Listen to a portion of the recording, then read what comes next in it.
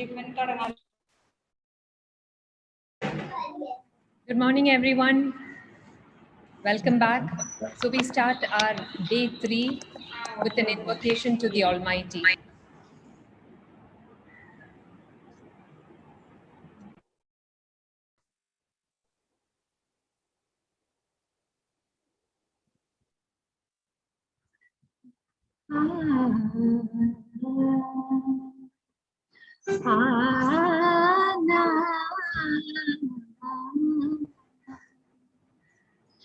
നന്മയാകുന്ന കാന്തി കാണുവാൻ കണ്ണിനാകേണമേ. നല്ല വാക്കിന്റെ ചീരു ചൊല്ലുവാൻ നാവിലാകേണമേ. സ്നേഹമാകുന്ന ഗീതമോ എന്നെ കാതിനിണയാകണേ. സത്യമെന്നുള്ള ശീലമോടെന്നെ ശാന്തി അറിയണമേ.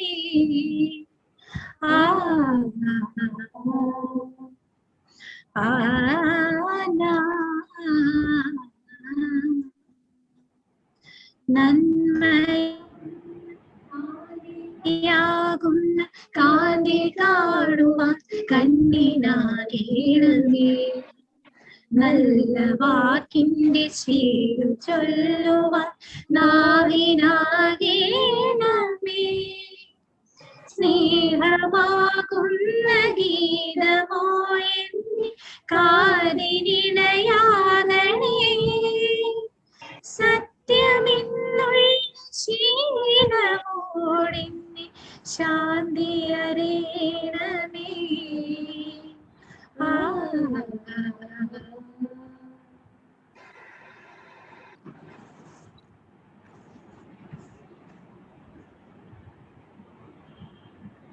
Good morning, ladies and gentlemen.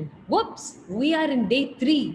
Today, let me pass on the sunshine and its positivity to all of you. Welcome back to the last day of the webinar. Thank you for being with us for the past 2 days. Let me give you a run-up of today's listed talks. Promoting Inclusion, Accommodations and Modification by Ms. Geeta Gopi, Director of Programs, Shashaktikaran Trust, Cochin.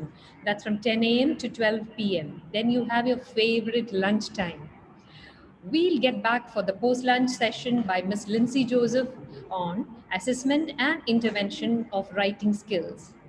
After Ms. Lindsay's session, we will have an evaluation and valedictory program. After which, we will be taking the group photograph and do send in your Google evaluation form. Please note, the response is sent to RCI and any lacunae will lead to withholding your certificates. Okay, ladies and gentlemen, we are going to begin the day 3 first session of today. Ms. Geeta Gopi, are you there?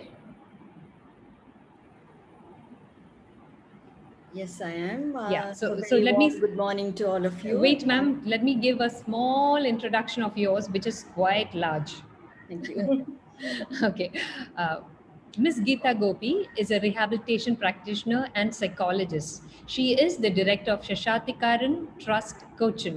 She has 3 decades of experience in supporting children with special needs. Presently, she is the director of professional development and programs at Shashaktikaran Trust, Cochin. She has a stint of 15 long years of following an American curriculum for inclusive settings in international schools, curriculum development, adaptations, behavior management, coordinating and promoting the best educational practices using universal design of learning principles being her key focus area. In 2017, she has also launched Early Academic Series, a teacher kit for teaching early language skills and basic math skills based on UDL. Ms. Geeta, we are truly blessed to have you with us today. And Ms. Geeta, the online stage is yours. Thank you again. A very warm good morning to everyone at the Sneha Sadan, the organizers. Thank you for this opportunity. And yeah, I look forward to this session. So hopefully it will be a beneficial session to all the participants as well. So shall I start? Yes, ma'am. Okay, I'll just go to share screen.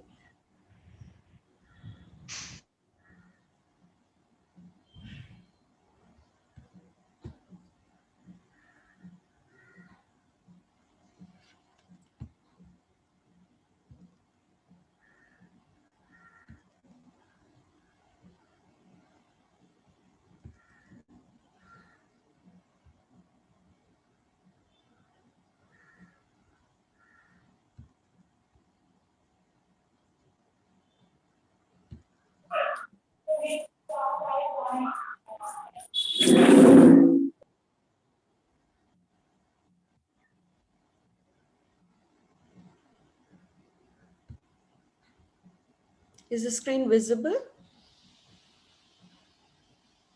Yes, ma'am. Yes, madam. Yes, ma'am. Yes. Oh. Okay, so I'll just get into this. Promoting inclusion, accommodations and modifications, and different ways of promoting inclusion for children with specific learning disorders or SLD. Just to give you a wrap up, I'm sure you've had these sessions through these past 2 days, but just to give you a final wrap up on what is specific learning disorders. It is a neurodevelopmental disorder, which is biological in origin, intrinsic to any individual who has this. And although we see the manifestations as deficits in skills, behaviors, which affect their ability to read, write, and do mathematical calculations, but it also involves or affects the ability to think logically, listen, perform other academic related tasks in an effective manner. So all these manifest in the classroom, but it is because or due to difficulties in one or more of the basic processes that is involved in understanding or using spoken or written language. So it is, although we call it as an academic skill deficit, it is not just an academic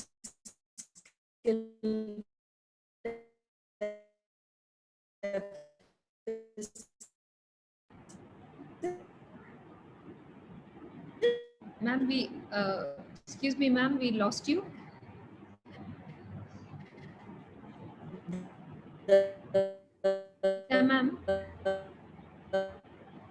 No? Geeta, ma'am. Delegates, please stay online. Let's just check with Geeta, ma'am. As I think she's having a technical snag from her end. We'll just check on this.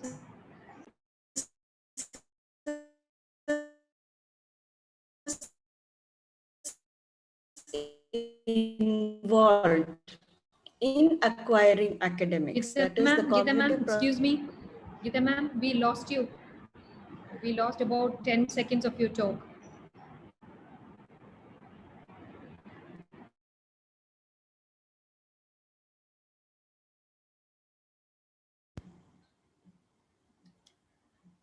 Am I visible now? I think there was a network issue. Hello?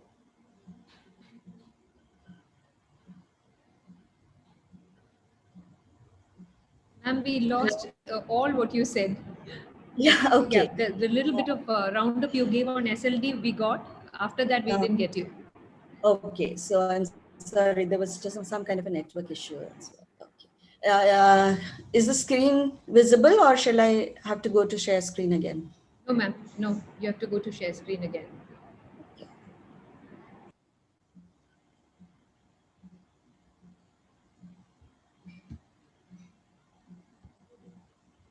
Okay, is the screen visible now? Yes, it's visible.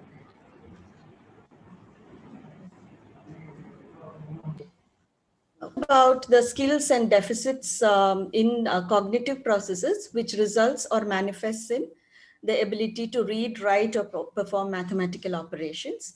And SLD is, in comparison to other learning issues or specific special need issues, it is more of a hidden or an invisible condition. because in other special needs issues such as autism or intellectual disability, the behavioral or the social aspects are much more pronounced, or the speech and language issues are much more pronounced than it is in children with SLD. So therefore, SLD tends to be more or less a hidden or invisible condition, in the sense that it is not so obvious to the layman. Unless we actually work with the children, it is day in day out, it is difficult to kind of identify it or even accept it as a special needs condition which requires attention. And therefore these children tend to receive more negative feedback, whether it is from parents, whether it's from peers, the school, etc. And they receive far less empathy and support as compared to other peers or even other children who have special needs issues. So quite often, SLD is one of the most misunderstood or or least understood lot among the children among special needs categories.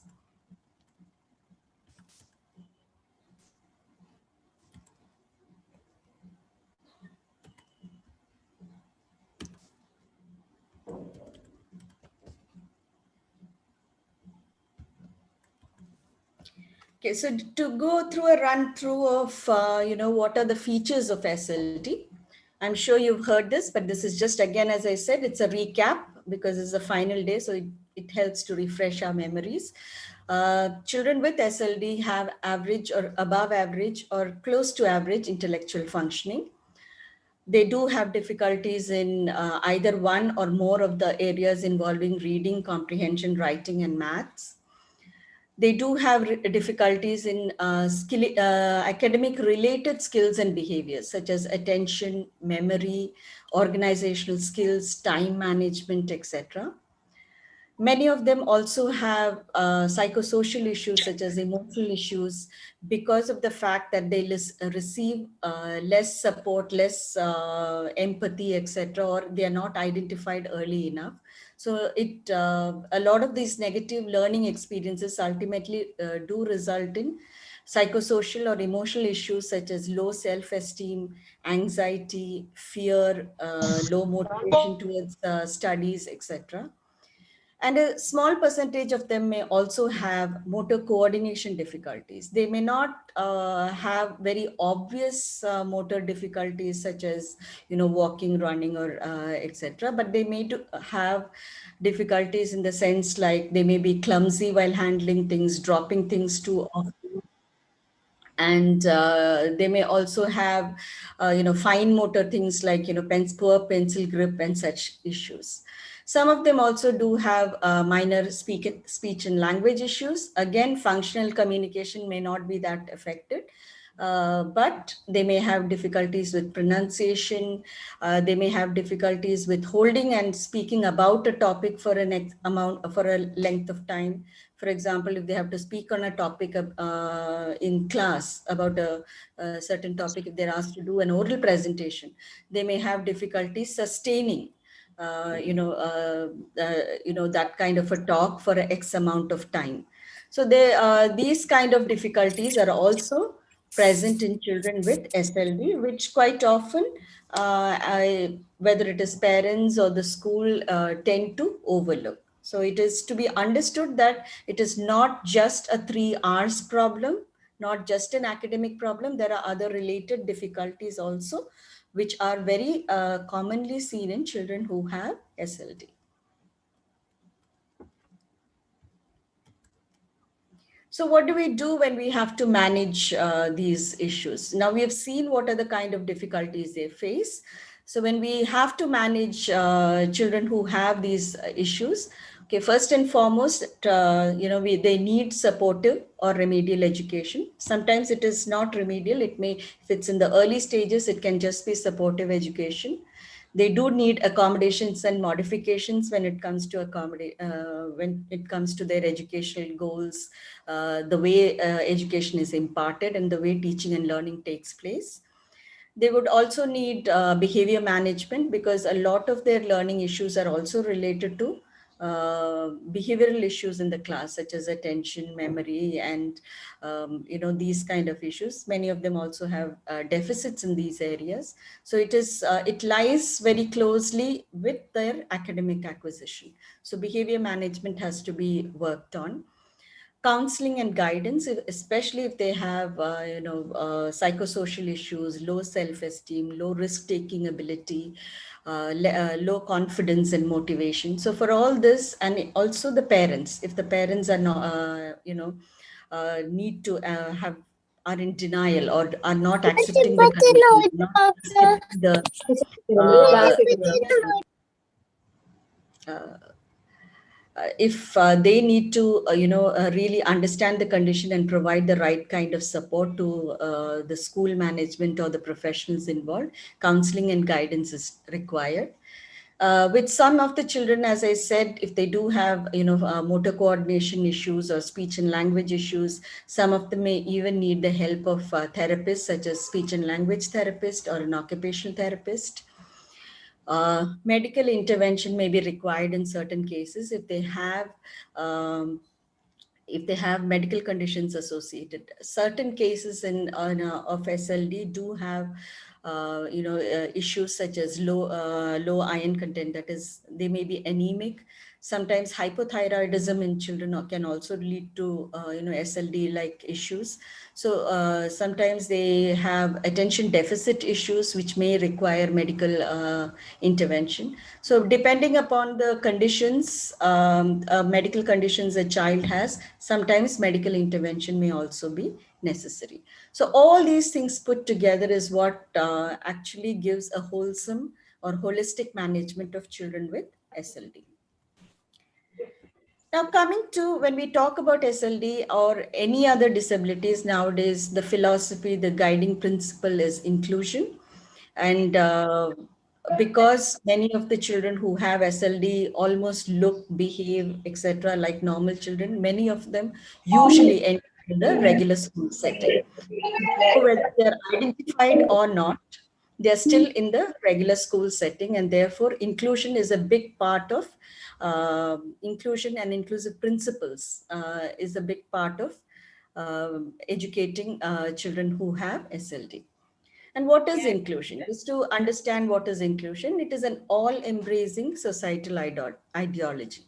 So it is not just restricted to schooling years. It is It is whole. Being included, becoming an active participant, just like any other person of their age, into the wider community. So that is what inclusion is. It is, again, because I am stressing on this because a lot of people think inclusion refers to schooling years. So it's not just schooling years. Inclusion has to be an all-embracing concept, has to have a lifespan approach. So right from when the child is born or the child starts schooling, from when the problem is identified till end of life, that is inclusion. So it has to be planned and implemented with that kind of a long vision in mind. Inclusion secures opportunities for students who have diversities such as special needs or SLD issues to learn alongside or in concurrence with other children who are their age, other peer group who are neurotypical and therefore do not have any deficits in the general education classroom. So that is just one aspect of inclusion, securing opportunities in general education or regular education classrooms and have the opportunity to access curriculum and be educated along with neurotypical peers in the regular classroom. It is also about appreciating each person's uniqueness, their differences, their sets of strengths, challenges, and limitations. So, inclusion is not just about the child with special needs, it is also about the other peer group, the neurotypical peer group, which is in the classroom. It is also about the wider community who will be exposed to children who have differences, strengths, challenges, and limitations. So, it works both ways. Inclusion, therefore, should be a symbiotic or a complementary relationship between children who have special needs, the provisions given to them, and their acceptance into the wider world or the wider community or environment they are going to be in. So why do we really need inclusion? We've already mentioned one aspect, that is appreciating. But why did this movement of inclusion come into being? It is because today's learning environments are more diverse than ever. And diversity can occur in many different ways. It could be with regard to ethnicity, different kinds of people from different kinds of communities come into our schools. Even in a small state like Kerala, we find people from different states come as migrant labor, etc. So there is definitely a greater diversity with regard to ethnicity, culture, socioeconomic background, this languages, the native languages they speak, gender, etc. So a wide variety of diversity is present in our classrooms today. Also, there are children who learn very differently from the majority population. So children with special needs, children who have specific disability issues, children who are gifted, even that comes under the category of children who learn differently from the majority. So therefore, those learning environments have these diversities, and therefore these diversities have to be catered to. And what inclusive practices do is they cater to the diversities in the classroom. They cater to the nuances of diverse learners within a classroom.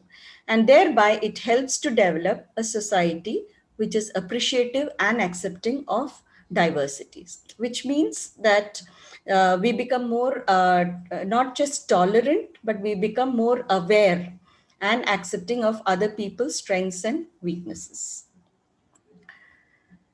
So what do we have to do if we have to promote inclusion? And this is primarily with regard to school settings that I'm talking about. The current trend, there are certain ways in which better inclusive practices can be put into place. One is response to intervention, that is known as RTI. Universal Design for Learning, that is UDL. And in under the big umbrella of UDL, there are inclusive practices such as differentiated instruction, multisensory or multimodality learning, the cross-curriculum teaching, etc. I've listed some of the more prominent ones. And of course, last but not the least is the specific accommodations and modifications that you may have to do in the classroom. So I'll just go through each of these quickly, and then probably spend more time on the accommodations and modifications per se, because that is the topic. So what do the inclusive practices, the benefits of inclusive practices are? It is more learner centered. Therefore, it ensures enhanced or increased student engagement. The student is not a passive learner, but is a more active learner when you use these kind of inclusive practices. It caters to diverse learning styles, diverse learning modalities, different kinds of motivations in children, different kinds of ability levels or their functional levels. It also provides more options for teaching and learning, not only to the children, but also to the educators. So educators also can explore more options in the way they teach and the way they can facilitate learning in the students, so that they make the curriculum accessible to all kinds of students. It promotes, if you're actually making use of good inclusive practices, you would also take into account to promote functionality and applicability of academic and academic related skills. So that again helps children, particularly with children who have special needs. It helps with generalization of what they're learning within the classroom. And if you put all these things into place, what happens is it leads to enhanced academic achievements. So what was previously thought to be possible for special needs children, nowadays more is possible if you put into place these kind of inclusive practices. So therefore they can go to the realization or move towards realization of their full potential. And if their academic achievements are better, if their potentials are more fully realized, more fully actualized, then it helps them to secure better jobs and generate better avenues of income. And with all these things, if they get better academic achievements, better jobs, better vocational placements, it helps to raise more independent adults with better overall physical, mental, and emotional health, and those who can contribute, positively and more productively to the society. So inclusive practices are very important because, again, as I said, it follows a lifespan approach, starting from the prior to schooling years, as well as moving way into being included in the community. Now, to talk about the different kinds of inclusive practices that I put forth, one of the primary ones that is gaining ground is response to intervention, or the RTI approach. What it does is, most of the RTI, it is a multi-tiered system. It has a primary level, a secondary level, and tertiary level. Primary is called tier 1, secondary is tier 2, and tertiary is tier 3. And all these tiers, all these what goes on in all these tiers are performed within the umbrella or within the parameters of the regular or the general education system. What it does is, the primary one, or tier 1, it does universal screening of all students, and identifies children who are at risk for falling behind. So what it does is, it doesn't really diagnose and establish disability at this point, but what it does, it identifies children who are falling behind or who may be at risk of developing special needs issues, or developing academic related or behavioral related issues later on. So universal screening is done in tier 1, and children who are falling behind are identified, and more research based targeted instruction is given, more in the form of supportive education, and it is usually done within the parameters of the regular classroom. Once and progress is monitored. When once progress is monitored, usually it is like 3 months to 6 months progress monitoring goes on. And if the child is picking up and moving along, that's fine. But if not, then the secondary tier, or the tier 2 level of support is provided. So here again, instead of the large classroom, it becomes more small group instruction, more targeted instruction is given, and a lot of some bit of remedial instructions go on. So the intensity of support being provided increases when you move to the secondary level. And then again, progress is monitored, and if the child is able to pull up or get close to class level, then the child may be moved into the primary level. From the secondary also, if you find the child is still resisting and not showing considerable progress, then they are moved into the tertiary, where it is more individualized, targeted remedial instruction is given. And, so that the child can access the curriculum and be, it is paving the path to inclusion. So it is, as you move from tier 1 to tier 2 and tier 3, the size of the instructional group decreases, and the intensity and the amount of support that you're given, or remediation you're giving, increases. So what this does is, response to intervention, what it really does is, it helps in early identification of students who are struggling in school. So they may not yet, again, I repeat, they may not yet have an established disability. They may not have gone in through a formal evaluation, but still children are identified based on the struggle they are facing, how they are falling behind, etc. And therefore early identification is done. And this is particularly pertinent when it comes to children with SLD, because many of the children with SLD usually somehow escape the early years, and they're usually identified towards later primary or upper primary, and a lot of valuable time, early years or early identification and early intervention time is lost in this. So therefore RTI is very, very ideal, especially when it comes to children with SLD. And what it does is, it not only identifies children who are struggling, it provides the advocate the required amount of support for students who have learning and behavioral needs based on scientifically proven methods of learning and measuring progress. So data is gathered, progress is measured, and as the children progress, accordingly, the amount of support is either increased, decreased, depending on how the child is progressing.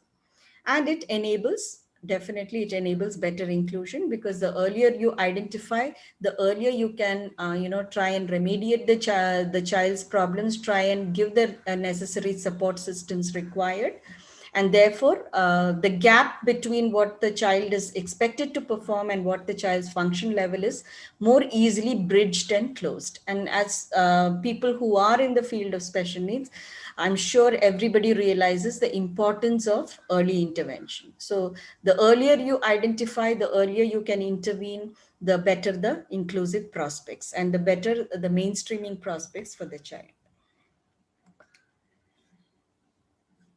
And the good thing about RTI is it takes into account all students in the classroom. So we are not just identifying the regular students. The screening and the support systems are provided to all students, regardless of what disability they have, whether they have a disability or do not have a disability. It doesn't matter.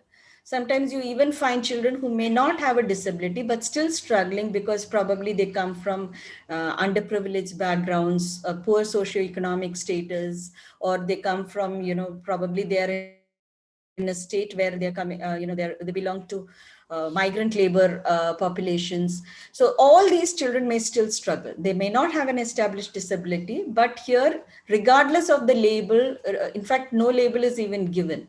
It is just that the children are identified and required support systems are provided. Coming to universal design for learning, if you have inclusive environments, at the very start, even before you get the students into the classroom, there is this realization and understanding that the classroom is going to be diverse. There may be children who come from different kinds of, as I said earlier, different kinds of socioeconomic status, special needs, learning abilities, all kinds of different cultures, native speaking languages, etc. So universal design for learning, what it does is it tries to anticipate that there will be diversities in the classroom. So therefore the curriculum is designed, the learning environment, including the physical infrastructure, the curriculum, etc., is designed in such a way that it caters to the maximum amount of, it takes into account the diversities that may be present when the children do come into the classroom. So UDL happens, the design happens even before. It is like a framework that is an alternative to the standardized one size fits all model of education. So it is like, if I compare it to, say, a ready-made garment. If you buy a ready-made dress, our normal regular curriculum is like a ready-made dress. If you put a ready-made dress for a child, for some children it will be just right. For some children it may be too loose. For some children it may be too tight. And you may need to make alterations if each child if the curriculum has to fit each child or cater to each child properly. So what UDL does is it makes the garment which already the tucks there, so that you can remove the tucks if needed. You can enlarge it, you can reduce it as and when needed. So universal design for learning is a kind of a rough framework where these diversities are already taken into account when you're planning the learning environment. So it is not, it is moving away from rigid ways of teaching and learning, and it is more about being flexible and more about encouraging instructors or educators to provide all learners with multiple pathways to success, to involve different ways of learning, teaching, different kinds of activities, etc., so that everybody is able to achieve or move towards a path of success. The basic principles of UDL, the first principle is provide multiple means of representation. Multiple means of representation means presenting the curriculum, the content or the syllabus, presenting the information in different ways. So you can use audio-visual means, you can use hands-on tactile means, use different ways of presenting the content or the topic that you're giving. So in short, that is what it means. Principle 2 of UDL is providing multiple means of action and expression. That is, you are giving different kinds of activities to the child, different ways of not planning and performing the tasks required for learning. So the learning activities are very diverse. Again, it doesn't just involve paper pencil activities. You can involve all the multisensory activities in they not only learn through those activities, they can also demonstrate their learning. For example, when you're assessing or evaluating, they can also show how much they have acquired through multiple means. And principle 3 of UDL talks about multiple means of engagement, that is the motivation. So how do you stimulate interest or motivation in whatever learning topic you're going to teach, whatever topic the child is going to learn? So again, think of different ways of enhancing the motivation and making the children excited about the learning process.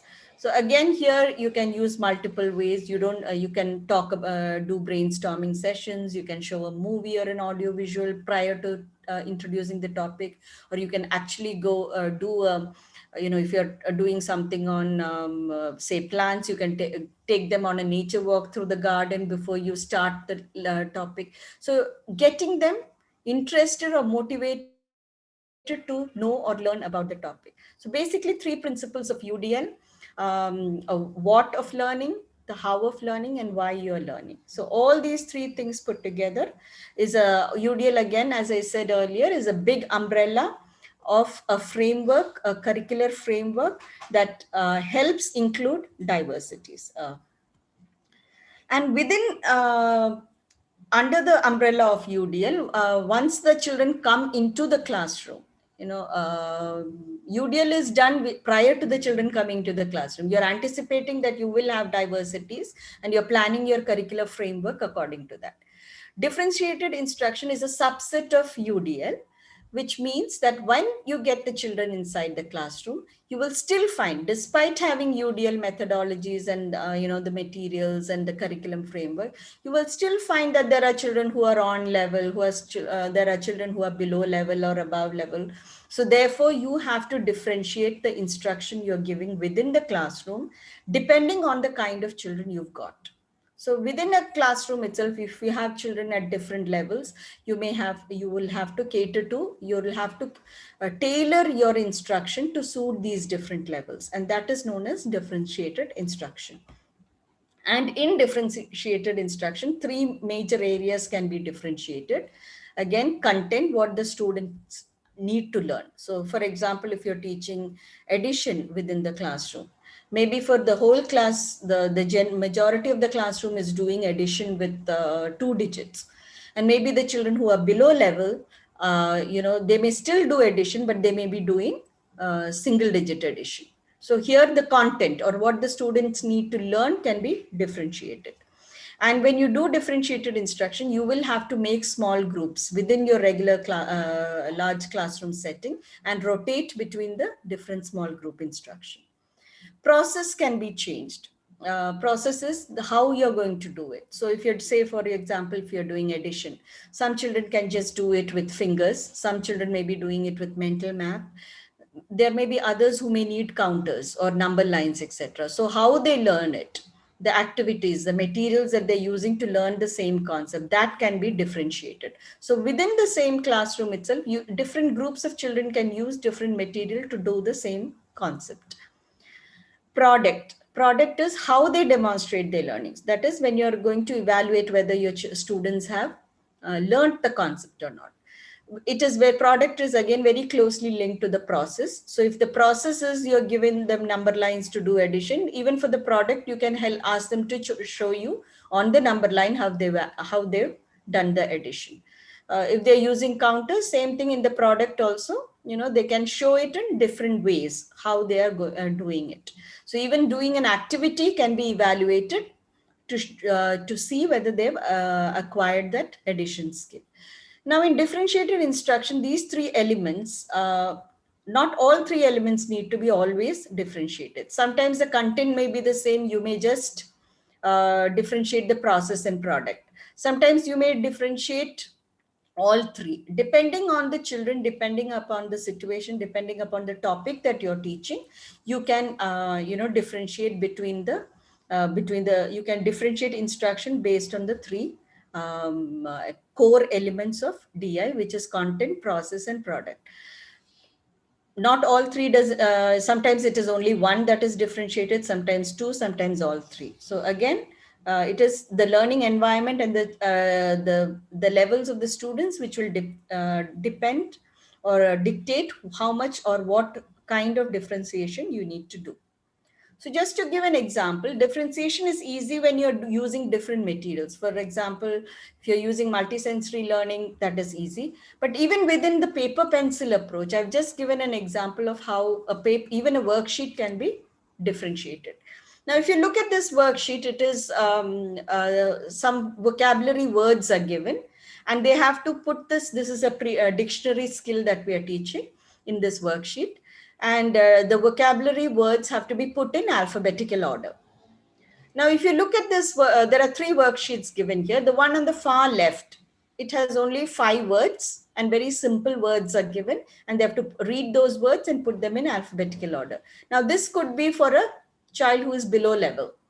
How a worksheet can be differentiated. The content is the same, the process is also the same, but you've reduced, the content has been reduced, but not and has been altered slightly, and the amount has been reduced. The difficulty level also has been reduced.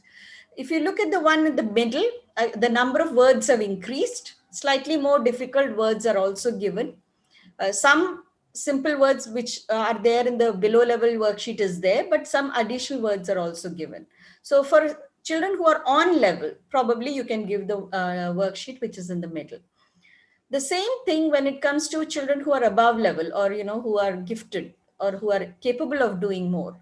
Again, the same worksheet, but then the complexity of the words, the number of words have increased, and you can so therefore they are given better challenges, and to according to their levels. So this is one example of how differentiation can be done. Differentiation doesn't mean that if one is doing paper pencil, the other one has to do hands-on or anything. That is one way of doing it. But even within a paper pencil activity, you can do differentiation. And if I have something like this, sometimes you find the children who are, say, on level or above level, they may even finish those tasks very quickly, even if you've given them slightly difficult tasks. So you can add on, you can give additional activities such as, after you alphabetize them, write a sentence with each. Or if it's a child, the above level children, you can say, okay, if you can once you finish putting the words in alphabetical order, you can write a sentence as well as draw illustrations, make a drawing to show what is happening in that sentence. So this way you can, add on activities and, add on to the differentiation, in your classroom. This is just an example to show you how differentiation can be done within the classroom. And when we talk about, meeting diversities, I'm sure all special educators are, increasingly aware of VAKT, or the visual, auditory, kinesthetic, and tactile learning styles, catering to the multisensory or multimodality learning. This is also, again, a subset of the universal design and differentiated instruction, planning different kinds of activities. And children who are visual, they usually prefer, things which are visual materials like charts, diagrams, color coding, shape coding, etc. Those who are, auditory learners, they would prefer learning more through listening, through music, through songs, opportunity to talk and discuss. Children who are more tuned into, or greater, who learn more through kinesthetic or tactile approach, may need physical movements such as games, hands-on activities, need more tangible objects to work with, more like models, 3D objects, etc. So different kinds of multisensory learning, these different kinds of activities help. Again, just to give you an example, I've taken addition here, how addition can be taught in a sensory or VAKT way. So the first, the top two shows different ways of, hands-on or kinesthetic activities. At the bottom left-hand side, bottom, there is a board game where again addition is depicted, and they can, again, a kinesthetic hands-on activity. Uh, if you look at the worksheets are also different kinds. There are worksheets which have the pictures in them. So again, it is one step ഞാനിന്ന് എനിക്ക് easier. Meeting If attend there are ചെയ്യണം സ്കൂളിൽ children പോയെന്നാ who need this ഇത് kind of attend ചെയ്ത് നടക്കൂല അപ്പൊ ഓരോരുത്തർക്കും ഓരോ ദിവസം വെച്ചേക്കണതാ അവിടെ ചെന്നാ പിന്നെ if everybody can mute, it will be so if you look at the different kinds of worksheets also, depending on the children, again, this can help in multi-sensory learning. It can also help in differentiated instruction. There is a lot of overlap between all these concepts that I've talked to you about. It also gives you multiple ways, again, like the UDL principles. It gives you multiple ways of engaging the student, multiple ways of giving the content, multiple ways of children learning and demonstrating their learning. So this is just an example which actually incorporates all these elements into place. Now, cross-curriculum teaching and learning. This is again, it helps or further helps put into practice, the universal design for learning. What it does is, in the instruction, is intentionally applied across academic disciplines, that is across different subject areas. So it is more like a thematic approach. You take a topic, and based on the topic, you make up language related goals, math related objectives, science or social studies related objectives, art and craft, etc. So you build in different components, different subject disciplines within the topic. And what this helps is, especially with children who have SLD, this helps because when you teach them in boxes or compartmentalized subject areas, they don't connect all the subjects together. So making those connections, understanding that processing helps better retention, better learning, and better applicability. So all the difficulties that we talk about, like acquisition, maintenance, generalization, all these things can be improved if you use cross-curriculum teaching or learning. And particularly in the primary or the elementary levels of schooling, where the focus is mainly on developing literacy and numeracy skills, reading, writing, basic math, cross-curriculum teaching can very effectively be used.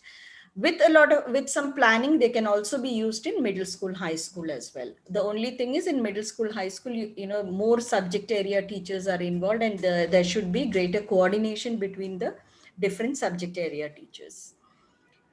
So how we do this is again just another one example. Here it is a science topic. Geeta ma'am, can I just interrupt Yes. you?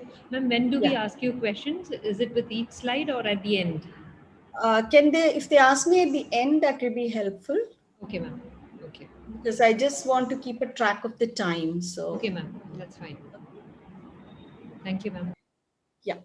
Okay, so in cross-curriculum teaching, again, this is just an example to show you. The topic is plants. So based on it's again a science or EVS topic. Based on that, they've done a reading comprehension element. So parts of a plant, they've made a passage out of the, on the concept of plants, and they've made a reading comprehension worksheet. If you look at the left-hand side. In the middle, you find a picture where they had to cut and paste the order, the life cycle of a plant. Again, this can be used as a reading comprehension activity. It can be used as a logical reasoning and thinking activity. And based on that, after they've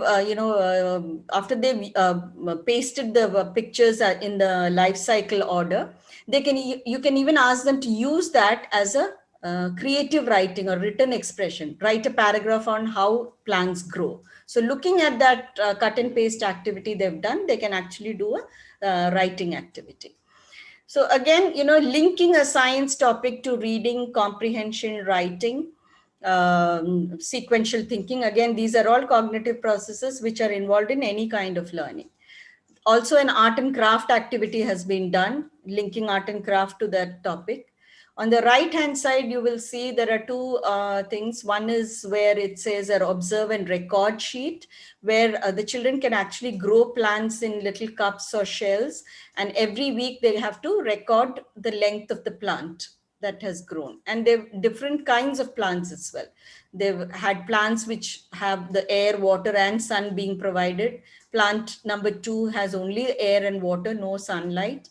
Plant number 3 with air and sun. So different ways in how they've grown plants, and to record how the plants have grown. So again, the things needed for the plants to grow and how it affects the growth of plants, all that comes into play.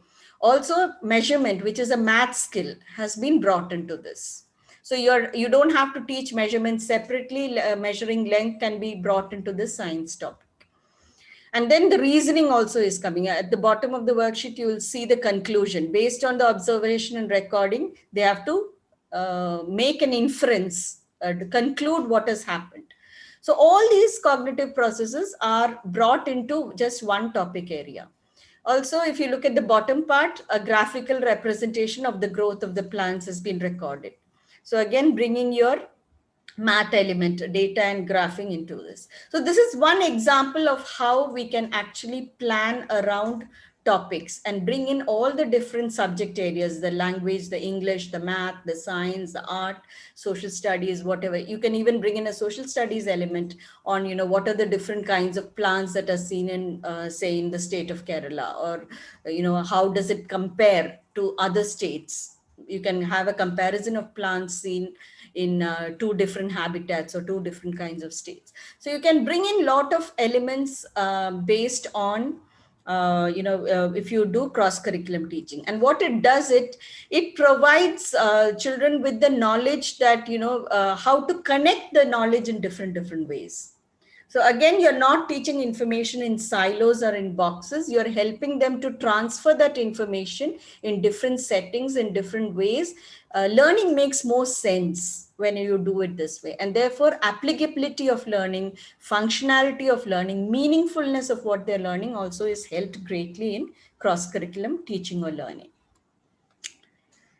Now I'm coming to the primary topic of today, which is, despite, putting UDL in place or differentiated instruction, the RTI or the response to intervention, despite putting all these in place and, carrying all this on, there'll still be students who have challenges, which, they still fall through the cracks, and they may need additional learning supports to help them to perform to their potential.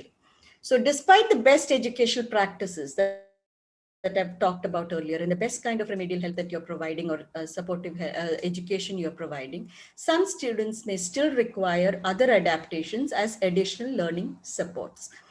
And it is to be understood that when we normally talk about adaptations, a lot of people just think of board exams.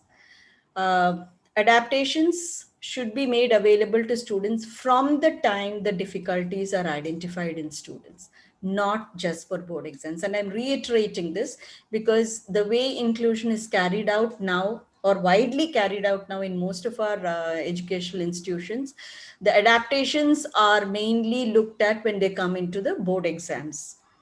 That doesn't help much. It is some help, but it still doesn't help with the purpose of inclusion. If you really want children to be included for not only during the schooling years but also in the wider community, to make them really mainstreamed, you have to make adaptations available to students from the time the difficulties are identified. And these, if you provide it then and there, it helps them to achieve their fullest potential. And they are not rigid. When you identify the difficulties in the child's current level of functioning, challenges, strengths may be at a different level. So based on that, at least every year, the adaptations or accommodations and modifications you're providing have to be reviewed. So, some accommodations may be necessary when you first identify the child, but say after a year of progress, or after a year of giving the support, the other supports, the child has progressed and certain accommodations may not be necessary. Whereas certain other accommodations may have to be put in place at a later stage. So again, adaptations are not rigid. They should be fluid and flexible, and they should be given as per the changing needs of the child. So ideally, it is has to be reviewed every year, and based on that, accommodations and modifications have to be provided. And then a common thing that is thrown at special educators is, why are we giving adaptations? It puts this child at an unfair advantage compared to other regular children in the classroom. One has to realize that if you don't give these adaptations to children with SLD or children with other special needs, it puts them at a disadvantage, because already they have a deficit skill repertoire, or deficits in their skill sets, or competencies, which means that when you do this, if you don't give these accommodations and modifications, the regular children are at an advantage, and our children, the children with SLD, are at a disadvantage. So adaptations are just meant to level the playing field, to give them a leveled opportunity to so that children with SLD also have equal ready access to the learning task or to the curriculum at hand, and it is not at all an undue advantage to the child. And this may also include the use of technology. And nowadays, increasingly, because of online learning, etc., a lot of the use of technology is coming into force when it comes to adaptations. When we talk about adaptations, two kinds that are generally the two most commonly used words are accommodations and modifications. And whenever you use an accommodation or a modification, you are making an adaptation. And these are over and above whatever you're doing by way in the classroom. Some of them will also, again, accommodations and modifications will also blend very well into your differentiated instruction and UDL principles and all that when we go into each of the area. There's a slight difference between what is a modification and what is an accommodation. A modification means you're changing what they're learning. That is, the content, the syllabus, so to say, is changed. Accommodation is changing how they're learning. That is the process, or the product, the learning activities, the learning materials. Those are modified. You're not really changing the content. And many a time it is very difficult to say, okay, this is only an accommodation or this is only a modification. Quite often they're used in concurrence with each other. And therefore, the term accommodations and modifications are usually used simultaneously. So how are they different? Accommodations, as I said, it provides equal access to the curriculum. We do not change the expectations for learning. That is, the learning objective for the special needs child will be the same as that of the regular children. So if, for example, if you're doing a grammar activity, you want the child to identify, read the sentence and identify the nouns in the sentence. That is the objective. So we are not changing the expectation. Everybody in the classroom will have to identify the nouns in the given sentence. Do not reduce the requirements of the task. Okay, the task is circle the noun in the given sentence. So again, we are not changing the task. The child has to identify the noun and circle the noun.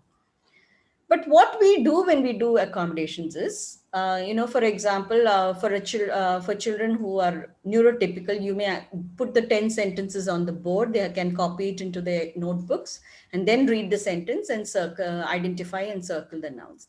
Whereas for the child with SLD, they may be slow in writing, or they may have difficulty in, their processing may be slow. They take more time. So therefore, you're not changing the objectives, but what you're doing is you're actually giving a printed worksheet. So the child doesn't have to copy the sentences. All the child has to do is read and circle. Sometimes if the child still has struggle with reading, you may even provide like an audio or a reading help, and the child just has to listen and then identify, circle the nouns. Because your main objective here is identify and circle the noun in the sentence. So the other things that you do are your accommodations. When you talk about modifications, you're actually changing the content. The complexity is changed. So if you say, if you're again using the example of nouns, For example, maybe in the classroom, you can give for the neurotypical children, you're telling them to identify the nouns in the sentence. Whereas for the child with SLD, maybe the child has not progressed to that level. So you'll just say, okay, identify the people words or the person words in the given sentence. So again, you're not asking them to identify all the nouns. Nouns means person, place, animal, thing. All the four categories are involved. Whereas for this child, you're making it simpler. You're changing the complexity. So you are changing the expectations of learning. So you are saying, okay, just identify the person word, the people word in the sentence. You may also reduce the requirements, the number of items. Instead of 10 sentences, maybe you'll give only 5. So again, the amount of work can be reduced. And even the sentences, obviously, if the child has all these difficulties, even the complexity of the sentences, maybe for the regular children, you may be giving more longer or more complex sentences. Whereas for this child, for the same task, you will give much more simpler sentences. So the reading level can be reduced. So here again, the content is being changed, and that is what modifications do. So it is, it is going, accommodations is much of a lesser adaptation being done, whereas modification is, over and above the accommodations, you're making more adjustments or giving more additional support. So after having understood what are accommodations and modifications, I'm going into use of technology. So audiovisual technological support can supplement and add on and complement the direct instruction that you give in the classroom and enable better learning. And how do we help? How does this help us?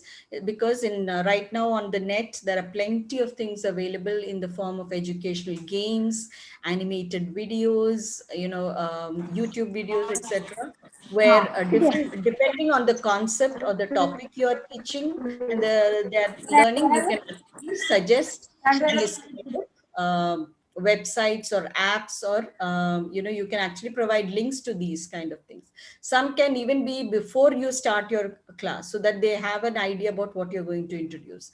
Whereas some can be after you introduce the topic, you can ask them to go and again rehearse it at home. And especially in this day of blended learning and online learning, this is a very useful way of adding on and supporting the teaching learning process. When it comes to reading and comprehension, a lot of children do have difficulties with reading. A good number of SLD children have reading disorders, and many of them can avail the support of screen readers or text to speech, what is known as TTS, where the text on the screen software can be applied to the text on the screen, and it will read for the child. So the child can learn by looking at the screen and listening to the audio reading. So audio text can be provided. Graphic organizers. Graphic organizers are, like tables, flow charts, etc. One example of a graphic organizer was in cross-curriculum teaching, when I showed you the life cycle of a plant, where in a pictorial way they can cut and paste pictures. That is a graphic organizer. A visual template where you can put in large amounts of information as bullet points. So graphic organizers are also available online. They can either print it out and do it by hand, or even they can fill it online. So nowadays, a lot of these are available. Animated, even stories which come as animated, cartoons or animation stories are available to support with reading, etc. When it comes to the area of writing, word processing or typing using a computer, if they're using, if they have issues with spelling, grammar, being taught how to, and using spell check, grammar check, etc., using thesaurus for, additional vocabulary usage. Again, for writing also, to write, to do creative writing, organization of thoughts and ideas is a problem with a lot of children with SLD have. So you can use graphic organizers to help them put their ideas in a web or in a flow chart, and then use that to write a paragraph or write an essay. So again, to aid them with writing, use graphic organizers. Again, as I said, many of these, you can print empty templates from the net. You can also do things which are online graphic organizers where you can type in the bullet points relating to the topic. So many of these things are available now. And speech to text in children who have difficulties, extreme difficulties with writing. They can even say, it's kind of like dictating, and when they dictate, this STT, or the speech to text software, will convert what they're saying into print. So, whatever writing or answers they have to give, they can just dictate it and that will be translated into print. So these kind of softwares are now available, and these can be used to aid children who have difficulties in these areas. In the case of maths, again, calculators are available. 3D animations, especially for geometrical concepts, very abstract concepts. A lot of 3D animation videos are now available through several apps and several websites, YouTube videos again, where understanding these concepts is enhanced through 3D animations and videos. Audiovisual games, songs, etc., are also available. Again, technology can be used to, if you're teaching even something as basic as number concept, alphabet, or if you're going into big things like theorems, etc., you can still go on line, and just at the drop of a hat you can Google and get a lot of help, a lot of good websites and apps and videos that cater to these kind of areas.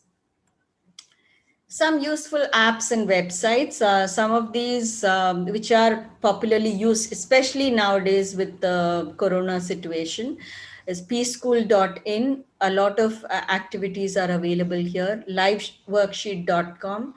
Live worksheet is something where the child can be online and the live worksheet can be loaded and they can fill it online itself. They can fill the responses online. Quizzes.com, again, a lot of quizzes based on certain topics are commonly used, or curriculum related topics are given. Starfall.com is another one, especially with the younger children, with the primary level of math, science, EVS, vocabulary, reading, writing, spelling. Starfall.com is another very useful tool, useful website. You can just go in there and you will find the different icons, and you can click on them. You can go as per grade level, you can grow as per topic level, and access different kinds of activities based on this. Meritnation.com, again, this Meritnation, I prefer using Meritnation more towards middle school, high school. Again, they have a lot of notes, chapters condensed as bullet points, a lot of mock tests, or how to score in exams by not writing too much, but not writing a lot, but writing smartly by writing more of the necessary points. So a lot of these do come in meritnation.com. TTS, that is text to speech, where children, especially those who have reading disorders, when they come into higher classes, even if you work with them in reading remediation, their reading may not be on par with grade level requirements.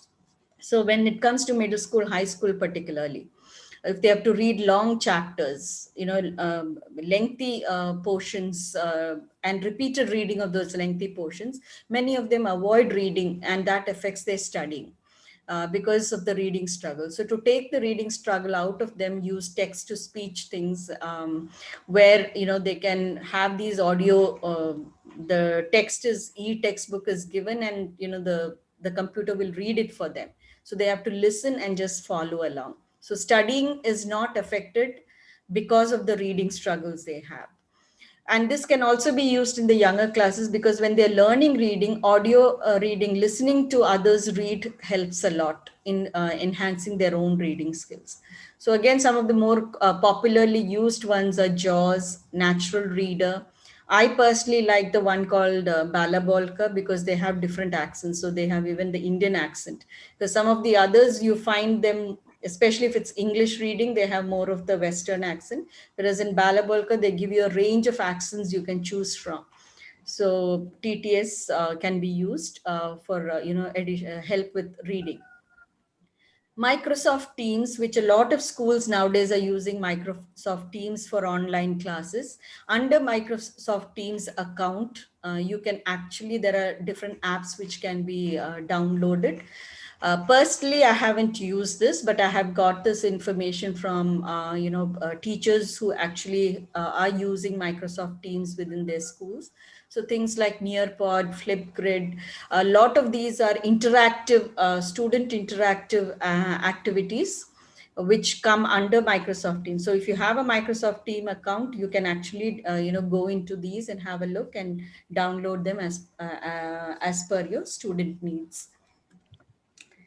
So this was just to give you to focus a little bit on technology, especially within our, our current situation where a lot of teaching and learning is going on with the use of technology. Now we come into the, broad area of accommodations and modifications, 5 major areas where this is required. One is the general language use we use with the children, how it can be modified to help them. The academic area, behavioral area, classroom environment, that is a physical environment in the classroom, and assessment and grading. So general language use, the first one, I don't need to say, all special educators almost instinctively know it. Use simple, short, direct, clear, precise sentences. Give instructions step by step. So if you're giving multiple step instructions, give one at a time, or put it down somewhere where they can see. So even if they've missed out on the later instructions, there's some place they can go back and recollect. Repeat instructions when necessary. Verbal instructions need to be accompanied by written directions or visual cues or pictures. This is something I always do when I teach in a regular classroom. And, it can be as simple as saying, okay, turn to page 53 in the classroom. You say 53, maybe all the other kids are quick and they find page 53 really quickly, whereas the child with SLD might be slow, or they may be missing, and they may be turning the pages too much or too little. Basically they are not ready. So and by the time they do all that, they've forgotten what is the page number that the teacher asked them to. So when you're saying it itself, just write page 53 on the board. So even if the child is taking time and has forgotten the page number, at least it's on the board. They can look at it, and you tell the children also, okay, page 53. Say it, write it, so that they know. Okay, by the time they turn, if they've forgotten, they can look at the visual reference that you've written on the board and then find the page number. So verbal instructions, again, once you say it, it's gone. So have a written direction or a visual cue to accompany that. Wait and give time for the child to respond. Again, in regular classrooms, this can be difficult. I'm personally a person who did teach regular education for quite some time. And, you need to get to all your other students as well. So normally a tip that I used to do was, I wouldn't ask this child who has difficulties initially. What I would do is I would ask a few children in the class first and then give a turn to this child. If the child is still not ready and is unable to answer, I would tell them, I'll get back to you, I'll move on to the other kids, and then come back to the child who has this difficulty. So that you're not wasting your regular classroom time, but you're still giving the chance to the child. Waiting and giving the child time does not mean that you just have to wait and hold the other children out. So there are different ways of circumventing this. This is one example of how instructions can be, verbal instructions can be accompanied by visual cues and written instructions. So this is like in a grade 1 or a grade 2 classes. This is a visual written instruction or visual cue instruction given for a reading comprehension. I've given a reading passage. There are questions below it, 5 questions relating to it. So these are the step-by-step way in how they have to perform that exercise. So the first one is read the story. The picture is given, the sentence is given. Read question number 1. Write the answer in a complete complete sentence. So again, if the complete sentence has to be highlighted, I would highlight that. Begin the sentence, like when you write the complete sentence, begin the sentence with a capital letter and end with a full stop. And I've given the first one's answer has been given. So one example has been done and the capital letter has been highlighted, the full stop has been highlighted. So the child is given a clear demonstration of what is expected. And then the fifth step is answer questions 2, 3, 4, and 5 in the same way, like you did the one.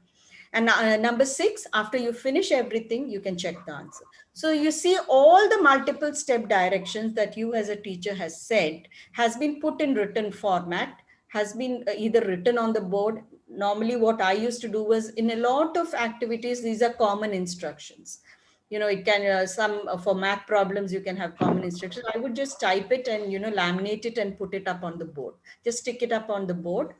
uh, and go through it. Once I've explained, we go through these written directions, and then when the children say that they've completed, I usually tell them, go back to the instructions given on the board, read each one and see whether you've done each one. So again, this is getting the children to be not only more independent, but it is also helping with the fact that if their auditory processing is deficient, which is in a lot of children with SLD, they have a visual component to go back to. They have something there on the board where they can go back and refresh their memory. So in the continuing in this area, coming to the academic area of accommodations and modifications, directions to be read to the student with a demonstrated example. The earlier thing that I showed you, you can actually read each of the instructions to the class and one demonstrated example. Like, for example, the first question has been answered and how it has to be answered has been demonstrated. So that can be done before you get on. So that a children with SLD, normally you find, even if they know how to do something, if you ask them offhand, they get stumped and there would be a block. So, reading it out to them, explaining it to them, showing them one demonstrated example helps them become more confident to get on with the task. So they have some known element to move to the unknown element. Check for comprehension of directions. Once you give the directions, ask them to retell it back to you. Okay, what did you do first? What do you do second? What do you do third? What is it that you do later? And what is the last thing you do? Okay, so all those 6 steps that I showed you as an example, get them to rephrase it, retell you back, so that way you can check for comprehension of directions. Extend time as deemed necessary. If certain children require extra time, you may have to provide that. Reduce the amount of work. So if you're giving weekly spelling words or vocabulary words to learn, math problems to do, even the reading comprehension, if you think 5 questions is too much for this child, give initially 3, and then later on you can give the other 2, for the next day or as homework. That's one of the accommodations, reducing the amount of work. Drop a subject, preferably the weaker area, especially nowadays. Third language can be dropped. I know in CBSE and such, you can drop the third language if you have issues with dyslexia.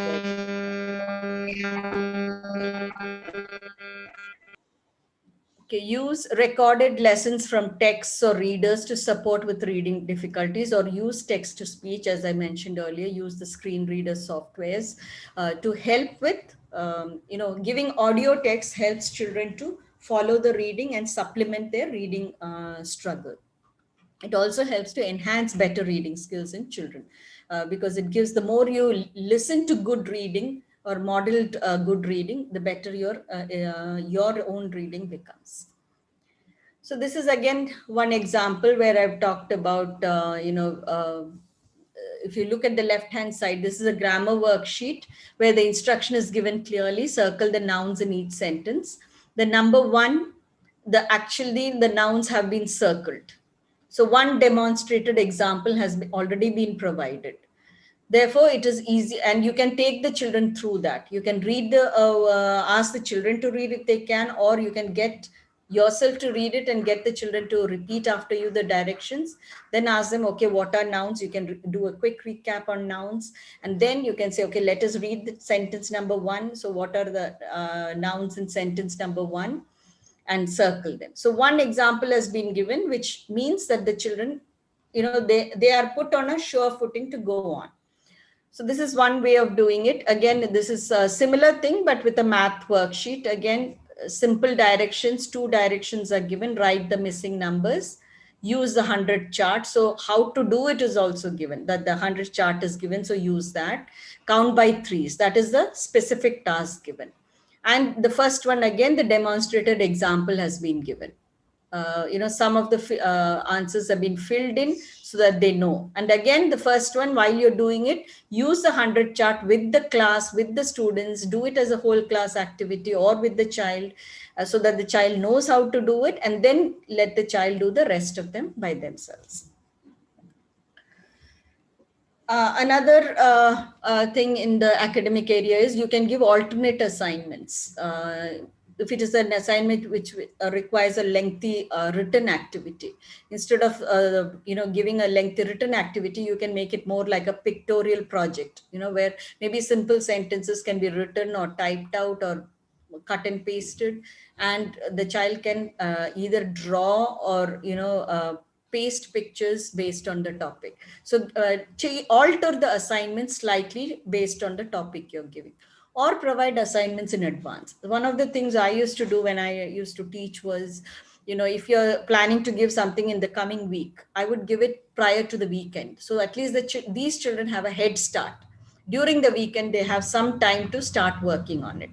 So giving it a bit in advance. I used to do that with dictation words and tables, if they're learning tables, etc. If I'm going to introduce it on Monday, I would give it out on the Friday itself, so that over the weekend also they have some time, or the parents have some time to help them through it. If it's a lengthy assignment, you can give them small installments. So break it up and give them in small parts. Highlight key words or key vocabulary which they need to learn. So if it is a particular topic that you're given, whether it's a science topic or social studies, even maths topic, the important words that are relating to the topic, those key vocabulary can be highlighted and worked on. For example, if you look at the worksheet which says circle the nouns, the word nouns would be highlighted. So even if the child has reading struggle and the entire direction need not be read, the highlighted word nouns would just mean that the child knows that this is what they have to do. They have to look for the nouns in the given sentences. Allow counters, manipulative aids that you use in math, like based in blocks, number charts, magnetic alphabet tiles, etc. Or use, little dictionaries if they need to do spell check, grammar check, etc. So give whatever manipulative aids they require to perform those academic tasks, depending on whatever task you're giving. When it comes to writing, if they have to copy from the board onto the paper, a lot of times they make a lot of mistakes, take more time. Quite often they end up with incomplete notes. So if you provide a printed copy next to them, that is much easier than looking up at the board and back into the notebook. So providing a printed copy at desk, or even better still, if it is unnecessary copying, you can avoid the unnecessary copying and give up. So for example, if there is a paragraph to be written from the board and then they have to answer questions, the paragraph can already be typed and the child can have a pasted printed paragraph in the notebook. And and even the questions can be typed out and printed. So the paragraph and questions are already given as a worksheet. It's there. Only the answers have to be written. So you can avoid excessive dependence on unnecessary copying by providing printed worksheets. And if you're correcting the notebooks of these children, check the work thoroughly. A lot of errors would be there. Don't just put a tick mark. This is something I've seen commonly in a lot of regular ed, marking. So don't do that. Take the effort to, correct those errors, because otherwise, when they study from it, also they'll be just looking at those errors and taking those, not correcting those errors. So make sure that you correct their work thoroughly. If they have problems with handwriting issues, they may require large space paper, like the width of the lines on which they're writing may have to be increased, or the squares that they're doing their math in, the squared paper may have to be increased according to the children. And also this I've done in regular classes also. We used to have uniform lines right through till the end of primary. That is the end. In the schools I was working, end of primary, elementary was 5th grade. So till 5th standard, from KG to 5th standard, it will be the same kind of lines for language and the same kind of squares for maths. Only thing, the size of the squares will decrease with each grade. So in KG, you will have large square size paper for math, whereas in grade 4, grade 5, you'll have the small squares like you see on the screen. Same thing with English or any other subjects that you're doing in English. So again, the lines would be broader in the KG areas, but as you go higher up and as you go into the higher grades, by the time the handwriting matures, the width of the lines get reduced, but the type of lines don't change. So at least in all through primary, if you keep uniform lines, again, it helps not just children with SLD, even with regular ed. These are all, again, part of universal design, catering to diversities within the classroom, whether they have an identified disability or not.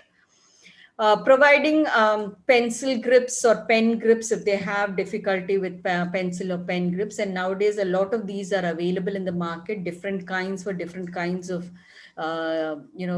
challenges that children have. So depending on what the child needs, you can try out different kinds of grips and see which one helps the child to write better.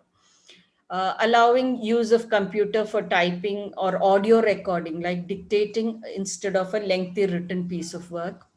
Accept assignments that is dictated to another person. So these are all the modifications you can do in academic area.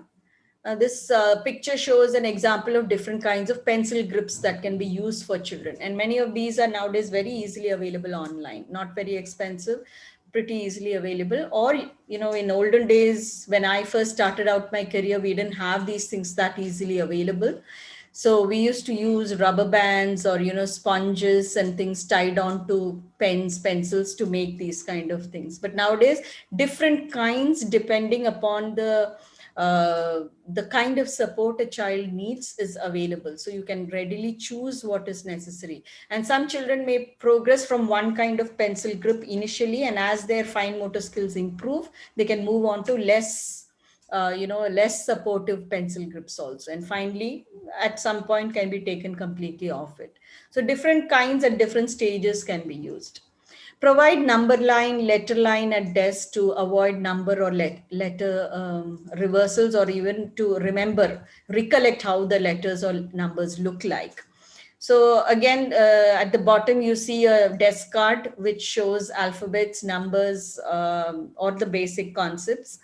And many of these are usually given to these children. And in fact, when I used to teach regular ed, especially in the younger classes, everybody from KG to grade 2, 3, by the time all these basic concepts need to be in, every regular child would have a desk card. So it is not that just the child with SLD gets it. Everybody gets it. Everybody can use it. Once they don't need to use it, they can discard it. But having it helps, and it also helps in if everybody gets it, it is less of discrimination. It's promoting more of UDL principles. So universally, the design is such that all children can have access to it. Use of homework diary to jot down assignments, information, etc. Again, this I find as classes, once children are in grade 1, grade 2, and the moment they move into grade 3, somehow our schools tend to go down on the use of homework diary. And you have to remember, many of our children have memory issues. You give an assignment, a project, whatever things you want them to do, they've forgotten it by the time they get home. So if there is a homework diary, even if it is something as simple as math, this page, or, it can be even short writing. Or you can even give, I used to do things like, print these off and ask them to paste it over the weekend for each day of the week. And then all they had to do was write in the page numbers, or write worksheet, or worksheet 1 or 2, or I would number those worksheets as homework. So something, as they need some kind of a reminder like this, so that when they go home they can actually take it out and see, okay, what are the things they have to do for the day or do for the coming days. Permit cursive or manuscript handwriting as whichever the child is comfortable with, and whichever the child is able to write legibly and with better speed.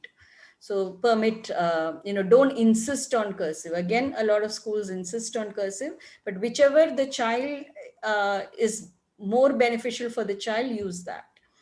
Increase font size, especially if you're doing printed worksheets, printed question papers, enlarge the font size because that helps them to read better. And use fonts that are more child friendly. Again, a lot of times we use Times New Roman, but if you look at the A or G, the lowercase a, G, etc. in print in Times New Roman font is not the way children write the A's or G's. So again, children who have dyslexia or reading disorders, especially at the younger stages, they have difficulty understanding those. So use font like Comic Sans, and nowadays they say there's a font called Dyslexie. Again, use these kind of fonts which enables better reading, because the A's, G's and all are exactly the way you write them.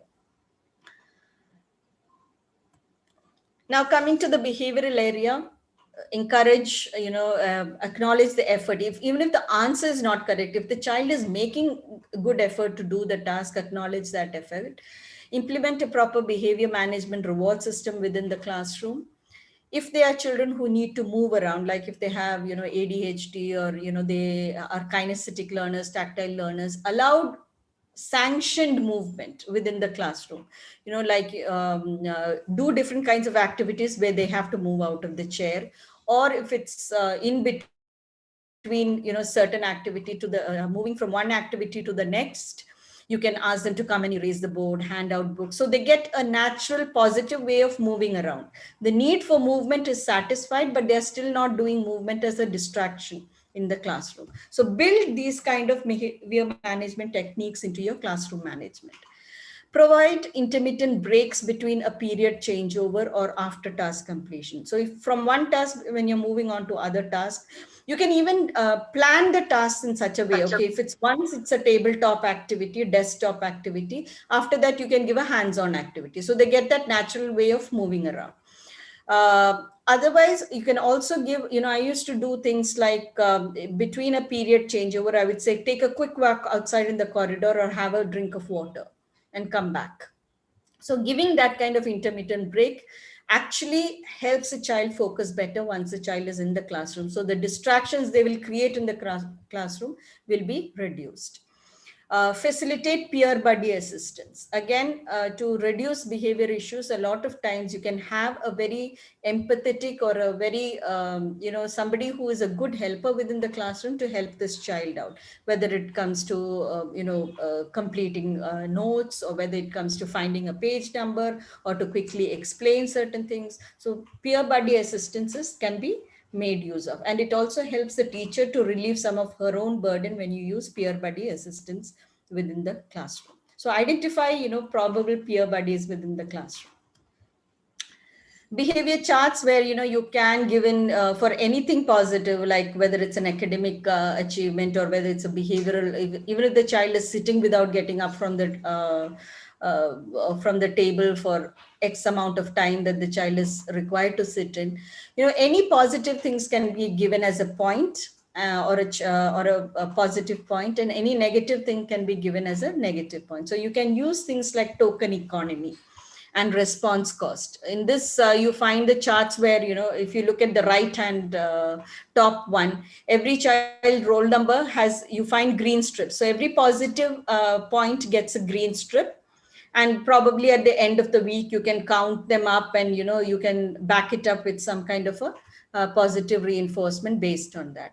If the child behaves in an inappropriate way or does not do what is required, or then you can remove one of those points. You can remove those so you take a response cost. So they know that if they have to keep up their target of acquiring points and whatever, they have to work towards it. So you are penalizing criticizing them for inappropriate behavior, but at the same time rewarding them for appropriate behavior. So especially in a regular classroom, unlike in a special needs special classroom or a resource room setting, in a regular classroom it's very difficult to maintain behavior management charts. So something like this will work with all kids.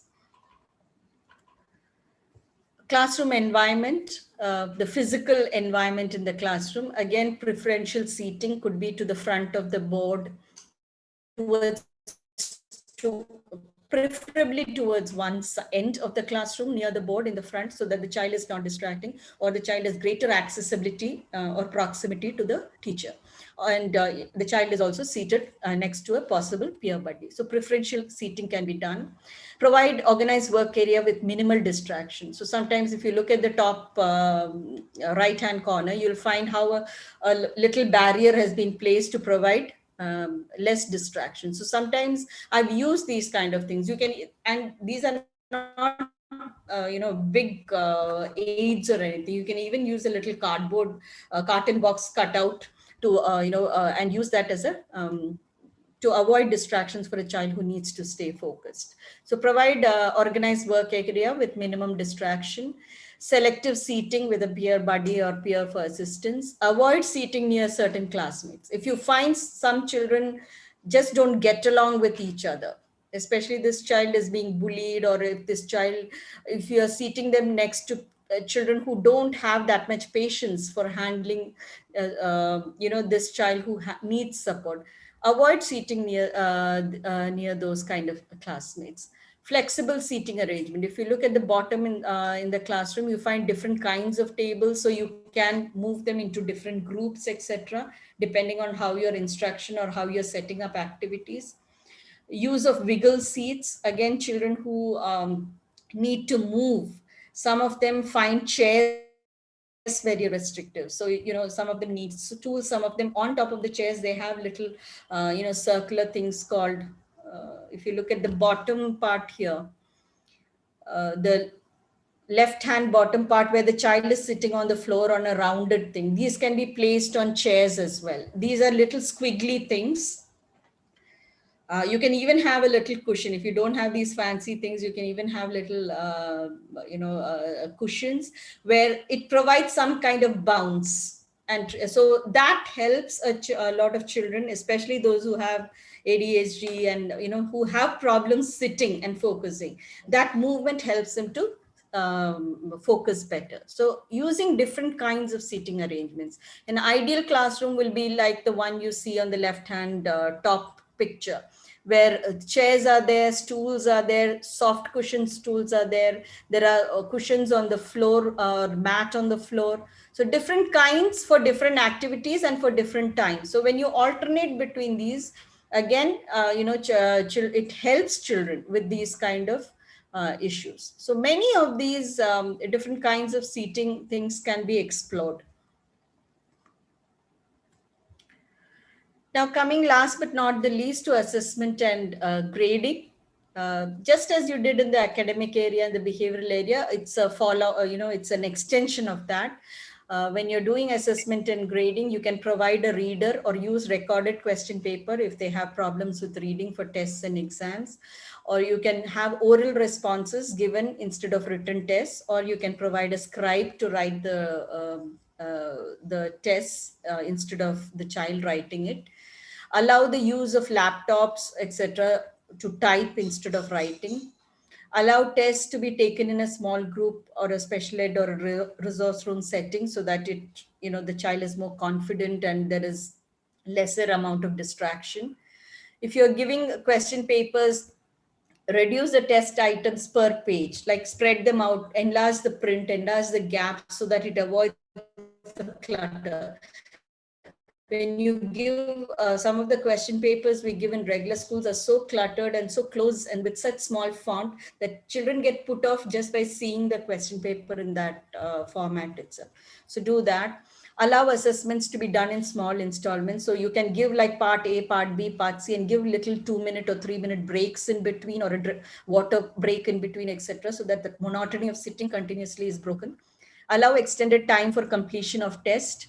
Read and explain test directions, again with a demonstrator example. Just like we do in teaching, do the same with assessment and grading, particularly in the younger classes.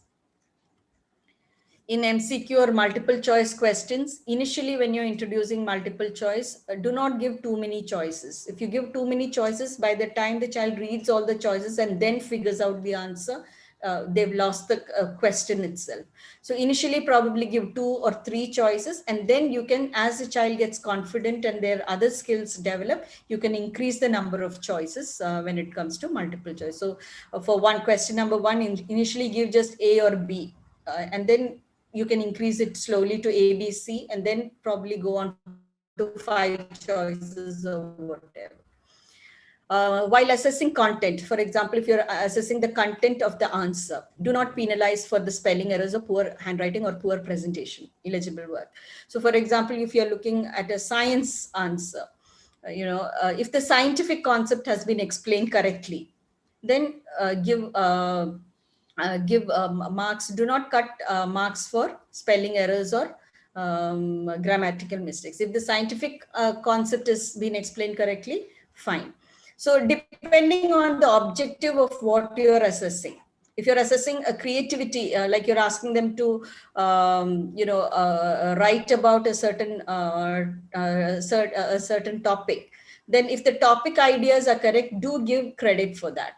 So spelling errors and handwriting, etc., especially when it comes to subject related or content related matter like mathematics or science, social studies, do not penalize for spelling and other errors. That can be reserved for the language part of it. Again, there you still give credit for the content. You may reduce some marks for the spelling errors or handwriting, etc. Use different kinds of assessments to arrive at your grades. So no, don't base your grades just on paper pencil tests. Even the hands-on activities and all the other things that we mentioned about in the earlier part of this presentation, these can be taken as evaluation. So add those things on to get a cumulative grade. Use continuous assessment process. So don't just base your grading on just the term exams or end of year exams. There needs to be continuous assessment process, and all those grades need to be averaged and cumulated. Accept alternative assessments, such as listening comprehension in place of reading comprehension. If the child's reading is not up to level and you're checking comprehension, then if don't give reading comprehension, you can give listening. You can get somebody else to read the thing, and listening comprehension can be given as an alternative assessment to check for comprehension. So make these kind of accommodations and modifications. And then basically coming on to the accommodations, modifications, or provisions that are given for different board exams. If you look at CBSE, again, these change from time to time. So I would advise that if you're looking for provisions for board examinations, go to that current year, go to the website for that current academic year and see what is available. And see what is available for the different categories. For if it is for SLD, some things are available, some things may not be available. So again, go to the website and get a clear indication of what is available.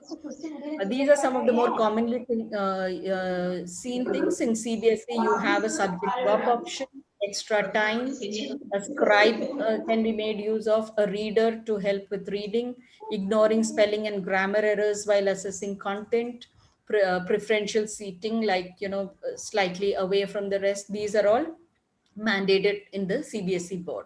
NIOS, National Institute of Open Schooling, which a lot of our SLD students do use. Again, extra time, use of scribe, a lab assistant, reader, ignoring spelling, grammar errors. Computer can be used for typing instead of writing the answers. Preferential seating, etc., is allowed. ICSE, they have a second language drop, extra time. They allow the use of calculators, reader, amanuensis. Amanuensis is the same as scribe. Again, typing of answers on a computer. So basically, most of the boards do have similar things, but again, it is best to go to each board, whichever the child is appearing and whichever year they're appearing in, and get the current, because some of these are updated at times. So Ma'am, be aware of we what lost is you. being aware. Hello? Poi, Gita ma'am, poi.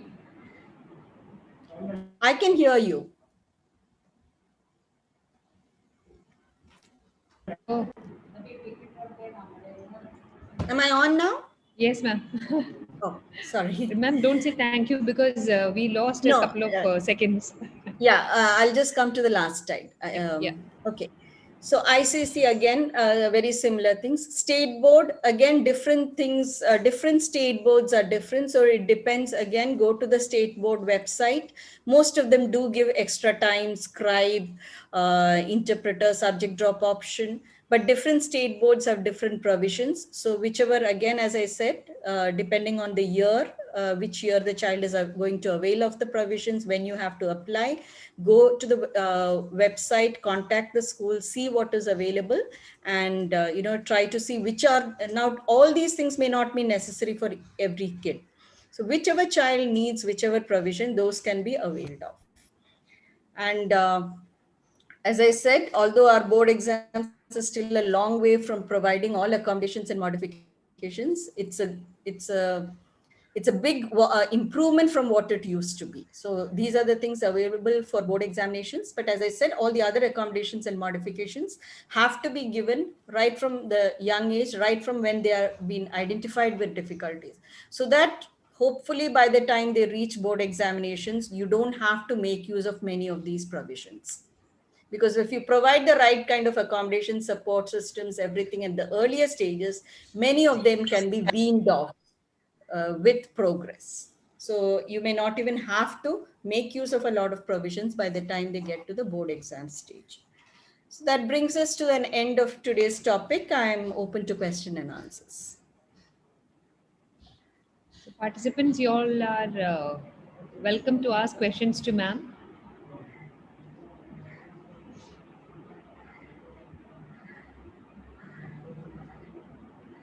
Anybody with any questions, or else I'm going to ask a couple of questions which I've jotted down. Ma'am, can I start? Sure, sure. Yeah.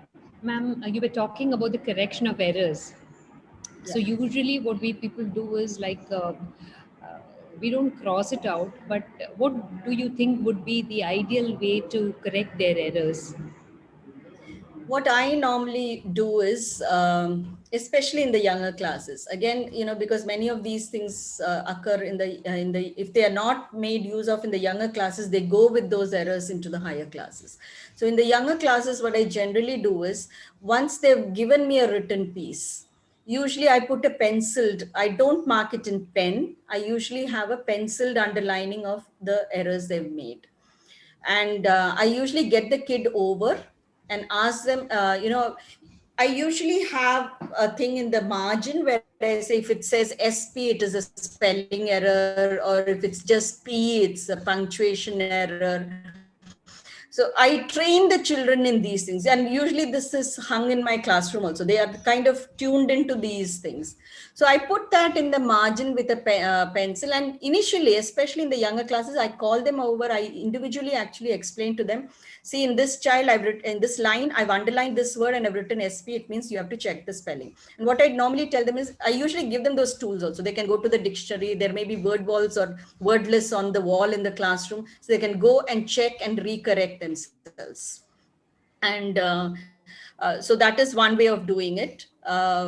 As they get into the higher classes, usually just putting them on the, by then, they're used to these codes. And this is why it should be a school-wide movement. In the schools where we used to work earlier, it was not one teacher doing it. We as a group of teachers, say the whole primary department, would sit together and we would decide, okay, if you're grading them or assessing their writing, this is how we are going to do it. And this is not just done with children with SL, it's done for all children.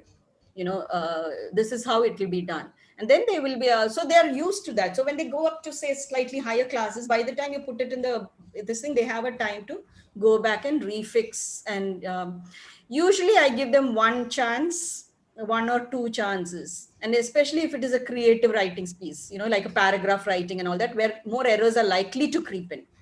So in those situations, definitely editing and proofreading itself is a skill that needs to be taught. So in those situations, I give them a first writing draft, a second writing draft, and then the third one is usually the fair one. So they've already got two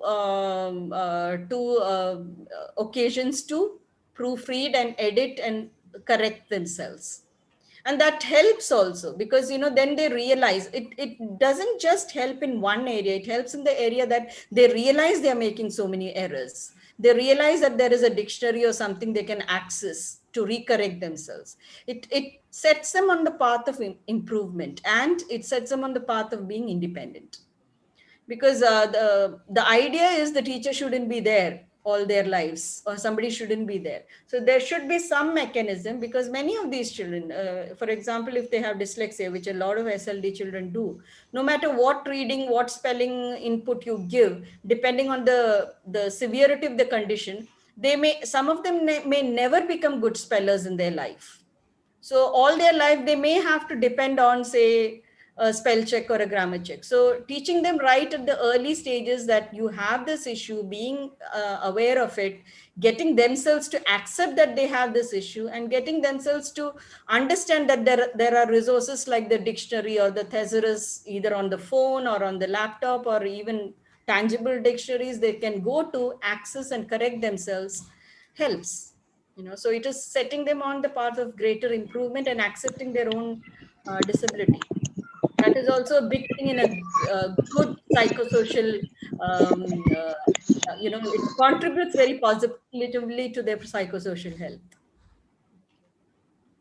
Anybody with Even any things as young as, sorry, sorry, just to sorry ma'am. interject, even something as, giving a letter line, making children aware that they're having reversals with these letters or these numbers. So before you write them in the worksheet or you write them down, I tell them, before you write itself, go to the letter line, check, see whether you see how it is to be written, and then put it down. So even before they make the error, they're getting a chance to have a visual cue, so that they have a greater chance of producing the correct one on the worksheet. It may slow them down initially. Initially, it may slow them down a little bit, but in the longer run, it works very well. And it also, because they get used to this idea of going to the letter line or going to the word wall and accessing this all the time. In that way, also, it helps them with their photographic memory. They learn to overcome these reversals and all to a great extent. So this age-old method of writing the correct word is not recommended. Is that what you're saying? Generally, what the teacher does is she I'm doesn't not score saying it right. off, but she just writes on top the correct. That is also advisable, but I would prefer that, see, basically what do we have to do? We have to get our children to fend for themselves. Yes, ma'am. So when we give it to them, that is spoon feeding. So if it is a very difficult word which is not that grade level appropriate, okay, probably you can give it. But if you have a little dictionary, this is why I said, even with grade 1 and grade 2 children, I used to have a little mini dictionary with commonly used sight words and things which they usually spell wrong in an alphabetical way, like my little dictionary used to be provided. That used to be there with them on their desk. The letter line, the desk card would be there, this little dictionary will be there. So they're trained into using these tools right from the early stages. So it helps them to become more and more independent, rather than being always, given a correct answer. Because if a child is, for example, if you're teaching phonics, and if a child, you've taught phonics, you've taught sight words. When the child is reading, if the child makes a mistake, okay, can you sound the word out? I would say, okay, see, this word has 2 vowels. So what is the phonetic rule you follow when there are 2 vowels?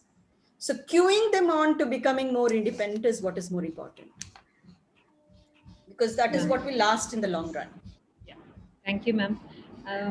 Participants, anybody has a question? Because I have another one coming. Okay, ma'am. You were talking about cross curriculum. Yes. Yes, Sorry, ma'am. did anybody have a question? I'll keep mine again away. Yes, ma'am. Yeah. Shoot your question, no problem. Okay, ma'am. Most of the children have the difficulty with the writing and they are very slow in writing. How can we Yeah. improve it in this pandemic situation? We all are taking the class online. How can it improve, ma'am, in this online mode? Can you give any tips for that? Yes, writing is the biggest casualty in the online mode of teaching. And again, as I said, we have to remember, what are we teaching writing for? Is it to mainly handwrite? Is writing by hand that is important, or uh, demonstrating what they know? Okay, if it is to demonstrate what they know, you can have these online, like the live worksheet, etc. You can create a worksheet and put it online, and they can type it online. They can type the responses online. But at the same time, yes, there is very serious limitations on how we can teach writing online. The only thing is, we can give methods on how it can be done, and somebody would probably have to sit with them at home to help them through that process. The process can be given, or we can create resources that help with writing. But the actual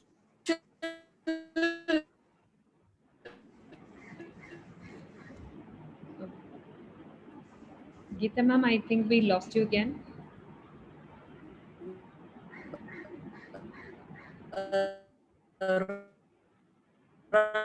writing part of it, unfortunately, that's one of the biggest. If you look at a lot of our writing, but whereas in the real life,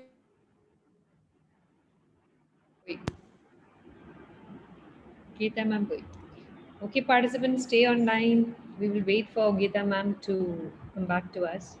I think she's having a technical snag at her end.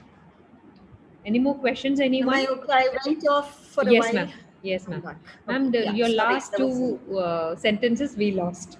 Yeah. So, basically, we have to think about, is so much of excessive writing necessary? What we were doing was what we've been doing for the past 200 years. Now, with technology, children are different. Even our own lifestyles are so different. So, why do we have to insist on so much of extra writing? The writing should be limited to being expressing your thoughts, being able to express ideas, being able to demonstrate what you have learned, rather than so much of copy work that was happening, in our classrooms. So in a way, let's look at the positive side of the COVID situation. A lot of excessive copying that used to go on from the board onto the notebook, and the constant struggle. I mean, 99% of the children who would come to me, the first complaint would be incomplete notes in the classroom, whether it is from parents or whether it is from teachers. Now, a lot of that has gone out of the window. So I think as educators, we also need to do rethinking on how we impart lessons. And as I said, some of these tech websites are really, some of these are really good. Live worksheet is something I also didn't know, and I was thinking what to do when I was talking to some of the people I've worked with, some of my contacts, and they were saying no, they're using this live worksheet, and I had an opportunity to go through it. Whatever worksheet you have made, you can upload it and on liveworksheet.com, and while you're explaining the worksheet, the child can read and type in live answers from their laptop. So then and there itself, instantly you're getting the feedback whether the children have understood, and you can even upload this for later on. The parents can either print it out and or copy that into a notebook and get the children to do it in the regular way, the regular writing way. And another thing is, like, many of the boards are allowing computers for typing now. So if that is a provision that the child can make use of, there are many, some of the parents, what I tell them is, by the time the child is in, say, end of primary, and you find this writing speed and the writing effort is way behind other children, there is no point in frustrating the child further on. So from that time on, I usually tell the parents that either through YouTube or whatever, let them learn how to type. So from, say, after primary till primary, you can still work on writing remediation and getting them to trace and copy and whatever. But after that, the subject content matter increases so much. You have to spend more time on other things. You cannot work on handwriting, things. So then bring in this accommodation and modifications. And, I usually tell the parents, start getting the child hooked on to type. And they can type what they're learning in class also. As well as typing. So by the time they get to the high school or the board exam point, at least their typing skills would have improved and they can make use of that accommodation and modification provision provided by the board. If the board does provide them. Ma'am, Most of the yeah, central board ma'am, do. while we are on this, yeah, ma'am, while we are on this, one more question to you. Cursive or print writing, what would you recommend? As I said, I look for the child. I don't look at the school. I don't look at the parents. I look at the child's challenges, strengths. If they can manage cursive, fine. If not, print.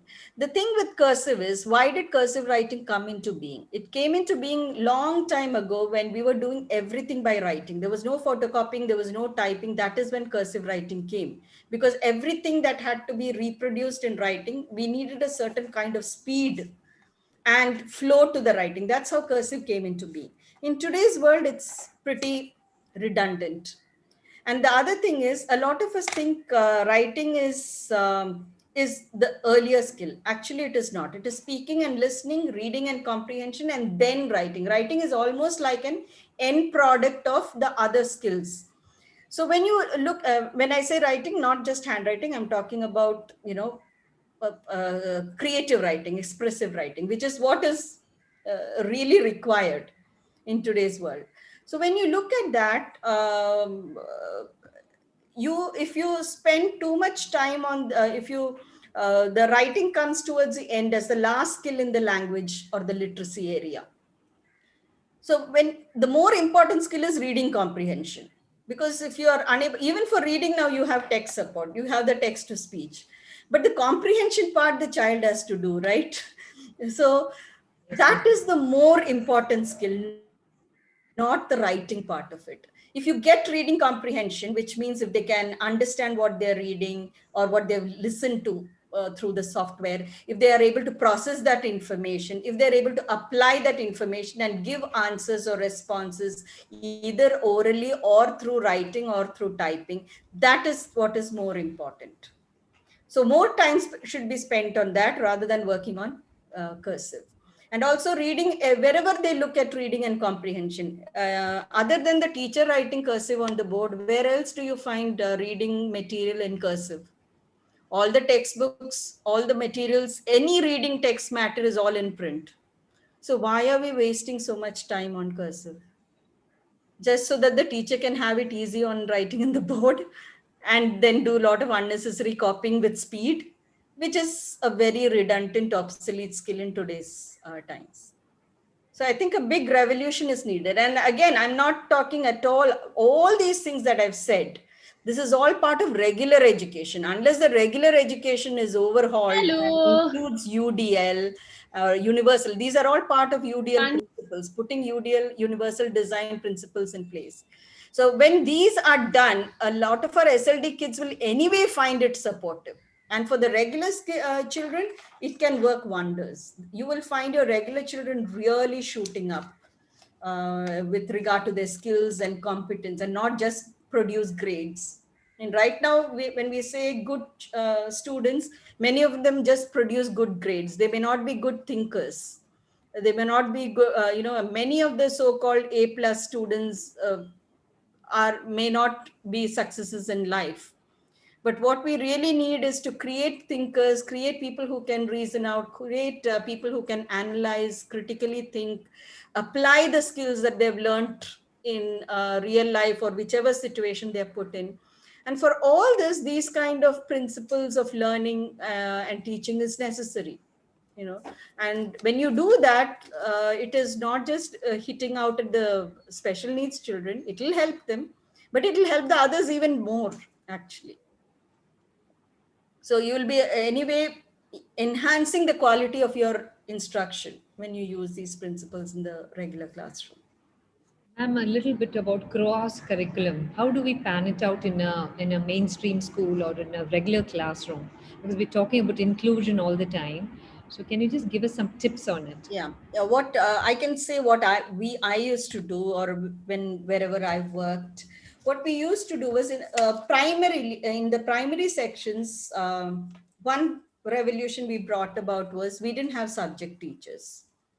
Okay, so in the primary classroom, if say the medium of instruction is English, anything that was in English, like language, maths, science, social, all the core subjects which were taught in English were handled by one teacher. So it becomes easy to plan. And then when you're given the timetable, you're not you're not given social science, whatever. We are given just blocks, empty blocks in the timetable. What happens is in the timetable you get only the other subject areas like the art, even art primary we had to do because art was incorporated into the maths or language or whatever. There was no separate art. Okay, art projects were linked with whatever curriculum concepts we were doing. So it was mainly like PT or computers or say a second language. These we had different teachers. Only those will be set in the timetable. All the others that is handled by this core teacher, the classroom teacher, is left empty. They are told that you have to have this many hours of English, this many hours to complete the math curriculum, science, social studies. But nobody really snoops around. You're kind of given the flexibility and freedom to, as long as you cover what you have to cover. So I would start off, so maybe if on a Monday I would have two English language blocks periods together, because if I have to do differentiated instruction, if I've got to work on spelling skills, reading comprehension for all the below level, on level, above level children, obviously one period is not enough, so I would keep a 2 period block for that. But on a Tuesday, maybe it's a revision, right? The spelling words have already been introduced. So on a Tuesday, maybe I'll have only one language block, but instead I'll give 2 blocks for math, because on the Tuesday I will do maths introduction. So you can plan. There are ways of doing it. It's not like it's impossible. But for the primary, I definitely feel having different teachers coming in, so many different teachers coming in for each subject kills the whole thing. And it's not just with cross-curriculum teaching that cannot be done. It is also that behavior management becomes a big problem, because every teacher has a different style. But at least in the primary years, when it is their formative years, if they have one teacher or one core teacher doing so many things, you have a better control over their behavior, and you have a better control of setting up a good behavior management system in your school, in your classroom. And even the other subject teachers will then ask you, with so and so child, what is it that you do that works best? Because sometimes the child might be working well with you, but in the other when the other subject teachers or the other teachers come, they may not. And then you can share ideas. This is what I do, this works well. Or you can share your behavior management system with the other teachers you're involved with, your classroom is involved with. So again, applying the same behavioral strategies, that's a big thing in controlling your and enhancing your teaching and learning process in the classroom. So that is one thing. When it comes to middle school, high, I haven't really worked in the school setting in middle school, high settings, but what I do know, what in the schools where I used to work, what they used to do is they would have a common planning time. In fact, even in high school, I've seen where, say, the science teacher would take her topic, like I showed you for the plants thing. The science teacher would will give her topic to all the others concerned, and the others will see what are the skills that they're going to work on, and use the science topic for a grammar, for a creative writing, for this thing. Even tests and exams, assessments used to be done like that. We would give a reading comprehension package on plants, but the science teacher will give a science mark on one corner. The English teacher will give the science teacher will only look at the scientific part of the answers, whereas the English teacher would look at whether the punctuation is right, whether the key spelling words are spelled correctly, whether the child's, the language part of it also will be taken into account. So within the same test paper, the same examination, different grades will be given for a science and a maths, for example. I mean, maths is a bit more difficult to incorporate, but all the other subjects can be incorporated very well. It requires planning. It requires some time for the teachers to sit together and plan like that. And that is also one of the things. I mean, in these schools that I've worked, we used to request this, and they used to help us have these kind of common planning times. Ma'am, I mean, listening to you, I think the school management would be very happy with your plan, one. And I'm thinking probably we could have smaller classrooms and That's a more big reach thing. with the children. It's awesome what you said, and I really brilliant. Participants, any more questions? Okay, ma'am, you need to stay back after my gratitude, which is just coming for a photograph with all of us. Ladies and gentlemen, I think Miss Geeta has given us 1% of her knowledge, or maybe a little less, but she is keeping away 99%. So we are hoping, ma'am, you would come back and, for our webinars again and empower us with a lot of tips on, what do you say, on the go learning for to help out children, regulars, as well as special children, with a lot of tips which are very practical from your talk, and it was a brilliant session, ma'am. Thank you so much. And on behalf of Sneha Sadan family and team, I extend you our gratitude at this point in time in the afternoon. And thank you so much, ma'am. It was a lengthy yet profound session. Thank you so much. And now, participants, be ready to say cheese and smile with our beautiful Geeta, ma'am.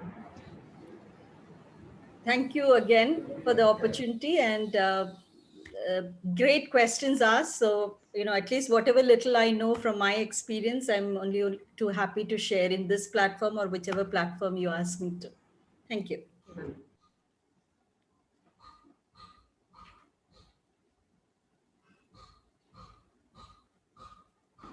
Okay, now cheese, say cheese, everyone.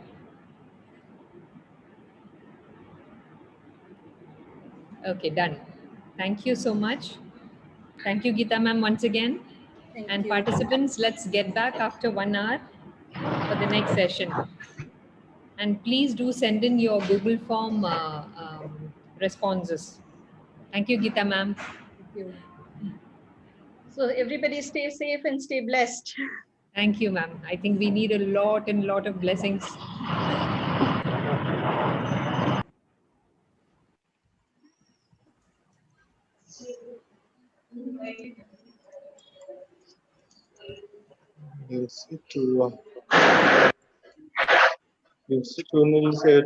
Copy of ഇതായില്ലേ writing skill ഇത്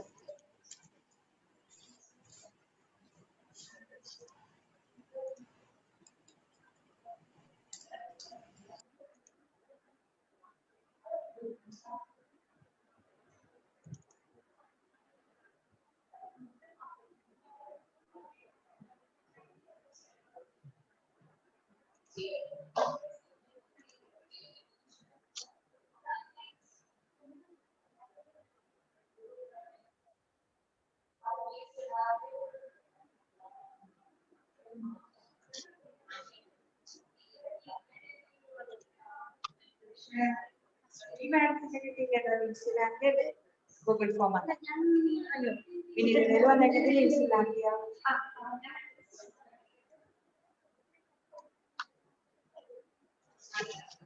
അത് ചെയ്യാൻ പറ്റുന്നത് backup വേണോ ഫോണിന്റെ അല്ല sorry വാട്സാപ്പിന്റെ backup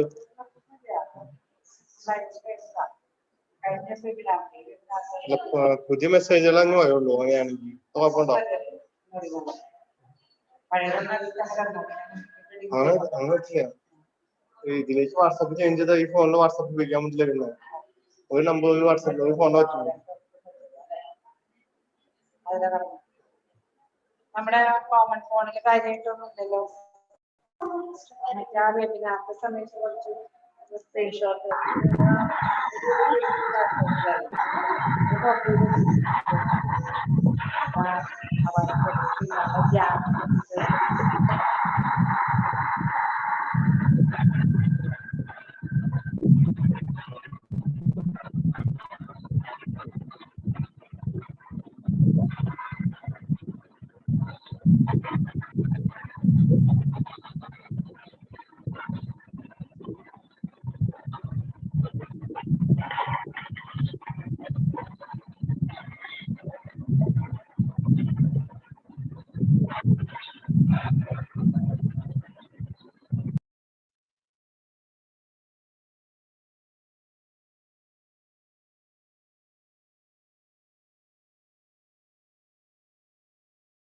See overwriting. They will write on repeatedly on that line itself.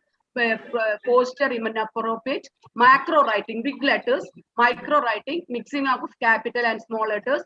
Omit dots on I and line in T. No proper spacing between words. Ignores punctuation, reversal of letters, reversal of words, spelling errors. And these are the according to the grade level assessment. These are what we see to take assessment, and there it is any other difficulty we come across, we can specify that also, and we can give remedial. So one thing I am going to say, that's a small exercise for you. That I think that there are now joined 100 of you are there. Just you have got a book in front of you and pen with you. Just keep your pen on that paper, and before you start writing, this is a small exercise, 1 minute exercise. You will get a great knowledge from this while you do this exercise. Okay.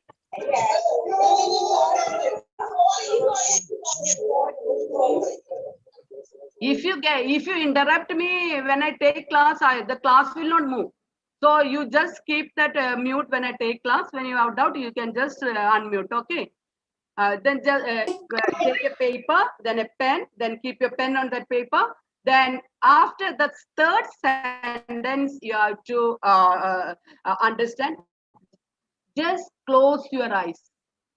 Everybody, just close your eyes. Close your eyes, Maria, close your eyes. Then write, I am going to say a sentence, write okay, on the paper.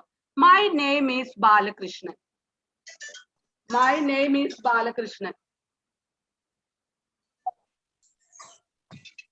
Those who have written can open your eyes. Okay, you written, finished, complete? Yeah. Then I am going to ask some questions. Did you write M capital letter? I did, ma'am. Yes, everybody must have. I didn't say that. To write M in capital letter. Did I say? No. MY my. Everybody has written MY my. Okay? Okay? Okay, ma'am. Okay, ma'am. Then you just put a space after my. I didn't say that. Okay? Then you wrote name. NAME. I didn't say that. You just wrote that. And again you put space and you wrote IS. Is. Okay? And you put a dot for I also. Am I correct? Yes. And again you put a space and then you wrote Balakrishnan. B capital letter. Everybody must have written B capital letter. I didn't tell that. Okay. Then after that sentence, you must have put a full stop. That also I didn't tell. Did I say that? Deepa ma'am.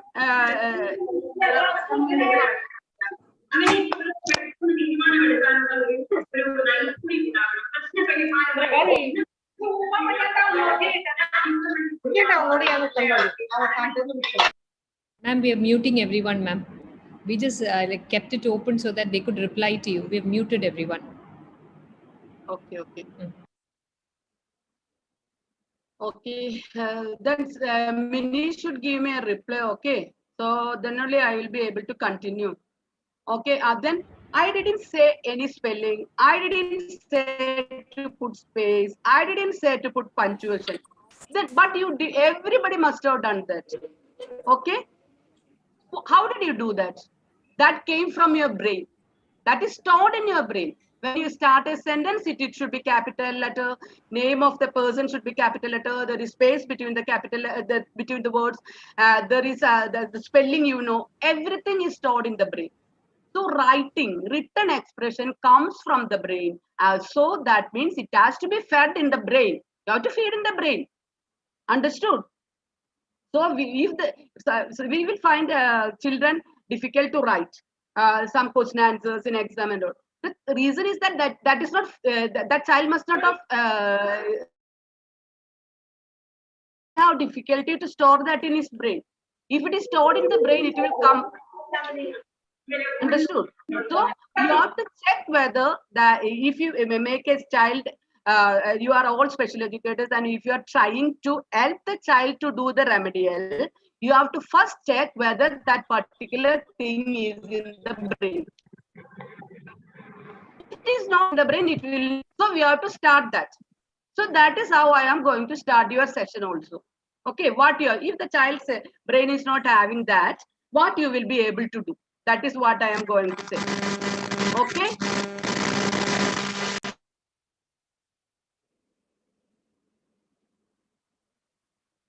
Then the second is that second slide here. To enhance or to improve coordination, I have listed a 25 things you have to do for a kid who is having difficulty with high hand coordination. And the first important thing for every session you have to do is that take a bowl like this. Okay, just take lukewarm water in this, then dip both the fingers into this.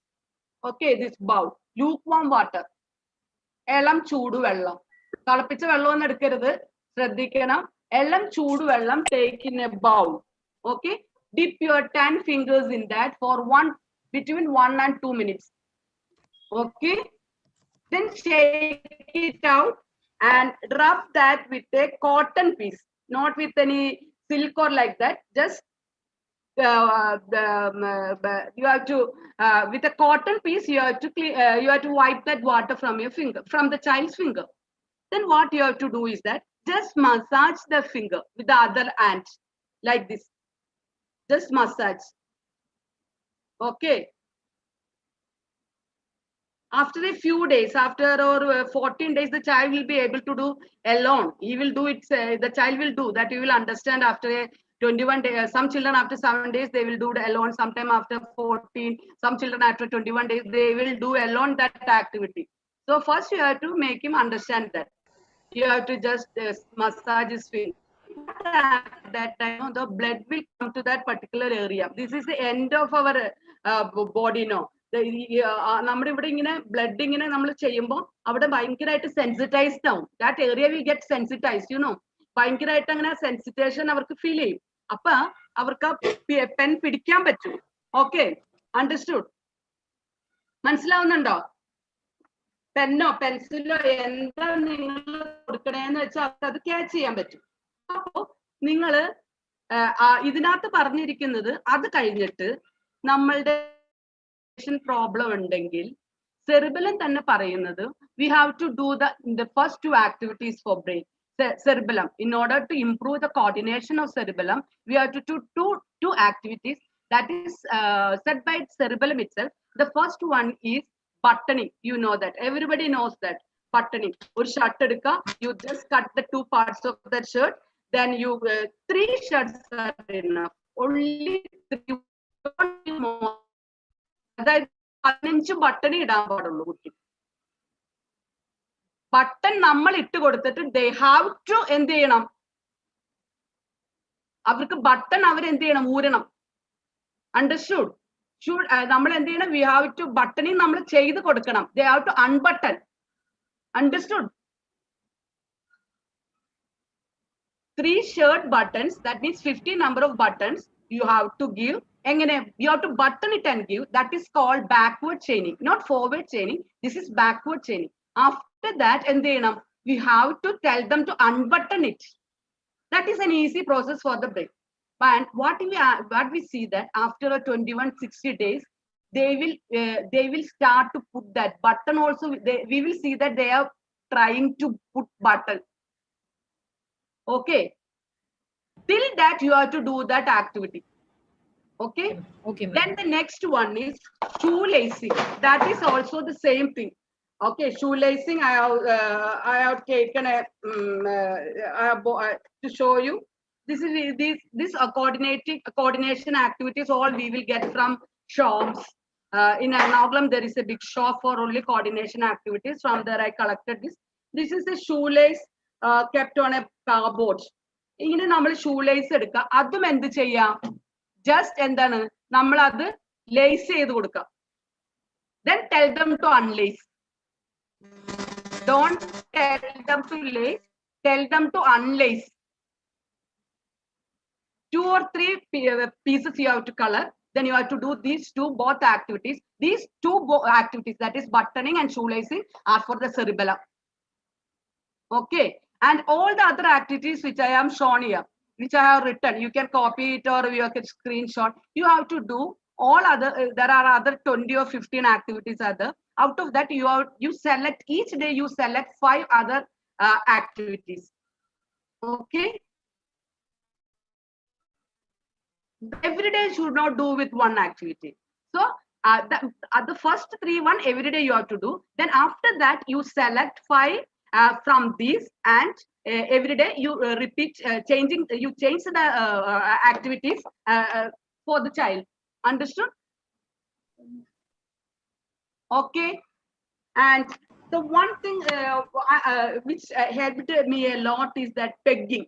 Pegboard you will get from coordination, these shops and all. Pegboard is something very good for a child who is having a difficulty with writing. Pegboard, you can see that I am going to peg it like this. You can make shapes, you can make letters, you can make numbers, anything we can do with this. There will be a lot of these type of things with this. You will get many different things. Twine will be there, many things will be in that container. There will be many things. Okay, this is also a very good activity to do for the children. Like we will get so many different types of shapes and all to do in this. This is another we will get from in this. Numbers are there. Many things we will get from this. This all helps to improve. Letters are there, numbers are there, so many things are there. So this is a I have felt that this activity is a very good activity to improve the coordination skill of a child.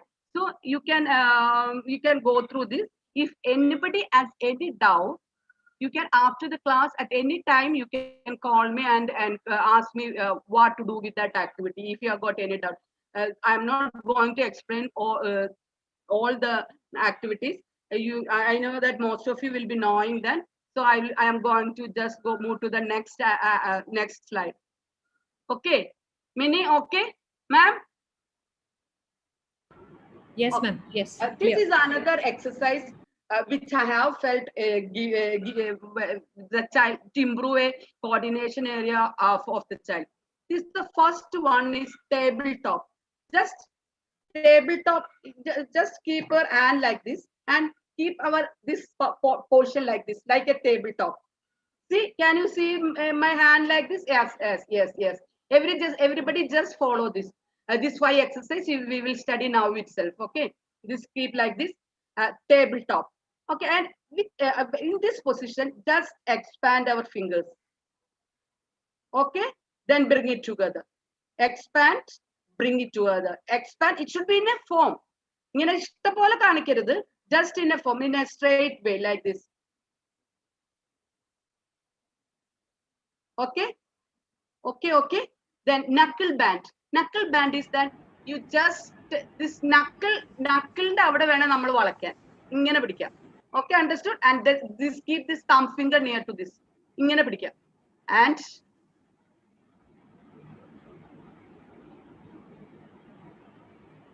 fist. Next one is fist. Then you will understand the difference.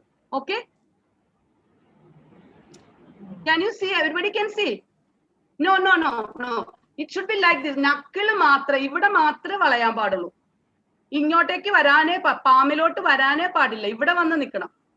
Okay, and bring your thumb finger close. Okay, then release, then bring again. Keep it near to that. Forefinger. Okay, then next one is fist. Fist means just bring it down. Just bring it down. Then keep your thumb finger near to that thumb finger. Understood? Then release, then bring it again down. Keep it together. Then down, then up, then release, then understood? Yes, ma'am. Then make next one is make O's with all 5 fingers. Make O like this. Thumb fingerലോട്ട് ഓരോ ഫിംഗറിനെ കൊണ്ടുവരണം. The point finger, index finger, middle finger, small finger. Understood? Thumb fingerലോട്ട് നമ്മൾ O ഉണ്ടാക്കണം. എന്താണ് ആദ്യം ചെയ്യേണ്ടത്? Point finger. Oh, it's an O. You can see it's you see it's an O, no? The next one is our the middle. I think middle finger. Then this is our ring finger. Then this is our small finger, little finger. അങ്ങനെ ഓരോന്ന് O ഉണ്ടാക്കണം. മാറി മാറി മാറി മാറി മാറി മാറി മാറി അങ്ങനെ സ്പീഡ് കൂട്ടണം. ഓക്കെ, അത് 2-3 ദിവസം കഴിയുമ്പോഴത്തേക്ക് they will make it speed. Okay. The next one is table spread. Table spread എന്ന് പറഞ്ഞു കഴിഞ്ഞാൽ ടേബിൾ ആണെന്ന് ഓർക്കുക. ഇത് എന്റെ കയ്യിൽ ഒരു ടേബിൾ ഇരിക്കാം. Just keep on the table your hand. ടേബിളിൽ കൈ ഇപ്പൊ ഒരു ടേബിളിന്റെ മുകളിൽ ഇരിക്കുന്ന പോലെ തോന്നണില്ലേ? Yes, ma'am. എന്നിട്ട് എക്സ്പാൻഡ് ചെയ്യുക. റിലീസ് ചെയ്തിട്ട് പിന്നെ അടുത്തോട്ട് കൊണ്ടുവരാ. ഇങ്ങനെ റിലീസ് ചെയ്യുക, കൊണ്ടുവരാ, റിലീസ് ചെയ്യുക, കൊണ്ടുവരാ, റിലീസ് ചെയ്യുക, കൊണ്ടുവരാ. ക്ലിയർ ആയ? ടേബിളിൽ വെക്കണം. നമ്മുടെ right ma'am up and down ആണോ ഇതിപ്പോ ടേബിൾ നോ ആണോ? No no no no no ഇങ്ങനെയാണോ ചെയ്യുന്നത്? ടേബിൾ ടോപ്പ് ചെയ്തില്ലേ? ഓ, ടേബിൾ Yes, ടോപ്പ് ma'am. ചെയ്തപ്പോ നമ്മളിങ്ങനെ റിലീസ് ചെയ്തില്ലേ, എക്സ്പാൻഡ് ചെയ്തില്ലേ? അതുപോലെ ടേബിളും വെച്ച് ചെയ്യണം. ഓ, ഓക്കെ ഓക്കെ ഓക്കെ. ഇപ്പൊ ടേബിൾ നിങ്ങൾക്ക് കാണാൻ പറ്റൂലല്ലോ Lincy മിസ്സിന്റെ. You are not able to see my table, so just think that this is the table and keep the hand on the table and release it, spread it. Yes, spread it. Very good, correct. Then okay. Got it, ma'am. This is a very good exercise for little ones to improve the coordination, eye-hand coordination, and it gives a great brain gets so much speedy recovery for the written expression activities. Okay, then we will go to the next slide. പിന്നെ നമ്മൾ ചെയ്യുന്നത് patterns ആണ്. Patterns after this patterns നമ്മൾ create ചെയ്യിപ്പിക്കാം. Straight line, sleeping line, diagonal, slanting line, then this O's, half circle, waves. See, understood? I'm not explaining it. നമ്മൾ ചെയ്യിപ്പിക്കുന്ന activities ആയിട്ട് pre writing skills ആണ് ഇവരെല്ലാം. Pre writing skills. We are making the child ready to write. Writing difficulty ഉള്ളവർ ഇതെല്ലാം ചെയ്യിപ്പിക്കണം. Understood? ആരെങ്കിലും ഇനി ഏതെങ്കിലും ഒരു സ്റ്റുഡന്റ് ഇപ്പൊ it's okay, there is no disturbance for them, make them unmute, otherwise I am not getting I am not receiving a positive, so I Yes, ma'am. Understood, ma'am. Understood. Oh, very good. Who is that? Please say your name. Ambali. Pardon? Ma'am, my name is Ambali. Ambali Bray. Ambali. You understood, Ambali? Yes, ma'am. Yes. So we will go to the next slide. This is the next one. That is half circle, then wider waves, and this shape. These are the patterns we have to teach the child before writing starts. Understood? Exercises are there. Then we are going to that activity writing. Before that, also one thing we can do, you can write on that all are written in the first section here. What to say? Here I have written many things.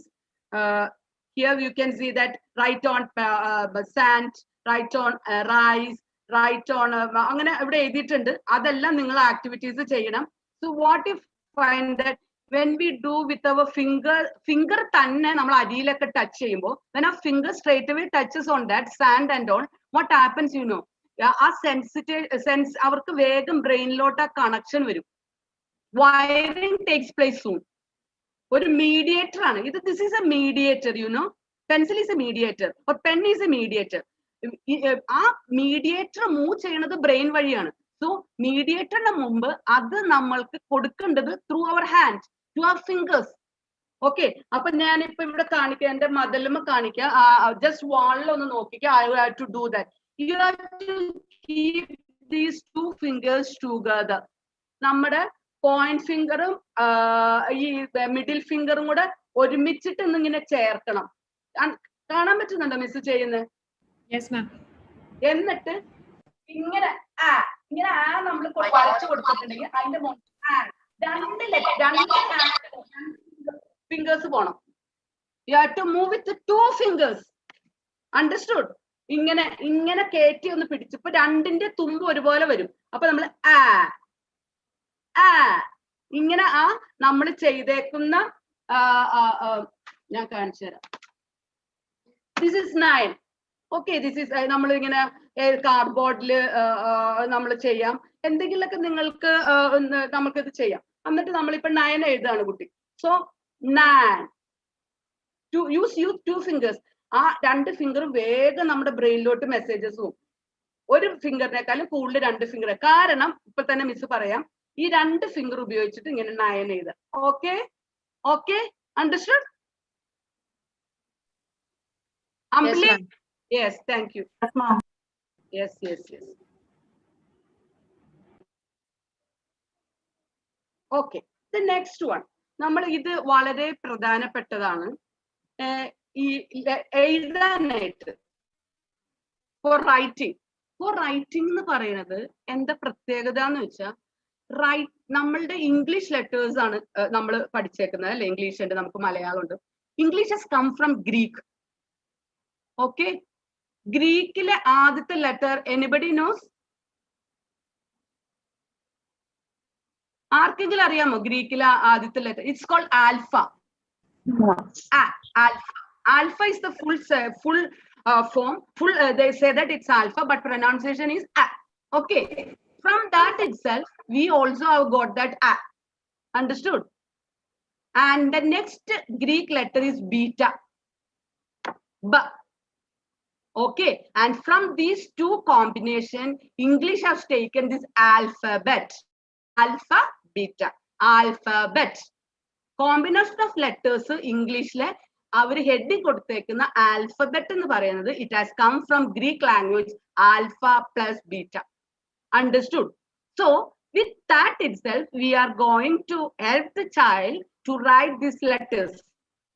Okay, because എല്ലാ ലെറ്റേഴ്സും തന്നെ മിക്കവാറും ഇവർ ഗ്രീക്കിൽ നിന്ന് കടമെടുത്തേക്കണാണ്. ഗ്രീക്കില് 24 letters ഉണ്ട്. Alpha, beta, gamma, delta, epsilon, theta, eta, theta, ഇയോട്ട, KAAPA, അങ്ങനെ പറഞ്ഞിട്ട് നമുക്ക് ഒമേഗ വരെ ഉണ്ട്. Omega, alpha to omega. Jesus ക്രൈസ്റ്റിനൊക്കെ നമ്മൾ അങ്ങനെയല്ലേ പറയുന്നത്, alpha to omega. Omega is the last one. അപ്പൊ ഇവിടെ നിന്നാണ് നമുക്ക് മിക്ക ഫോർമേഷൻസ് ഒക്കെ വന്നേക്കണേ. അപ്പൊ so that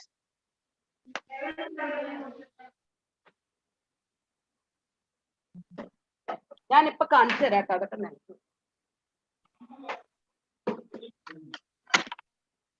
Can you see my board? Yes. Okay. Yes. അപ്പോ ശ്രദ്ധിച്ച് നോക്കണോട്ടോ. ഇവിടെ നിന്ന് നമ്മൾ ചെയ്യാത്തത് കൊണ്ടാണ് നമുക്ക് റിട്ടേൺ കുട്ടികളെ ഹെൽപ്പ് ചെയ്യാൻ പറ്റാത്തതും. റിട്ടേൺ നിങ്ങൾ ചെയ്യുന്ന കുട്ടികളിൽ പലരും എന്റെ ഈ 20 വർഷത്തെ എക്സ്പീരിയൻസിന് പല റെമഡിയൽ ടീച്ചേഴ്സും ചോദിക്കുന്ന ക്വസ്റ്റ്യൻ, റിട്ടേണിലാണ് മിസ് ഞങ്ങൾക്ക് ബുദ്ധിമുട്ട് കാണുന്ന കുട്ടികൾക്ക് we are not able to അവരെ ഇംപ്രൂവ്മെന്റ് വരുത്താൻ പറ്റുന്നില്ല എന്നൊക്കെ പറയുന്നു. So we will just alpha എന്ന് പറയുന്നത് നിങ്ങൾ ശ്രദ്ധിക്കുക. എങ്ങനെ എഴുതണേ ഗ്രീക്കിൽ? ഇവിടെ നിന്ന് ഇങ്ങനെ കൊണ്ടുവന്നിട്ട് ഇങ്ങനെയാണ് it's written alpha. Okay okay, and beta is written like this. ഇത് രണ്ടും സ്മോൾ ലെറ്റർ ആണ് കേട്ടോ. Beta is written like this. B. Alpha and beta. So we come to the conclusion that നമ്മൾ ഒരു കോർഡിനേഷന് വേണ്ടിയിട്ട് നമുക്ക് ഈ പറയുന്ന ഞാൻ ചീറ്റി കാണിച്ചേക്കുന്ന വ്യക്തി ചെയ്തേക്കുന്ന ഒരു എക്സസൈസ് ആണ് നമ്മൾക്ക് ഇവിടെ ഏറ്റവും ഇമ്പ്രൂവ്മെന്റ് ആയിട്ട് മിസ് കണ്ടേക്കുന്നത്. അപ്പൊ നമുക്ക് ലേസി 8 എന്ന് നിങ്ങൾ കേട്ടിട്ടുണ്ടാവും. ലേസി 8 രണ്ടിൽ നിന്നാണ് ഫോം ചെയ്തിരിക്കുന്നത്. See I'm going to do a lazy 8. നമ്മൾ ആൽഫയുടെ അവിടെ നിന്ന് ഇങ്ങനെ തുടങ്ങി ഇങ്ങനെ വന്നു. I just close here. Okay, ഇതാണ് ലേസി 8. അണ്ടർസ്റ്റുഡ്? മനസ്സിലായോ? Yes, ma'am. Thank you. അപ്പം ഇവിടെ നമുക്ക് 2 ഫീൽഡ് ഉണ്ട്. ഒരു കട്ട ഇവിടെ, ഒരു ഉണ്ട ഇവിടെ. Okay, next picture. ഇതിനകത്ത് നിങ്ങൾ ഗൈഡിൽ ആൽഫബറ്റ് 8 ഇതാണ് നമ്മൾ വരുന്ന ആ പിക്ചർ. ഇതിനെയാണ് നമ്മൾ ആൽഫ ബീറ്റ വെച്ചിട്ട് മിസ് എക്സ്പ്ലെയിൻ ചെയ്യുന്നത്. നിങ്ങൾ എന്തിനാണ് ഇത് ഫോം ചെയ്യണത്, എന്താണ് ഇവിടെ നടക്കണേന്ന് അറിയണത്. അപ്പൊ ഇവിടെ നമ്മൾ നോക്ക്, ഈ 2 left and right you can see 2 bubbles, alphas bubble and betas bubble. And first one ഈ ഫീൽഡിലാണ്, ഇവിടെയാണ് ആ, ആൻഡ് ബ കംസ് ഹിയർ, ബ.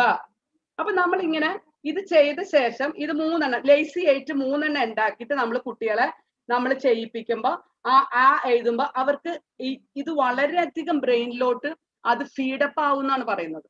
ഓക്കെ, അതല്ലാതെ നമുക്ക് ഒരിക്കലും കുട്ടിയില് നമുക്ക് ഡിഫിക്കൽട്ടി ഉള്ള ഒരാളെ കൊണ്ടുവരാൻ ഭയങ്കര ബുദ്ധിമുട്ടായിട്ടാണ് ഞാൻ കാണുന്നത്. അപ്പൊ just go through this material. If you have any doubt you can ask me after the class, and anytime നിങ്ങൾക്ക് എന്നെ കോൺടാക്ട് ചെയ്യാം to know more about this guideline for alphabet 8.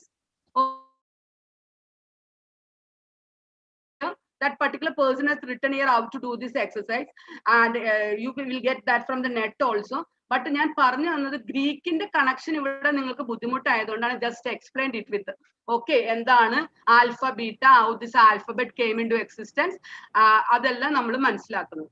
ഇംഗ്ലീഷിന്റെ ഏറ്റവും വലിയ പ്രശ്നം എന്താന്ന് വെച്ചാൽ നമ്മൾക്ക് മലയാളികൾക്ക് മലയാളത്തിൽ എത്ര letters, how many letters are there in Malayalam, Ambili?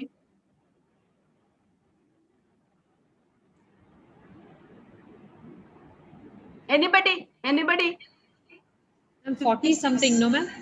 No, Malayalam. 57.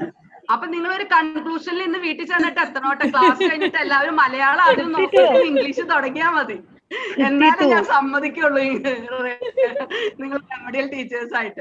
So മലയാളത്തിന്റെ പ്രത്യേകത എന്ന് പറഞ്ഞാൽ Malayalam it's A phonetic language. പറയുന്നത് തന്നെ എഴുതാൻ നമുക്ക് ലെറ്റേഴ്സ് ഉണ്ട്.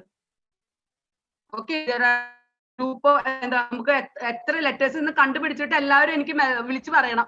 ഈ സോറി മാം, സോറി ലിൻസി മാം, ഞങ്ങൾ മലയാളികളാണെങ്കിൽ അത് ഇതുവരെ ശ്രദ്ധിച്ചിട്ടില്ല, ഞങ്ങളോട് ക്ഷമിക്കാന്ന് പറഞ്ഞിട്ട് എല്ലാവരും എന്നെ വിളിച്ച് പറയണം. ഓക്കെ, സോ ഇംഗ്ലീഷിന്റെ പ്രത്യേകത പറയും. മലയാളം നിങ്ങൾ എങ്ങനെയെങ്കിലും ചെയ്യും. We are giving remedial to Malayalam in Malayalam also. Institution is giving remedial to Malayalam also. So അതുകൊണ്ട് നമ്മൾ നിങ്ങൾക്ക് ആവശ്യത്തിന് മലയാളം റെമഡിയൽ വന്ന് പഠിക്കാം. അതൊന്നും ബുദ്ധിമുട്ടില്ല. എല്ലാ റെമഡിയലും നിങ്ങൾക്ക് വന്നിട്ട് പഠിക്കാം. ഒരു മൊഡ്യൂൾ ആയിട്ട് also we are giving. Okay, then come to the next slide. See, alphabet is a writing system, a list of symbols for writing. The basic symbols in an alphabet are called letters. ഇതെല്ലാം നിങ്ങൾക്ക് അറിയാം. In an alphabet, each letter is a symbol for a sound or related sound. അതായത് എന്തിനാണ് written പഠിപ്പിക്കാൻ ഉദ്ദേശിക്കുന്ന ഞാൻ, why I am teaching this particular thing is that നമ്മളുടെ ബ്രെയിനിലോട്ട് letters പോകാതെ ഇത് ഔട്ട്പുട്ട് ആയിട്ട് വരില്ല. അതാണ് ഐ ടുക്ക് ഇൻ ബ്രെയിൻ ക്ലാസ്സിൽ എടുത്തത് അല്ലേ. Has to go as input to our brain. അവരുടെ മെമ്മറി പോയി സ്റ്റോർ ചെയ്യണം. ഒരു വയറിംഗ് നടക്കണം. എയുടെ ഒരു വയറിംഗ് നടക്കണം, ബിയുടെ ഒരു വയറിംഗ് നടക്കണം, സിയുടെ ഒരു വയറിംഗ് നടക്കണം. ഇങ്ങനെ ഈ 26 ലെറ്റേഴ്സിന്റെ വയറിംഗ് നടക്കണം. പക്ഷെ ഇംഗ്ലീഷിന്റെ പ്രത്യേകത എന്താണെന്ന് വെച്ചാൽ, what is the speciality of English letter is that there is 26 letters in English that is used to write something. 26 letter എന്തിനാ നമുക്ക്? To write. അപ്പൊ റീഡ് ചെയ്യാനോ? there are 44 sounds in English. എത്ര സൗണ്ട്സ് ഉണ്ട്? 44 sounds. കാരണം can you see a letter sh in this? sh എന്ന് പറഞ്ഞ letter ഉണ്ടോ? No ma'am. Ship. It's not written in this 26 letters. അതിലില്ല. പക്ഷെ സൗണ്ട് ഉണ്ട് അല്ലേ? ഇതിനകത്തുനിന്ന് രണ്ട് letters when it combined together, it's called consonant digraph. വേറെ സൗണ്ട് തരണം, it's called consonant digraph. Shah is a consonant digraph. Understood? നമ്മൾ വേറൊരു ശബ്ദം പറയണം, ഷ, ch, ch, വേറെ സൗണ്ട് അല്ലെ? That's called consonant digraph. Consonant blend എന്ന് പറഞ്ഞാൽ when they combine together, both sound will be heard. അതായത് ഇപ്പൊ B plus L, that is consonant blend. We blend them. Consonant digraphലായിക്കോട്ടെ, consonant blendലായിക്കോട്ടെ, if that letters come together in English, it cannot be divided at all when reading takes place. നമ്മൾ അവരെ മുറിക്കാൻ പാടില്ല. Okay, understood what I'm saying? Yes, ma'am. Thank you. അപ്പോ consonant ബ്ലെൻഡിനെ പറ്റി പറഞ്ഞു. ഞാൻ അതൊന്ന് ചെറുതായിട്ട് മെൻഷൻ ചെയ്യുന്ന ഒരു സ്ലൈഡ് ഉണ്ട്, പക്ഷെ ഇത് നിങ്ങൾ ഇമ്പോർട്ടന്റ് ആണ്. അപ്പൊ ഇംഗ്ലീഷിന്റെ പ്രത്യേകത, there are 26 letters in English. നമ്മൾ ലെറ്റേഴ്സ് പറയാൻ പറയുമ്പോൾ കുട്ടികളും എല്ലാം 26 letters പറയുള്ളൂ. And the first thing we have to teach the child is sound of the letters. ഞാൻ അന്ന് തന്നെ പറഞ്ഞു. And why I have written this vowels in blue is that കുട്ടികളുടെ ബ്രെയിനില് ഈ ബ്ലൂവും പിങ്കും ഭയങ്കരമായിട്ട് കയറും. ഭയങ്കര നമ്മൾ കണ്ടിട്ടില്ലേ, for when we go for birthday parties or baptism or celebration of little kids, we come across with balloons and എന്താണ് എല്ലാം എന്തായിരിക്കും, പിങ്കും ബ്ലൂ ആയിരിക്കും അല്ലേ? അല്ലേ?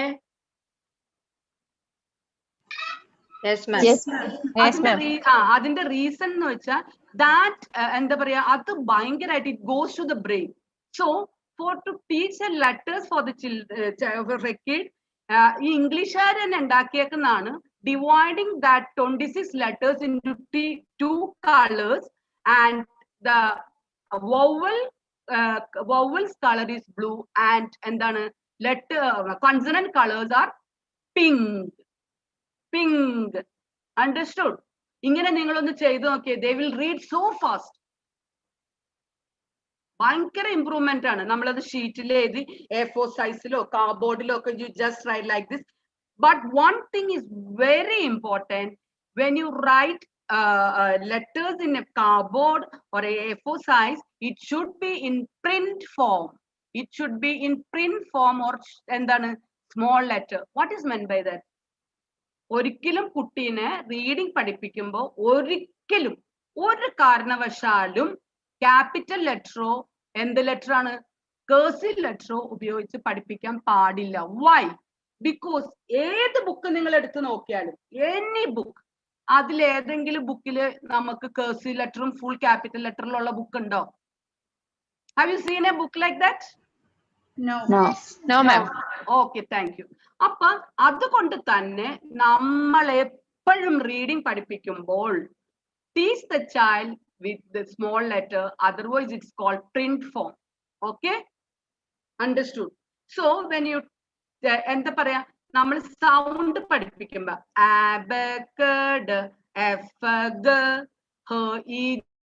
lemon, opaqua, research, yes, ഇത് പഠിപ്പിക്കുമ്പോ പഠിപ്പിച്ചു കഴിയുമ്പോ തന്നെ what you have to do is that take a cardboard or something like that, എന്തെങ്കിലും എടുത്തിട്ട് when you pronounce that as sound, it's not pronounced നമ്മുടെ പോലെ ആയല്ല, വായ പൊളിച്ചിട്ടുള്ള സൗണ്ട് അല്ല, it's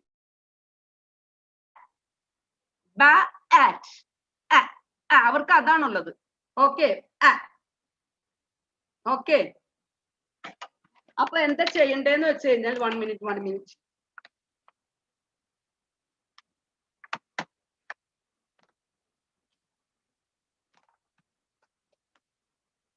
അപ്പൊ എന്താ ചെയ്യണ്ടേന്ന് വെച്ചാ, ഇങ്ങനെ നിങ്ങള് പഠിപ്പിക്കുമ്പോ നിങ്ങൾക്ക് എന്താ പറയാ, ഇത് ഇങ്ങനെ നമ്മൾ നേരത്തെ കാണിച്ച പോലെ എന്തെങ്കിലും രീതിയിൽ ഇവിടെ നന്നായിട്ട് പ്രസന്റ് ചെയ്തിട്ട് നമ്മൾ ഇത് ചെയ്തിട്ട് when you say the sound then എന്താണ് അവരുടെ 2 ഫിംഗേഴ്സ് വെച്ച് ആയുടെ മുകളിൽ കൂടെ move that fingers. Okay, that is called phoneme grapheme representation.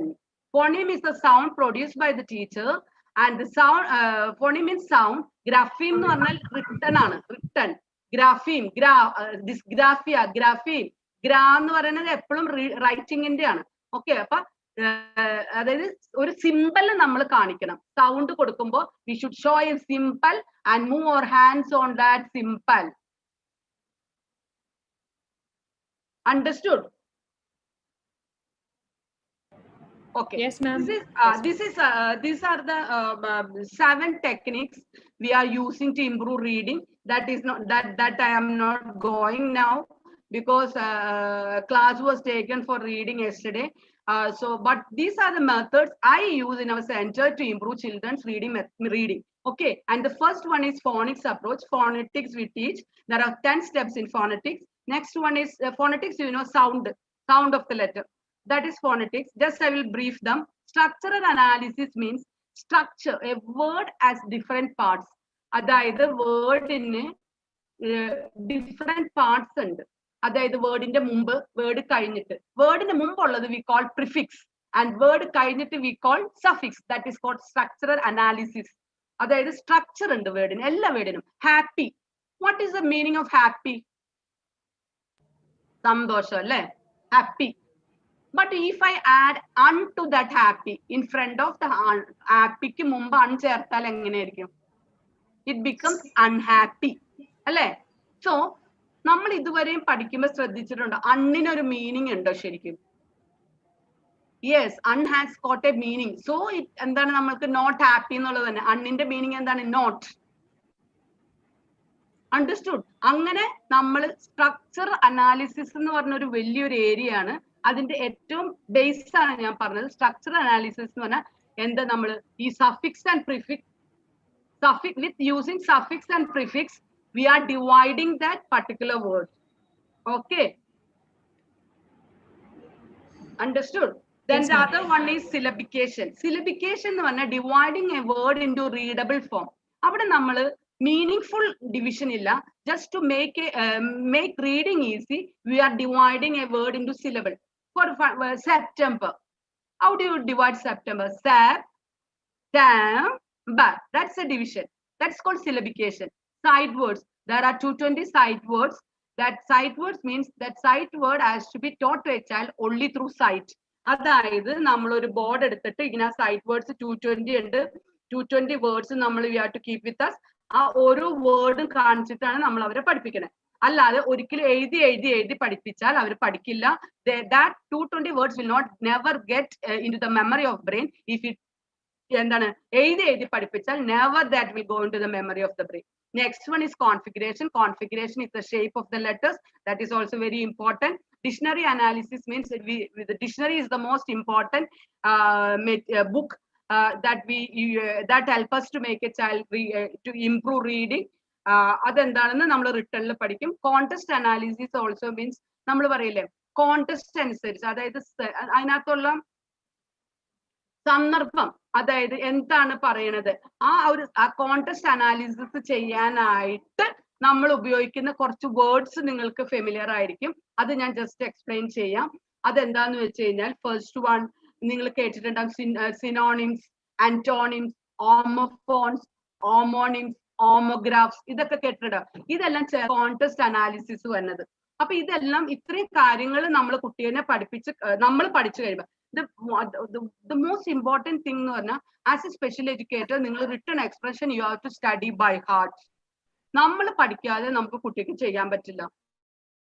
Structure analysis, what are the 10 steps in phonics approach, ഇതെല്ലാം സൗണ്ട് സിമ്പിൾ റെപ്രസെന്റേഷൻ, ഇതെല്ലാം നിങ്ങൾ പഠിക്കാതെ നമ്മളിപ്പോ ഒരു RCAയുടെ ഒരു CRE പ്രോഗ്രാം അറ്റൻഡ് ചെയ്തത് കൊണ്ട് നമുക്ക് മാർക്ക് കിട്ടും, നമുക്ക് ജോലിയുണ്ട്. പക്ഷെ സ്പെഷ്യൽ എഡ്യൂക്കേറ്റർ എന്ന് പറഞ്ഞൊരു സാറ്റിസ്ഫാക്ഷൻ കിട്ടണമെങ്കിൽ നമ്മൾ ഇതെല്ലാം പഠിക്കണം. പഠിച്ചിട്ട് വേണം നമ്മൾ ലേണിംഗ് ഡിസോർഡർ ആയിട്ടുള്ള ഒരു കുട്ടീനെ ചെയ്യാൻ.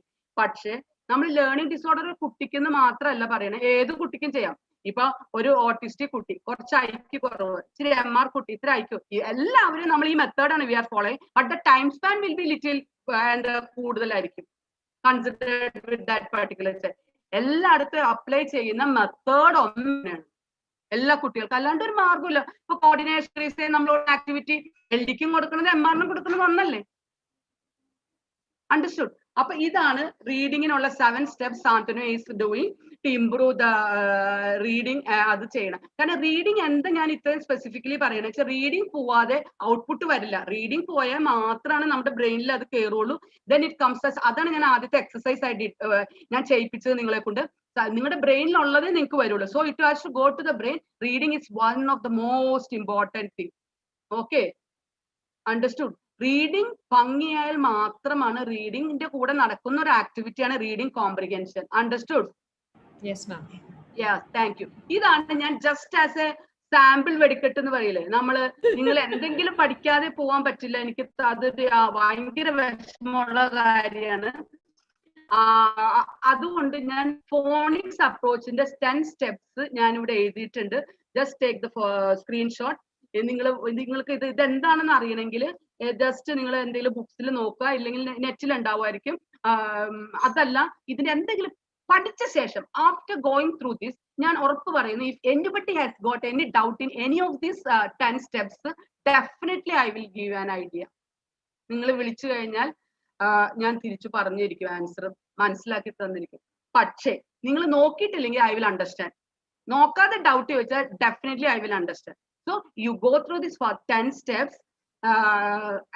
ഇതാണ് ആ 10 സ്റ്റെപ്പ് ഫോണിക്സിന്റെ. ഇതുപോലെ structure analysis has got 10 steps, syllabication has got 10 steps. അങ്ങനെയാണ് നമ്മൾ we develop a child, and a special educator after studying these 7 steps, they mix up together these 7 steps and impart to the child. Understood?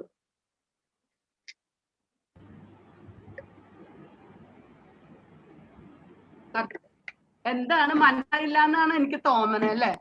ഇല്ല മാം, 10 steps പഠിക്കണമെന്ന് പറഞ്ഞു, പക്ഷെ അത് എന്താണെന്ന് നമ്മള് മുഴുവനായിട്ട് മനസ്സിലായിട്ടില്ല. ഞാനിപ്പോ നിങ്ങൾ ഇതൊന്ന് കോപ്പി ചെയ്തെടുക്ക്. ഞാൻ ആ റിട്ടൺ കഴിഞ്ഞിട്ട് സമയം ഉണ്ടെങ്കിൽ definitely I will come back to this. അതോ നിങ്ങൾക്ക് ഇതിന്ന് പോയിട്ട് ഉള്ളത് പോയാൽ മതിയോ?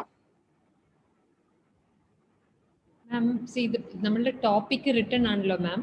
ലൈക്ക് യു സെഡ് മാം, ഇത് തീർത്തിട്ട് if there is time നമുക്ക് തിരിച്ച് ഇതിൽ വരാം. ഇല്ലെങ്കിൽ they can read and get this ma'am. This is on the net. മനസ്സിലാവാൻ ബുദ്ധിമുട്ടാണ്. നെറ്റിലുണ്ടെങ്കിൽ എന്താണ് ഡയഗ്രാഫ് എന്നുള്ളതൊക്കെ മനസ്സിലാക്കാനും നമുക്ക് കുറച്ച് ബുദ്ധിമുട്ടാണ്. അതുകൊണ്ടാണ് ഇതിന്റെ കോഴ്സ് ഒക്കെ ഉള്ളത്. നമ്മൾ ജസ്റ്റ് വൈൽ എനിക്ക് റീഡ് ചെയ്താലും നമുക്ക് ഒരാൾ പറയുന്നത് ലിസൺ ചെയ്യുമ്പോഴാണ് we will understand more. Okay, ഞാനും ആ കാറ്റഗറിയാണ്, because I am auditory. Okay, next we will go to the next one. ഇതാണ് നമ്മൾ ബിൽഡിംഗ് ബ്ലോക്സ് ഓഫ് റൈറ്റിംഗ്. എന്താണ് നമ്മൾ എത്തുന്നത്, റൈറ്റിംഗിന്റെ എങ്ങനെ എത്തണേ? First we have to study letters. എന്തിനാണ് ലെറ്റേഴ്സ് പഠിക്കുന്നത്? അതാണ് നമ്മളിപ്പോ പഠിച്ചത്. എന്തിനാണ് ലെറ്റേഴ്സ് നമ്മൾ പഠിച്ചു? ലെറ്റേഴ്സ് എന്ത് ചെയ്യും? Letters join to make words. നമ്മൾ ക ആറ്റ് പഠിച്ചിട്ടുണ്ട്. കാറ്റ് നമ്മൾ ഒരുമിച്ച് കൊണ്ടുവരുമ്പോ ഇറ്റ് ഗീവ്സ് എ മീനിങ്, ഒരു വേർഡ് ആവും അല്ലെ, കാറ്റ്. എന്താണ്? Letters join to make words. അടുത്തത് words join to make sentences, sentences join to make paragraphs, paragraphs join to make extended prose writing. Okay, the aim of writing up endana prose writing കഴിയുമ്പോ നമുക്ക് എന്താണ്, അത് വായിക്കുന്ന ആൾക്ക് നമുക്ക് ഒരു കാര്യം we will be able to communicate. That is the end of the എന്താണ് റൈറ്റിംഗിന്റെ എൻഡ് അതാണ്. Okay, we will go to the next slide. അപ്പോ നമ്മൾ ഇവിടെ പറയുന്ന ഒരു പെൻസിൽ ഗ്രിപ്പ് ഉണ്ട്, ദാറ്റ്സ് കോൾഡ് ഡൈനാമിക് ട്രൈപോഡ്. എങ്ങനെയാണെന്ന് ഞാൻ ഇവിടെ എഴുതിയിട്ടുണ്ട്. In the right hand grip the pen or pencil is held between the thumb and the index finger. തമ്പും ഇൻഡെക്സ് ഫിംഗറിന്റെ ഇടയ്ക്ക് പെൻസിൽ പിടിക്കുക. എന്നിട്ട് എന്ത് ചെയ്യുക? With the middle finger underneath to help it. ഇത് താങ്ങി പിടിക്കാൻ ഈ ആരെടുക്കുക? നമ്മൾ അടിയിൽ. ഓക്കെ, 2 സെന്റിമീറ്റർ എന്തായിരിക്കണം? ഈ പെൻസിലിന്റെ ഈ പോയിന്റിൽ നിന്ന് നമ്മുടെ കൈ 2 സെന്റിമീറ്റർ മുകളിലോട്ട് പോകണം. This is the ideal pencil grip. Can you see that? അപ്പൊ നമ്മള് ചെയ്യുമ്പോ when we start with pencil, I told that you have to use the fingers first. After the fingers we have to use the mediator. When we use the mediator pencil, you have to take a pencil like this. അതാണ് ഒരു ത്രികോണ shape ആണ് ഈ പെൻസിലിന്. There is a grip. There are 3 grips on this pencil. ഈ pencil അങ്ങനെ കിട്ടും from that coordination നടത്തുന്ന ആ കടയില്ല, അവിടെയൊക്കെ നമുക്ക് ഇങ്ങനെ പെൻസിൽ ഗ്രിപ്പുള്ള ഇങ്ങനെ 3 ഇങ്ങനെ ഒരു ഇതായിട്ടുള്ള ഇങ്ങനത്തെ നമുക്ക് പിടിക്കുമ്പോ തെന്നി പോവാത്ത സാധനം കിട്ടും, പെൻസിൽ കിട്ടും. ഓക്കെ, ഇങ്ങനെ ഉരുണ്ടിട്ടുള്ള പെൻസിലല്ല. എനിക്ക് പേരക്കിടാങ്ങളുള്ളതുകൊണ്ടേ ഒറ്റ പെൻസിൽ ഇല്ല വേറെ കാണിക്കാനായിട്ട്. സോറി, ഈ പെൻസിൽ മാത്രമേ ഇപ്പൊ കാണുന്നുള്ളൂ. മറ്റൊക്കെ ഉരുണ്ടിട്ടാണ് അല്ലെ, ഇതിപ്പോ അങ്ങനത്തെ അല്ല. ഒരു എനിക്കുണ്ട്. ഒന്ന് കാണിച്ചോളൂ. നമ്മൾക്കിപ്പോ ഉണ്ട്. എന്നിട്ട് നമുക്ക് ഇങ്ങനെ ഗ്രിപ്പേഴ്സ് കിട്ടും. This is A gripper.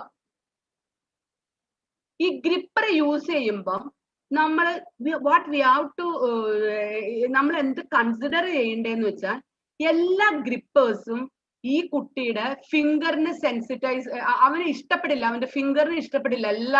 നമ്മളിപ്പോ പറയാണ്, നിനക്ക് ഞാൻ ഇത്ര വില കൂടിയ നല്ല ഒരു പെൻസിൽ ഗ്രിപ്പർ വാങ്ങിച്ചു തന്നു, എന്തുകൊണ്ട് നീ ഇത് ഉപയോഗിക്കുന്നില്ല? അത് അവന്റെ കൈക്ക് പറ്റില്ല. അപ്പൊ ഞാൻ എന്താ ചെയ്യണമെന്ന് വെച്ചാൽ എല്ലാ ടൈപ്പ് ഓഫ് പെൻസിൽ ഗ്രിപ്പേഴ്സ് ഉണ്ട്. പിന്നെ എന്റെ കയ്യിൽ ചാക്കഞ്ചരട് ഉണ്ട്, ട്വൈൻ ഉണ്ട്, നൂലുണ്ട്, പിന്നെ അങ്ങനെ എല്ലാ സാധനവും ഉണ്ട്. അപ്പൊ ചിലപ്പോ ഒരു കുട്ടിക്ക് ഞാൻ അത് ചാക്കഞ്ചരട് ഞാൻ എന്റെ ലൈഫിൽ വന്ന എങ്ങനെയാന്ന് വെച്ചാൽ അവൻ ഇങ്ങനെ പിടിച്ചു കഴിഞ്ഞപ്പോൾ എന്ത് ചെയ്തിട്ടും is not able to hold the pencil in the correct position. അപ്പൊ ഞാൻ ചെറുതായിട്ട് ചാക്കഞ്ചരട് ഒന്ന് ചുറ്റി കൊടുത്ത് ചെയ്തപ്പോ ഉണ്ടല്ലോ, അവന് ഭയങ്കരമായിട്ട് he was able to do the patterns first. അതെനിക്കൊരു ഭയങ്കര ഇതായിരുന്നു. അപ്പൊ എന്താണ് അവന്റെ കൈക്ക് സ്യൂട്ട് ആയിട്ടുള്ള ഗ്രിപ്പർ എന്നുള്ളത് നമ്മൾ നോക്കുക. നമ്മൾ വാങ്ങിച്ചു കൊടുക്കുന്ന ഗ്രിപ്പറോ കോസ്റ്റ്ലി ഗ്രിപ്പറോ ഒന്നും ചിലപ്പോൾ അവന്റെ കൈയുടെ ആ സെൻസിറ്റൈസേഷൻ ഫീൽ ചെയ്യില്ല. So you have to use the gripper. എന്ത് gripper which is safe for the child to write, അത് നമ്മൾ നോക്കണം. അങ്ങനെയെങ്കിൽ കാര്യം കൂടെ മിസ് ചെയ്തിട്ടുണ്ട്. ലെഫ്റ്റ് ഹാൻഡ് ഗ്രിപ്പ് ഉള്ളവർ എന്ത് ചെയ്യും? ലെഫ്റ്റ് ഹാൻഡ് ഗ്രിപ്പ് ഉള്ളവര് നമ്മൾ മറ്റത് 2 സെന്റിമീറ്റർ എന്ന് പറഞ്ഞു, ലെഫ്റ്റ് ഹാൻഡ് ഗ്രിപ്പേഴ്സ് 3 സെന്റിമീറ്റർ പൊക്കണം. എന്തിനാണ്? അവര് റൈറ്റിലോട്ട് ഇങ്ങനെ മൂവ് ചെയ്യും. From the left they are moving to the right. If it comes down, finger grip ഇങ്ങനെ താഴോട്ട് വന്നാൽ what they write they will not be able to see. So they have to use their finger grip 3 centimeters above. Understood? Yes ma'am. Thank you. Somebody is responding. Okay. Hand റൈറ്റിങ്ങിനെ പറ്റിയിട്ട് ഒന്ന് പറയാം. Hand writing റിട്ടേണ്ട ഒരു വലിയൊരു ഇതാണ്. Hand writing മോശമായെന്ന് ഓർത്ത് നിങ്ങൾ അവരെ തല്ലിക്കൊല്ലേണ്ട കാര്യമില്ല. അതിന്റെ സ്പെസിഫിക് റീസൺ ആണ് ഞാൻ പറയുന്നത്. Handwriting is as personal to individual as their fingerprint. നമ്മുടെ ഫിംഗർ പ്രിന്റ് പോലെ തന്നെ ഒരു പേഴ്സന്റെ ഐഡന്റിറ്റി ആണ്. അവന്റെ ബ്രെയിനിൽ എങ്ങനെ എഴുതാൻ പറ്റും, എങ്ങനെ പെൻസിൽ പിടിക്കാൻ പറ്റും, അതുപോലെയൊക്കെ അവൻ എഴുതുള്ളൂ. നമ്മൾക്ക് ഹെൽപ്പ് ചെയ്യാവുന്നുള്ളൂ. അത് വെച്ചിട്ട് അവന് ഒരിക്കലും എന്താണ് ക്രിട്ടിസൈസ് ചെയ്യാനോ നെഗറ്റീവ് വേർഡ്സ് പറയാനോ we are not supposed. As a special educator we are never suppose to criticise the child. Handwriting മോശമായ that is it's brain, difficulty in the brain. So he is able to write like that. നമ്മൾ ശ്രമിക്കാം. അതായത് എന്താണ്, this is one reason. അതാണ് ഇവിടെ ഒന്ന് വായിച്ചു നോക്കുന്നതാണ്. It relates to a person's identity. അവന്റെ കണ്ണിന്റെ പ്യൂപ്പിൾ പോലെയും കൈയുടെ ഉള്ളിലെ ഫിംഗർ പ്രിന്റ് പോലെയും വളരെ പ്രധാനപ്പെട്ടതാണ് അവന്റെ handwriting. Care must be taken not to criticise it in a overtly negative way. Overtly എന്ന് പറഞ്ഞാൽ നമ്മൾ പുറത്തോട്ട് പറയുന്ന വാക്കുകൾ അവനെ അങ്ങനെ ഇതാക്കരുത്. ഓവേർഡ് ബിഹേവിയർ വിസനോ ദാറ്റ് ഓവേർഡ്ലി മീൻസ് പുറത്തോട്ട് ഒരു നെഗറ്റീവ് വേയിലുള്ള ടോക്സ് ഒന്നും we are as a special educator we are not suppose to use. Special educator എത്രമാത്രം പേഷ്യൻസ് ഉള്ള വ്യക്തിയാണോ അത്രമാത്രം ഇമ്പ്രൂവ്മെന്റ് കുട്ടിക്ക് ഉണ്ടാവും. You have to spend lot of time with the child. Okay, this is one reason for stressing that it is improvement we see. നമ്മൾ ഒരു ഭയങ്കര ചേഞ്ചും ഒരു എന്താ പറയാ ഇങ്ങനെ ആ ഹാൻഡ് റൈറ്റിങ്ങിനെ വലിയൊരു സുന്ദരൻ ഹാൻഡ് റൈറ്റിംഗ് ആക്കാനല്ല. നമ്മൾ എന്താണ് ഒരു ഇമ്പ്രൂവ്മെന്റ് ആണ്. നമുക്കത് വായിച്ചാൽ മനസ്സിലാവണം. അല്ലെങ്കിൽ കാക്ക തോണ്ടിയിട്ട പോലെ ആവരുത്. ഒരു ചേഞ്ച് മാത്രമാണ് നമ്മളൊരു ഇമ്പ്രൂവ്മെന്റ്. അത് മാത്രം, not major change to style. സ്റ്റൈലിലൊന്നും വലിയ മാറി ആ കുട്ടീനെ നമ്മൾ ഹാൻഡ് റൈറ്റിംഗ് അങ്ങനെ ഒന്നുമില്ല. അതിലൊരു സിമ്പിൾ എക്സസൈസ് ആണ് ഇവിടെ നമ്മൾ എഴുതി. There are so many lot of exercises. I think I have got 15-20 exercises for improving handwriting, and out of this one I used to do. അതാണ് ഞാൻ ഇവിടെ നിങ്ങൾക്ക് റെമഡിയലിൽ റിട്ടൺ എക്സ്പ്രഷനിൽ ഞാൻ ഇവിടെ കൊടുത്തേക്കുന്നത്. Okay, explain the nature of their. എന്താണെന്ന് കുട്ടീനെ നമ്മൾ ഒരെണ്ണം എഴുതി കാണിക്കുക. അതിന്റെ തെറ്റ് എവിടെയാണെന്ന് അറിയാം. അതായത് കേഴ്സീവിലൊക്കെ ഞാൻ കണ്ടിട്ടുണ്ട്. കേഴ്സീവിന്റെ ഒരു പ്രത്യേകത എന്ന് വെച്ചാൽ ഒരു ലെറ്ററിന്റെ കണ്ടിന്യൂവേഷൻ ആണ് the next one. That continuation, ആ ഒരു continuation stroke is called flicks in English. Flicks എന്നാണ് പറയുന്നത്, FLICKS. ആ ഫ്ലിക്സ് വന്നത് നമ്മൾ കാണിച്ചു കൊടുക്കുക, അവൻ എന്താ ചെയ്യണേന്ന് അവനെ കാണിച്ചു കൊടുക്കുക, രണ്ടും തമ്മിലുള്ള അതാണ് പറയുന്നത് ഡെമോൺസ്ട്രേറ്റ് ചെയ്യാന്നിട്ട് നമ്മൾ how it should be done. The child practices, check and repeat until correct result achieved. Praise the child, reward, dopamine. To produce dopamine, praising is very needed. അപ്പൊ നമ്മള് പ്രൈസ് ചെയ്യുക, ഒന്ന് ഹായ് ഗുഡ് എന്തെങ്കിലും ഒരു ഇത് കൊടുക്കുക. Check to ensure child is not making. എന്നിട്ട് നമ്മൾ നോർമൽ റൈറ്റിംഗിലോട്ട് കൊണ്ടുവന്നിട്ട് അവിടെ തെറ്റുണ്ടോന്ന് നോക്കുക. Check to ensure child is not making the error in normal writing. അങ്ങനെ ചെയ്യുന്നുണ്ടെങ്കിൽ, if the child is repeating the same mistake, go to the first step again, explain the nature of the error, then do that. Understood? I'm going to the next. Yes, ma'am. Okay. അന്ന് that brain class I explained that communicating ideas, thoughts and feelings അതെല്ലാമാണ്. പിന്നെ written expression, students in the intelligent language experience, culture, background, it depends. അപ്പൊ നമ്മൾ സാധാരണ റൈറ്റിംഗിൽ നമ്മൾ കാണുന്ന അവർക്ക് കാണുന്ന ഒരു മിസ്റ്റേക്സിന് നമ്മൾ ഒരു error monitoring skill, that heading I forgot to write. Error monitoring skill. Errors, the common errors or the most important errors seen within the child when the written expression is taking place. Adana nammal COPS nu I have written here. COPS. Have I capitalized the first word and proper noun? Adu nammal capitalize cheyo. Have I capitalized? Okay. Then if the child has not capitalized, ഒരു example ഞാൻ പറയാം. എൻ്റെ ഇൻസ്റ്റിറ്റ്യൂഷനിൽ വന്നത്, a case came to my institution that the child had writing problem, reading problem and all. Then I did the assessment. Hello, ഞാൻ എൻ്റെ class ഒന്ന് of ചെയ്യട്ടെ, എന്നിട്ട് ഞാൻ വിളിക്കാം.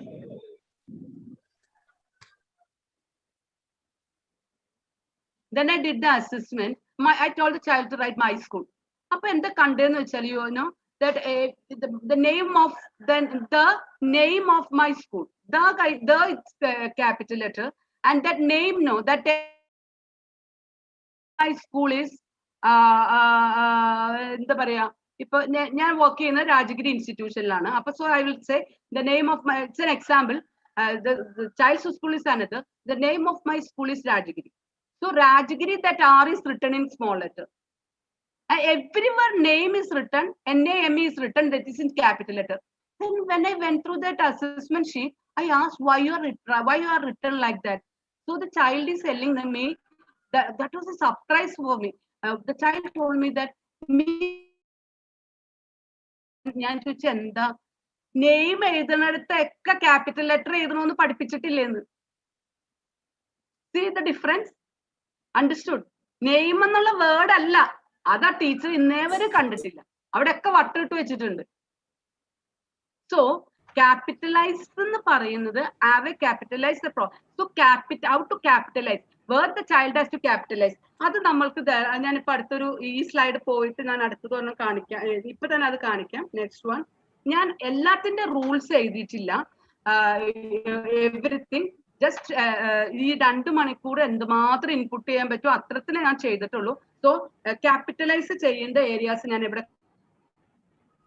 റൂൾസ് ടു ക്യാപിറ്റലൈസ്, ഇങ്ങനെ ഓരോന്നിനും ഇംഗ്ലീഷിൽ ലോട്ട്സ് ഓഫ് എന്താ പറയുക റൂൾസ് ഉണ്ട്. അപ്പൊ നമ്മളിപ്പോ കുട്ടീനെ ഇത്രയും പഠിപ്പിച്ചു കഴിഞ്ഞാൽ definitely I am saying as a special educator and trainer in the field of special education, ഞാൻ ഉറപ്പ് പറയുന്നു ഇല്ല, because the child is having an average and above average intelligence. Understood? Okay. Okay. Okay. Yes, ma'am. അപ്പൊ നമ്മൾ എന്താണ്, ഇതാണ് first word in a sentence that should be capitalized, proper nouns, days of the week, and we have to give the examples at that time itself. I mean, we should have a collection of examples with us. Months in the പേരെല്ലാം capital ചെയ്തിട്ട്, holidays, week അതെല്ലാം capital ചെയ്തിട്ട്, you should have so much എന്താ പറയണ്ടത്, നിങ്ങളുടെ കയ്യിൽ remedial materials ഉണ്ടായിരിക്കണം. Child's writing skill. Understood? അതെല്ലാം നമ്മൾ എന്റെ കുട്ടി ചെയ്യുന്നില്ല, എന്റെ വന്നിരിക്കുന്ന റെമഡിയൽ വന്നിരിക്കുന്ന കുട്ടി ഇംപ്രൂവ്മെന്റ് കാണിക്കുന്നില്ല, അത് that's not a correct way of answering. അത് നമ്മൾ ആ റൂൾസ് പഠിപ്പിക്കാതെ never. Words referring to God, ഞാൻ ഇത് പഠിച്ചപ്പോ എനിക്ക് ബാക്കിയെല്ലാം okay was words referring to God. എനിക്ക് എന്റെ അന്ന് ഞാൻ പഠിച്ചപ്പോഴാണ് പഠിച്ചത്. What is meant by words referring to God? ഇപ്പൊ ഞാനൊരു എക്സാമ്പിൾ അറിയാം. Jesus Christ was born on December. We celebrate his birthday. His means Jesus Christ. Understood? So his represent Jesus Christ. So that H should be എന്തായിരിക്കണം? Capital letter. Capital letter. Understood? അങ്ങനെ നമ്മൾ ഇരുത്തി പറഞ്ഞു കൊടുക്കാതെ പിന്നെ എന്താണ് first word of A quotation. Take so much examples of quotations, then give them.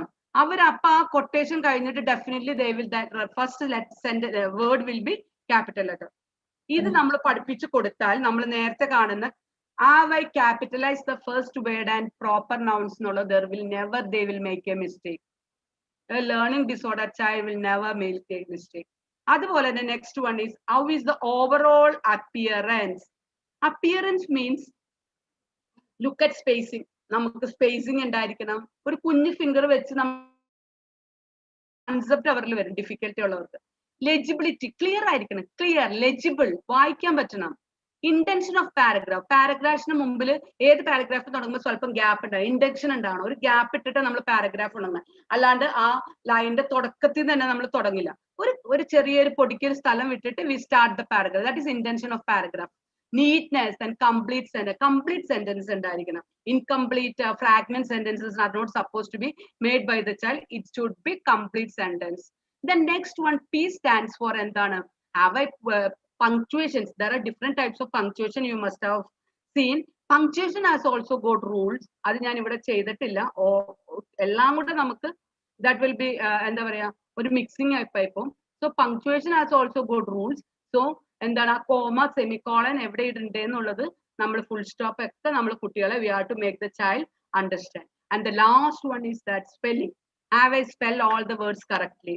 നമ്മുടെ spelling correct ആണോ എന്ന് നമ്മൾ നോക്കും. കുറച്ച് എക്സസൈസസ് ഇംപ്രൂവ് എന്താ സ്പെല്ലിംഗ് മിസ്റ്റേക്സ് ഉണ്ടാവാണ്ടിരിക്കും. There are 25 rules in English connected with spelling.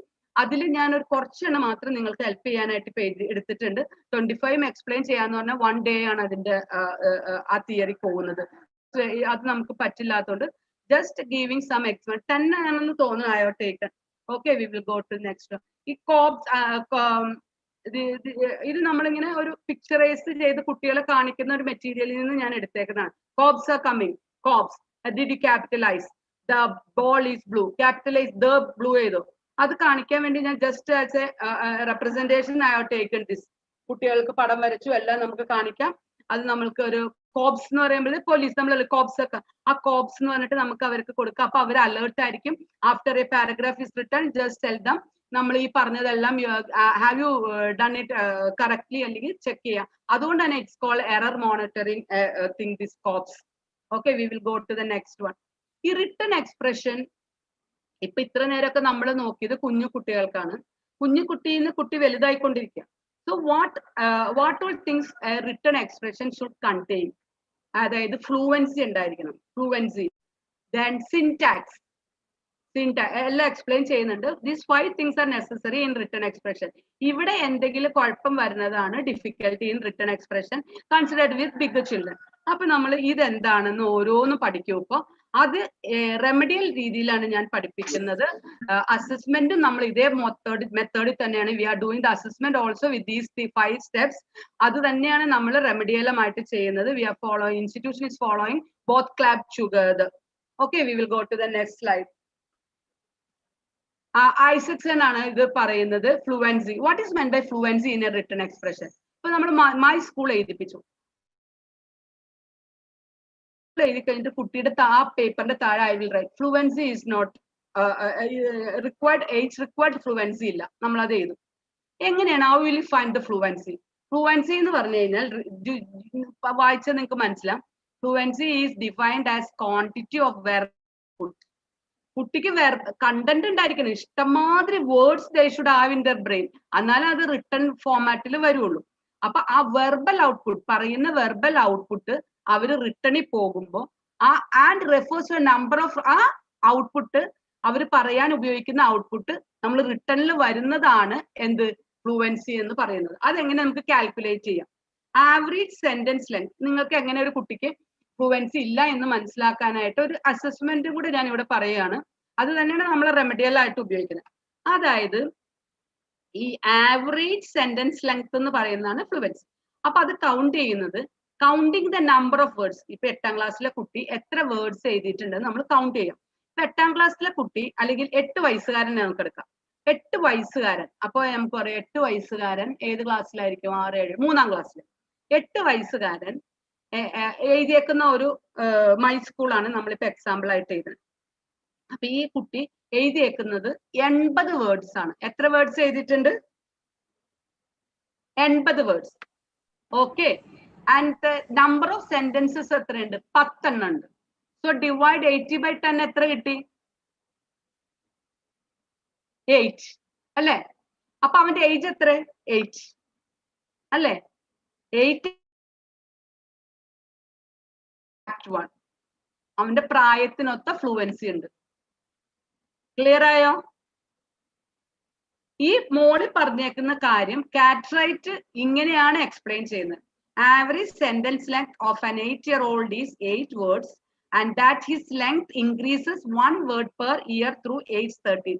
8 വയസ്സിൽ 8 ആയിരിക്കണം ഉത്തരം കിട്ടേണ്ടത്. അത് ഓരോ ഏജ് കൂടി കൂടി വരും. 13 ആവുമ്പോഴത്തേക്കും അതിന്റെ ആ പ്രൊഡക്ഷൻ 13 ഉണ്ടാവും അവർക്ക് എന്നാണ് അവർ പറയുന്നത്. He suggests that any deviation of more than 2 words indicates a problem. അതായത് 8 വയസ്സുകാരൻ ഇപ്പൊ 8 എന്നുള്ള ഉത്തരം നമുക്ക് കിട്ടി. 80/10 8 കിട്ടി. അതിൽ പകരം നമുക്ക് കിട്ടുന്നത് 60/10 ആണെങ്കിൽ 6 ഉണ്ടാവുള്ളൂ അല്ലെ? His age is 8 and his answer is 6 അല്ലെ? Yes, ma'am. അപ്പൊ 6 കിട്ടണമെന്ന് പറയുന്നത് 2 ലെവൽ ബിലോ ആണ്. അപ്പൊ ഫ്ലുവൻസി കുറവാണ്. Clear? Okay, ma'am. Yes, Okay. ma'am. Yes. Next one, syntax. Syntax എന്ന് പറഞ്ഞാൽ കൺസ്ട്രക്ഷൻ ആണ്. Construction of sentences or the words where words are put together to form phrases, clauses and sentences. ഇതാണ് നമ്മൾ സിന്റാക്സിൽ check ചെയ്യുന്നത്. Check ചെയ്യുകയും ഇത് കണ്ടുപിടിച്ചു കഴിഞ്ഞാൽ നമ്മൾ റെമഡിയലും കൊടുക്കും. You will see some remedial also in this. അപ്പൊ ഇവിടെ ഇമ്പോർട്ടന്റ് എന്ന് പറഞ്ഞാൽ നമ്മൾ ഇവിടെ ഉണ്ടെന്ന് പറഞ്ഞ സിന്റാക്സിൽ ഫ്രേസസ് ഉണ്ട്, ക്ലോസസ് ഉണ്ട്, സെന്റൻസസ് ഉണ്ട്. അപ്പൊ ഫ്രേസ് എന്ന് പറയുന്നത് എന്താണ്?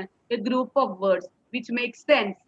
ഒരു സെൻസ് ഉണ്ട്, group of word, but not complete sense is called a phrase.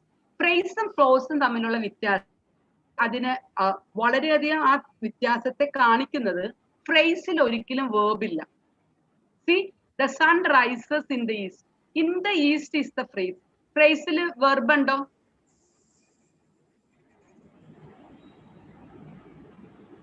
ഇല്ല അല്ലേ? ഇല്ല.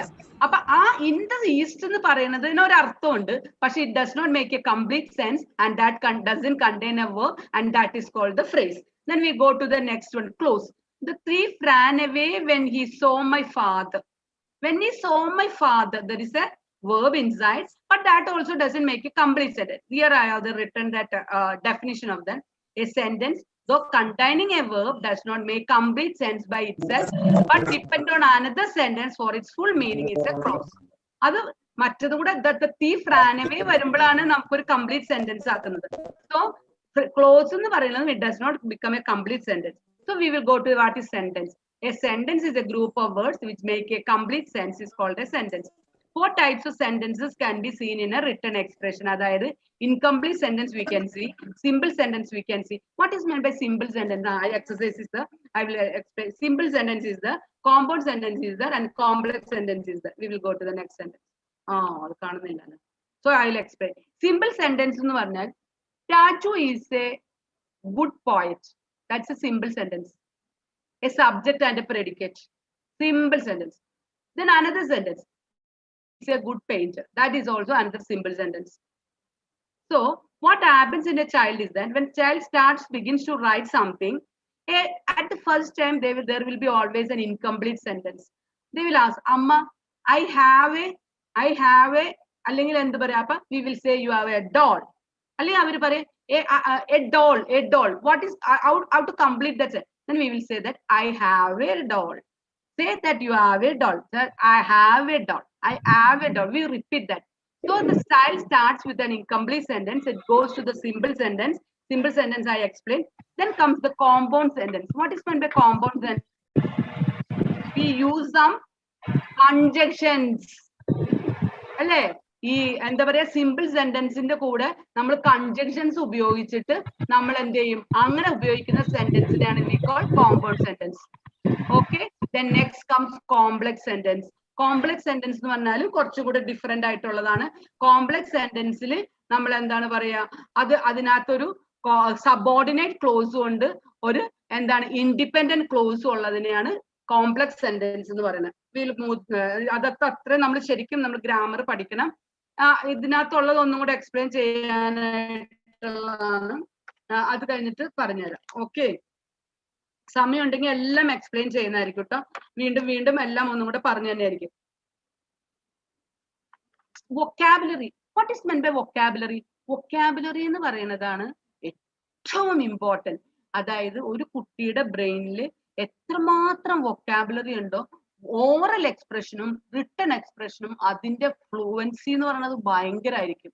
വൊക്കാബുലറി എന്ന് പറഞ്ഞാൽ I will just read this sentence. Vocabulary refers to the originality or maturity in the student's choice of words and the variety of words. Variety. എന്തുമാത്രം ഒരു സെന്റൻസിൽ ചില കുട്ടികൾ I have seen in Rajagiri when I was teaching in Rajagiri.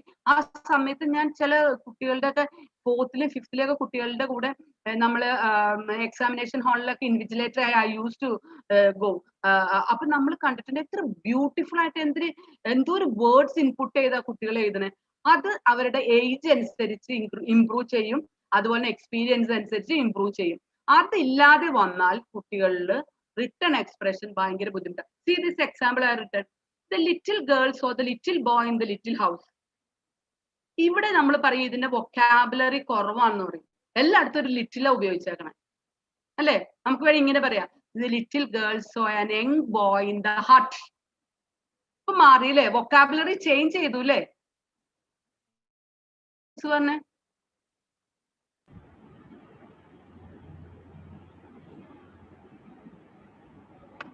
പോയ എല്ലാവരും? ഇല്ല മാം, everybody is here. Okay, പോണേന് ഇപ്പൊ പറയണോട്ടോ, അപ്പൊ എനിക്കും പോകാനും. അല്ല മാം, അത് മനസ്സിലായില്ല, അതുകൊണ്ട് ആരും മിണ്ടാഞ്ഞേ. മാം എന്താ ഉദ്ദേശിച്ചേ? അതായത് വൊക്കാബുലറി എന്ന് പറഞ്ഞാല് കളക്ഷൻ ഓഫ് വേർഡ്സ്. അതായത് നമ്മുടെ ബ്രെയിനിൽ ഒരുപാട് വേർഡ്സ് ഉണ്ടായിരിക്കണം. മനസ്സിലായി? നമുക്കിപ്പോ ഒരു സന്തോഷം എന്ന് പറഞ്ഞാൽ എത്ര വേർഡ്സ് ഉണ്ട്? ഹാപ്പി, അതല്ലേ ഉള്ളൂ. എല്ലായിടത്തും നമ്മൾ ഹാപ്പി ചെയ്ത് I am happy, I am unhappy. വേറെ എന്തോരം ഉണ്ട്?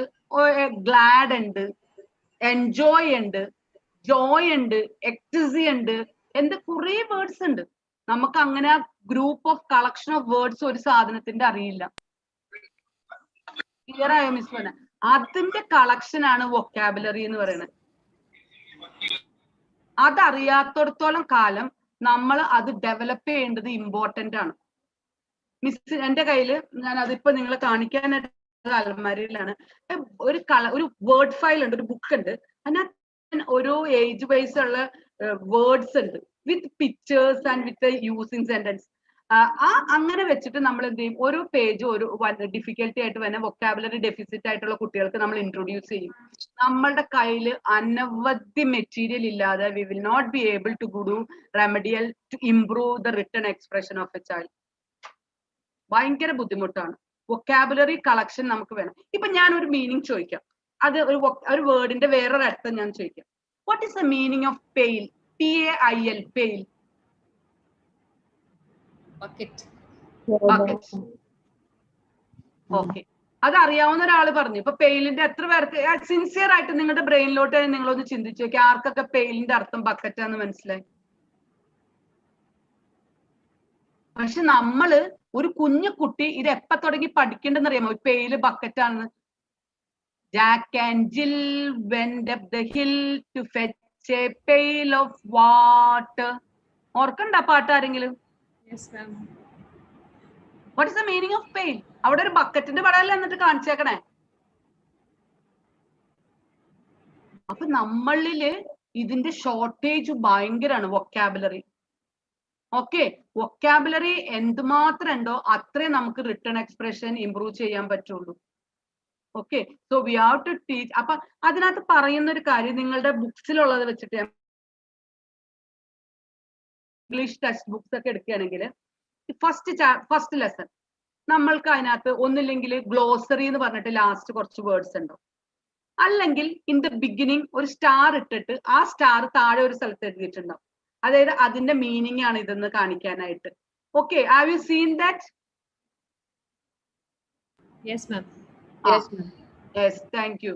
അപ്പോ ഇവിടെ എനിക്ക് തന്നെ I feel that I got some auditory or visual hallucination. I am not seeing anybody on the screen. I am seeing myself and my slide only. That is creating some difficulty for my brain to take class. So at least anybody out of 100, you can unmute that your sound, but somebody should come to the screen. I am not seeing anybody. Ma'am, you're not seeing me also. I am looking at your pretty your face name? and sitting. Minnie Thomas. Minnie Thomas. Minnie, I am not able to see you, Minnie.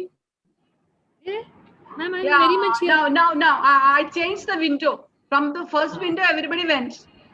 Okay, when I started asking questions, everybody Disappeared. Okay, so now I am able to see somebody. Okay, ma'am. Because after from 4:30 again, I have got class on this learning disability for a college in Bangalore, IIPA, Indian Institute of Psychology and Research. The same thing I think there will also happen, because I feel not seeing anybody. No, because for 18 years as a trainer, I was offline. I used to Yes, take ma'am. class when children are in front of me, but these 2 years online, it's creating many difficulty for me. Okay, then True. vocabulary understood. Then one thing, vocabulary, when I checked, when I was in Tajigiri, I used to go to first standard and all, just to know how this reading and this vocabulary is getting developed. So what I understood is then, when the first lesson in that English chapter lesson is taken, there will be that example itself I will get. That first explanation was here, farmer, everything the teacher explained, that first lesson, understood? Okay, when that farmer comes in the second standard, the teacher will never explain that vocabulary, meaning of that vocabulary, because that vocabulary has to go into the brain at the first standard, June. Understood? 6 years June povanda vocabulary. So that will not be helped again when it is second standard.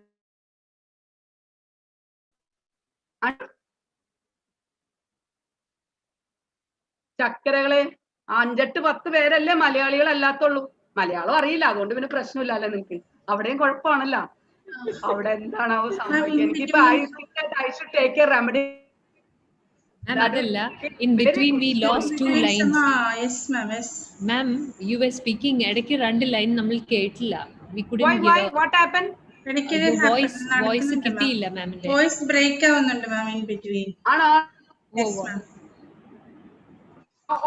Is it now? Question ചോദിക്കുന്ന സമയത്ത് break ആവുന്നത്, അതുകൊണ്ടാണ് നിങ്ങൾക്ക് answer ചെയ്യാൻ പറ്റാത്തത്. അതെ, മനം പോലെ മംഗല്യം. ക്വസ്റ്റ്യൻ ചോദിക്കുമ്പോ ഡെഫിനറ്റ് ആയിട്ട് നടക്കുമല്ലോ. അത് നന്നായി, ആ ഉത്തരം എനിക്ക് ഭയങ്കര ഇഷ്ടമായി. ഇപ്പൊ എല്ലാം കേക്കാലോ. യെസ് മാം, അത് മതി. ഓക്കെ, vocabulary മനസ്സിലായോ? You understood what is meant by vocabulary. Vocabulary deficit വന്നു കഴിഞ്ഞാൽ that will affect in the written expression of the child. You just improve the vocabulary of the kid. Okay, that is very important. From the LKG level you have to improve. Cat, mat, sat, that itself there are 150 vocabulary we are introducing. Okay, then the next one is structure. That is the most important thing in a written expression. What is meant by structure? Mechanical aspect of writing. Rules of grammar. Okay, rules of grammar. What is meant by grammar? What is meant by grammar? Have you seen do you know what is meant by grammar? Grammar എന്ന് പറഞ്ഞാൽ എന്താ? Grammar എന്ന് പറഞ്ഞാൽ ഗ്രാമറിൽ എത്ര parts of speech ഉണ്ട്? How many parts of speech are there in grammar? ഞാൻ തന്നെ പറയാം, എല്ലാം ഞാൻ തന്നെ പറയാം. അപ്പൊ വേഗം ക്ലാസ് തീരുമല്ലോ. 8 പാർട്സ് ഓഫ് സ്പീച്ച് അത് അല്ലേ? 8 പാർട്സ് ഓഫ് സ്പീച്ച് ഉണ്ടല്ലേ? അല്ലേ? അതിൽ ഫസ്റ്റ് വൺ എന്താ? Noun. First one is noun. Second one is pronoun. Third one is adjective. Fourth one is verb. Fifth one is adverb. Sixth one is conjunction. മറന്നു പോയാ? Punctuation. പിന്നെ ഏതാ? Conjunction ഉണ്ട്. പിന്നെ എന്താ ഉള്ളത്? Preposition അല്ലേ? Conjunction, preposition and interjunction. These are the 8 one. കിട്ടിയാ? Yes, ma'am. പങ്ക്ച്വേഷൻ ഇല്ല കേട്ടോ. പങ്ക്ച്വേഷൻ അതിന്റെ ഇടയിൽ കൂടെ വന്നാണ്. അപ്പൊ എന്താണ്? Noun, pronoun, then next one is adjective. ഇത് മൂന്നും ഒരുമിച്ച് പഠിപ്പിക്കണം. when you teach a child, this has to be ഈ മൂന്ന് കാര്യം, അതായത് നൗണും പ്രോനൗണും അഡ്ജക്റ്റീവ്, ഒരാളെ ഈ നൗണിനെ ഡിപ്പെൻഡ് ചെയ്യുന്ന ആൾക്കാരാണ്. so that has to be taught separately, these 3 things. understood? അല്ലാണ്ട് നമ്മൾ നൗൺ പഠിപ്പിച്ചിട്ട് വേർബ് പഠിപ്പിക്കാൻ പോയാൽ നമുക്ക് പ്രൊനൗണും അഡ്ജക്റ്റീവും ആ കുട്ടികൾക്ക് ഡിഫിക്കൽട്ടി ആവും. Because noun and different things. So when you teach noun, അത് കഴിഞ്ഞ ഉടനെ you teach the pronoun, then adjective, then keep it away. അത് മാറ്റി വെക്കാം. Then you take verb. നൗണിനെ ക്വാളിഫൈ ചെയ്യണാണ് അഡ്ജക്റ്റീവ്, വെർബിനെ ക്വാളിഫൈ ചെയ്യണാണ് ആഡ്വേർബ്. സോ അത്രയും കഴിഞ്ഞിട്ട് അതിന്റെ ഇടയ്ക്ക് നമുക്ക് പഠിപ്പിക്കാം. വെർബും അഡ്വെർബും ഒരുമിച്ച് പോകണം, അത് ഒരുമിച്ച് പഠിപ്പിക്കണം. വെർബ് ആദ്യം പഠിപ്പിക്കാം. വെർബ് എന്ന് പറഞ്ഞാൽ എന്താ? ശരിക്കും ആക്ഷൻ വേർഡ്സ് ആണ് അല്ലേ? ഒറിജിനൽ വെർബ് എന്ന് പറഞ്ഞാൽ ആക്ഷൻ വേർഡ്സിനെയാണ്. അല്ലാണ്ട് നമ്മൾ പഠിക്കുന്ന ബാക്കി ഈസ്, ആർ, വാസ്, വേർ ഒന്നുമല്ല. ഒറിജിനൽ വേർഡ് എന്ന് പറഞ്ഞാൽ full verb or the main verb in English എന്ന് പറഞ്ഞാൽ ആക്ഷൻ വേർഡ്സ് ആണ്. അതായത് റൺ, സിറ്റ്, ആക്ഷൻ കാണാൻ കുട്ടീനെ നമ്മൾ ഇങ്ങനത്തെ ഫ്ലാഷ് കാർഡ്സ് എടുത്തിട്ട് സിറ്റ്, ഇവിടെ റൺ, എന്താ ഈറ്റ്, റൈറ്റ്, ഇങ്ങനത്തെ എല്ലാ വേർഡ്സ് എടുത്തിട്ട് അതൊക്കെ ചെയ്ത് കാണിക്കാൻ പറയണം. ചെയ്ത് കാണിക്കാൻ പറ്റുന്നതെല്ലാം വെർബാണ്. നൗൺ എന്ന് പറയുന്നത് ഒന്നും ചെയ്ത് കാണിക്കാൻ പറ്റില്ല.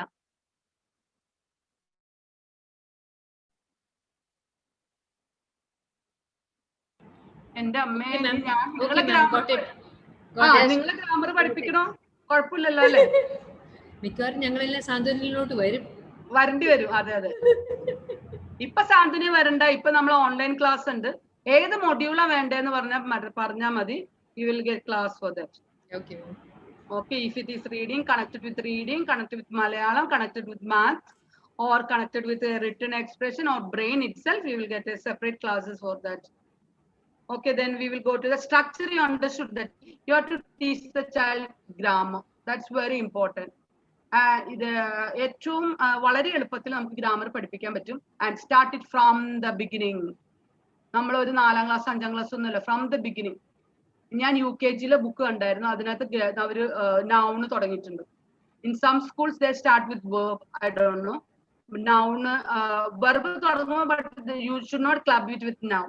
ഏതെങ്കിലും ഒരെണ്ണം പഠിപ്പിച്ചു കൊടുത്തിട്ട്, especially what happens with learning disorder children, നമ്മൾ എല്ലാം കൂടെ confused. Okay, thorough with that. Okay, then you do the other section. Okay, then structure we finished. Structure is that mechanical aspect of writing that consists of punctuation, capitalization and the rules of grammar you teach them.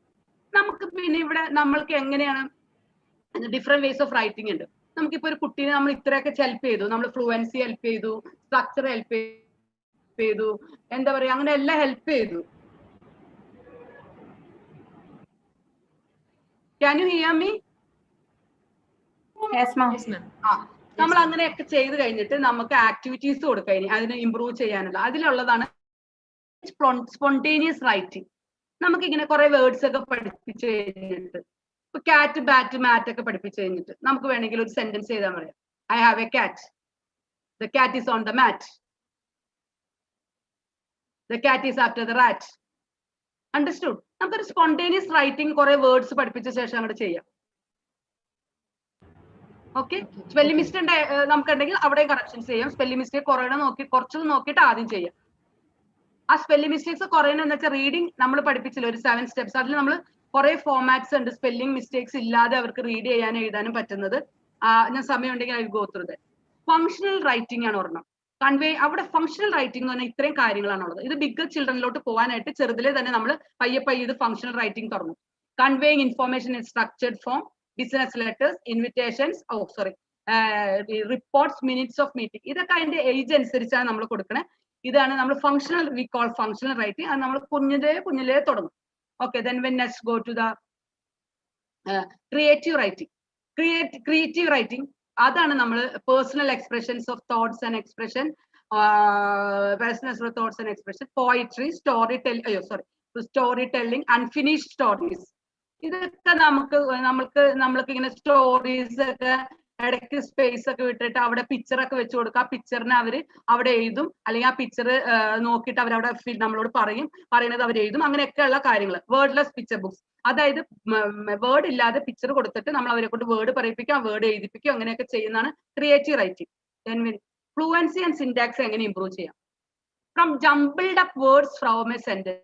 അതായത് നമ്മൾ jumbled up words ഒരു sentence പോലെ ആക്കിയിട്ട്, sentence അല്ലാതെ ഇങ്ങനെ ഇവിടെ ഒരു example ചെയ്തിട്ട് ഹെർ ക്വൈറ്റ്ലി കാറ്റ് ദ ഫുഡ് എയ്റ്റ്, ഇങ്ങനെ ഞാൻ എഴുതി. ഇനി നമുക്ക് എന്ത് ചെയ്യാം? അതിനെ നമുക്ക് ഒരു സെന്റൻസ് ആക്കാം. എങ്ങനെയാണ്? എന്താ എങ്ങനെ പറയും? ഓക്കെ, ഞാൻ ജംബിൾ വേർഡ്സ് ഉണ്ടാക്കി. Say the correct sentence.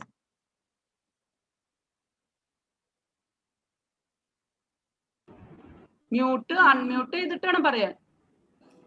The cat ate the food. അല്ല, സോറി. കറക്റ്റ്. അപ്പൊ അവർക്കും ഇത് തന്നെ വരും. അപ്പൊ നമ്മൾ പറഞ്ഞു കൊടുക്കാം, വീണ്ടും നമ്മൾ ഹെൽപ്പ് ചെയ്യാം. പറഞ്ഞോ. You read once more. പറഞ്ഞോ.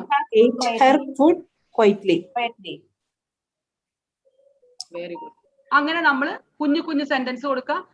ഒരു വെർബും ഒരു നൗണൊക്കെ ഉള്ളത് ഇട്ട് കൊടുക്കുക. അത് നമുക്ക് ഇഷ്ടമാതിരി ബുക്സ് നമ്മൾക്ക് അതിന്റെ കിട്ടൂട്ടോ. നമുക്ക് ഈ ജംബിൾഡ് വേർഡ്സ് ഒക്കെ ഉള്ളത് അത് വെച്ചിട്ട് നിങ്ങൾ എക്സസൈസ് ചെയ്യിപ്പിക്കുക കുട്ടികളെ. അതിന് ചെയ്യുന്നതിന് മുമ്പ് നമ്മൾ അതിന്റെ വൊക്കാബുലറി എന്ന് വെച്ചാൽ, ഇപ്പൊ എനിക്ക് ഹിന്ദിയുടെ Hindi I know to read, I know to write. If somebody says I can write, I can read, but I am not able to speak. Why? What is it? Why I am not able to speak?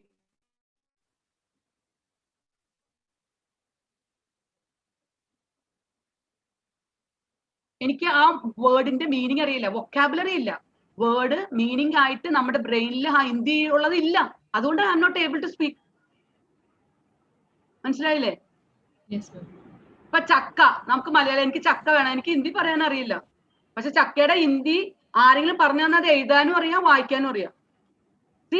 ആ vocabulary means നമ്മൾക്ക് word വേണം, അതിന്റെ അർത്ഥവും വേണം.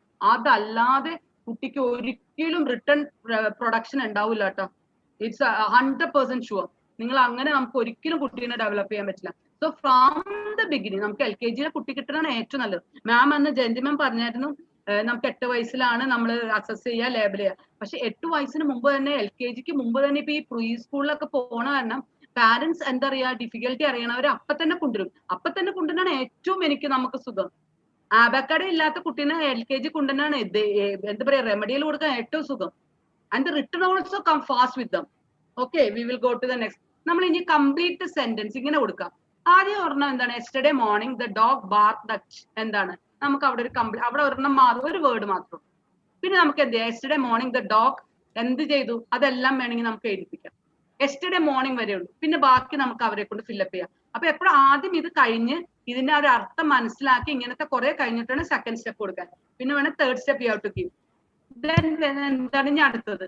Connect two simple sentence to make compound sentence. The policeman is young. എന്താണ്? The policeman stop the car. How can you make it into compound sentence?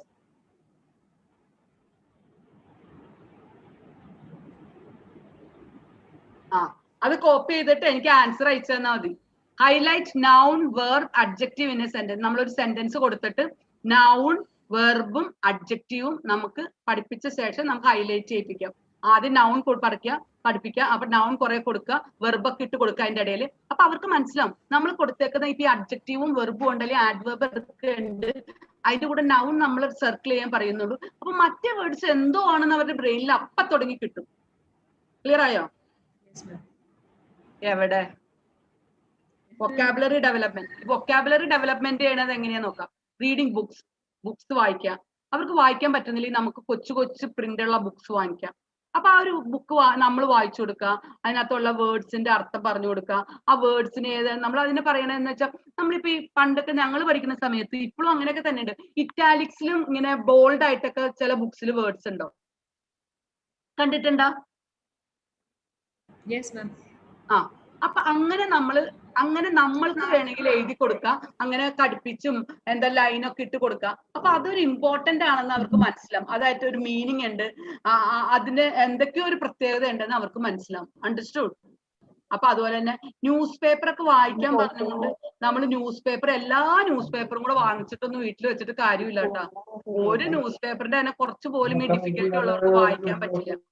അപ്പൊ നമ്മൾക്ക് വേണമെങ്കിൽ ആഴ്ചയിൽ ഒരു ദിവസം വാങ്ങിക്കാം.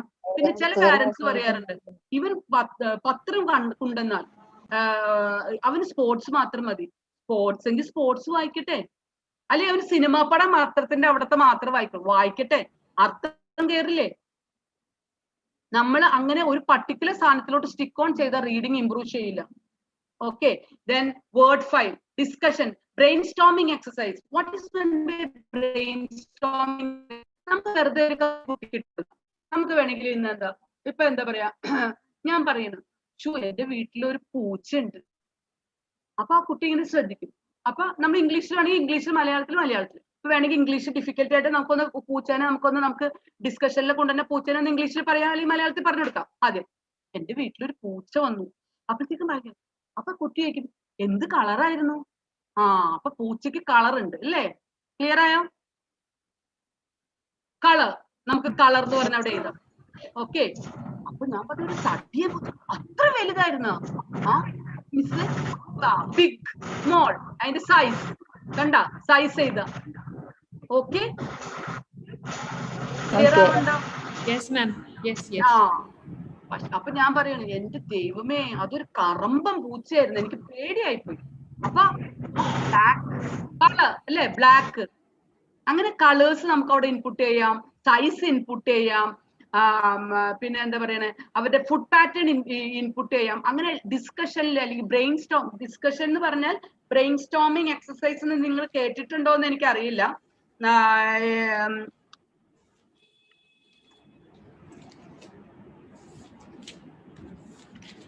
ബ്രെയിൻ സ്റ്റോമിങ് എക്സസൈസസ് അത് നമുക്ക് ചെയ്തു കൊടുക്കാം. അത് വളരെ ഹെൽപ്ഫുൾ ആയിരിക്കും കുട്ടികൾക്ക്. പിന്നെ നമുക്ക് വേർഡ് ഫയൽസ് വെക്കാം. നമ്മൾ എപ്പോഴും we should be ready with the material before we start the remedial session of writing. Writing സ്കിൽസിന് നമ്മൾ ഓൺ ദ സ്പോട്ട് റെമഡിയൽ ചെയ്തിട്ട് ഒരു ഇമ്പ്രൂവ്മെന്റ് നമ്മൾ കുട്ടികളെ കാണില്ല. നിങ്ങൾ ചെയ്യണ്ട, ഡോണ്ട് ഡു ദാറ്റ്. അതെന്ന് വെച്ചാൽ അതൊന്നും ഇമ്പ്രൂവ്മെന്റ് ഉണ്ടാക്കില്ല. ഓക്കെ, നമ്മൾ അന്ന് എടുക്കേണ്ട 40 മിനിറ്റ്സിന് എടുക്കേണ്ട കാര്യത്തിനെ കുറിച്ചിട്ട് special education should be very much aware.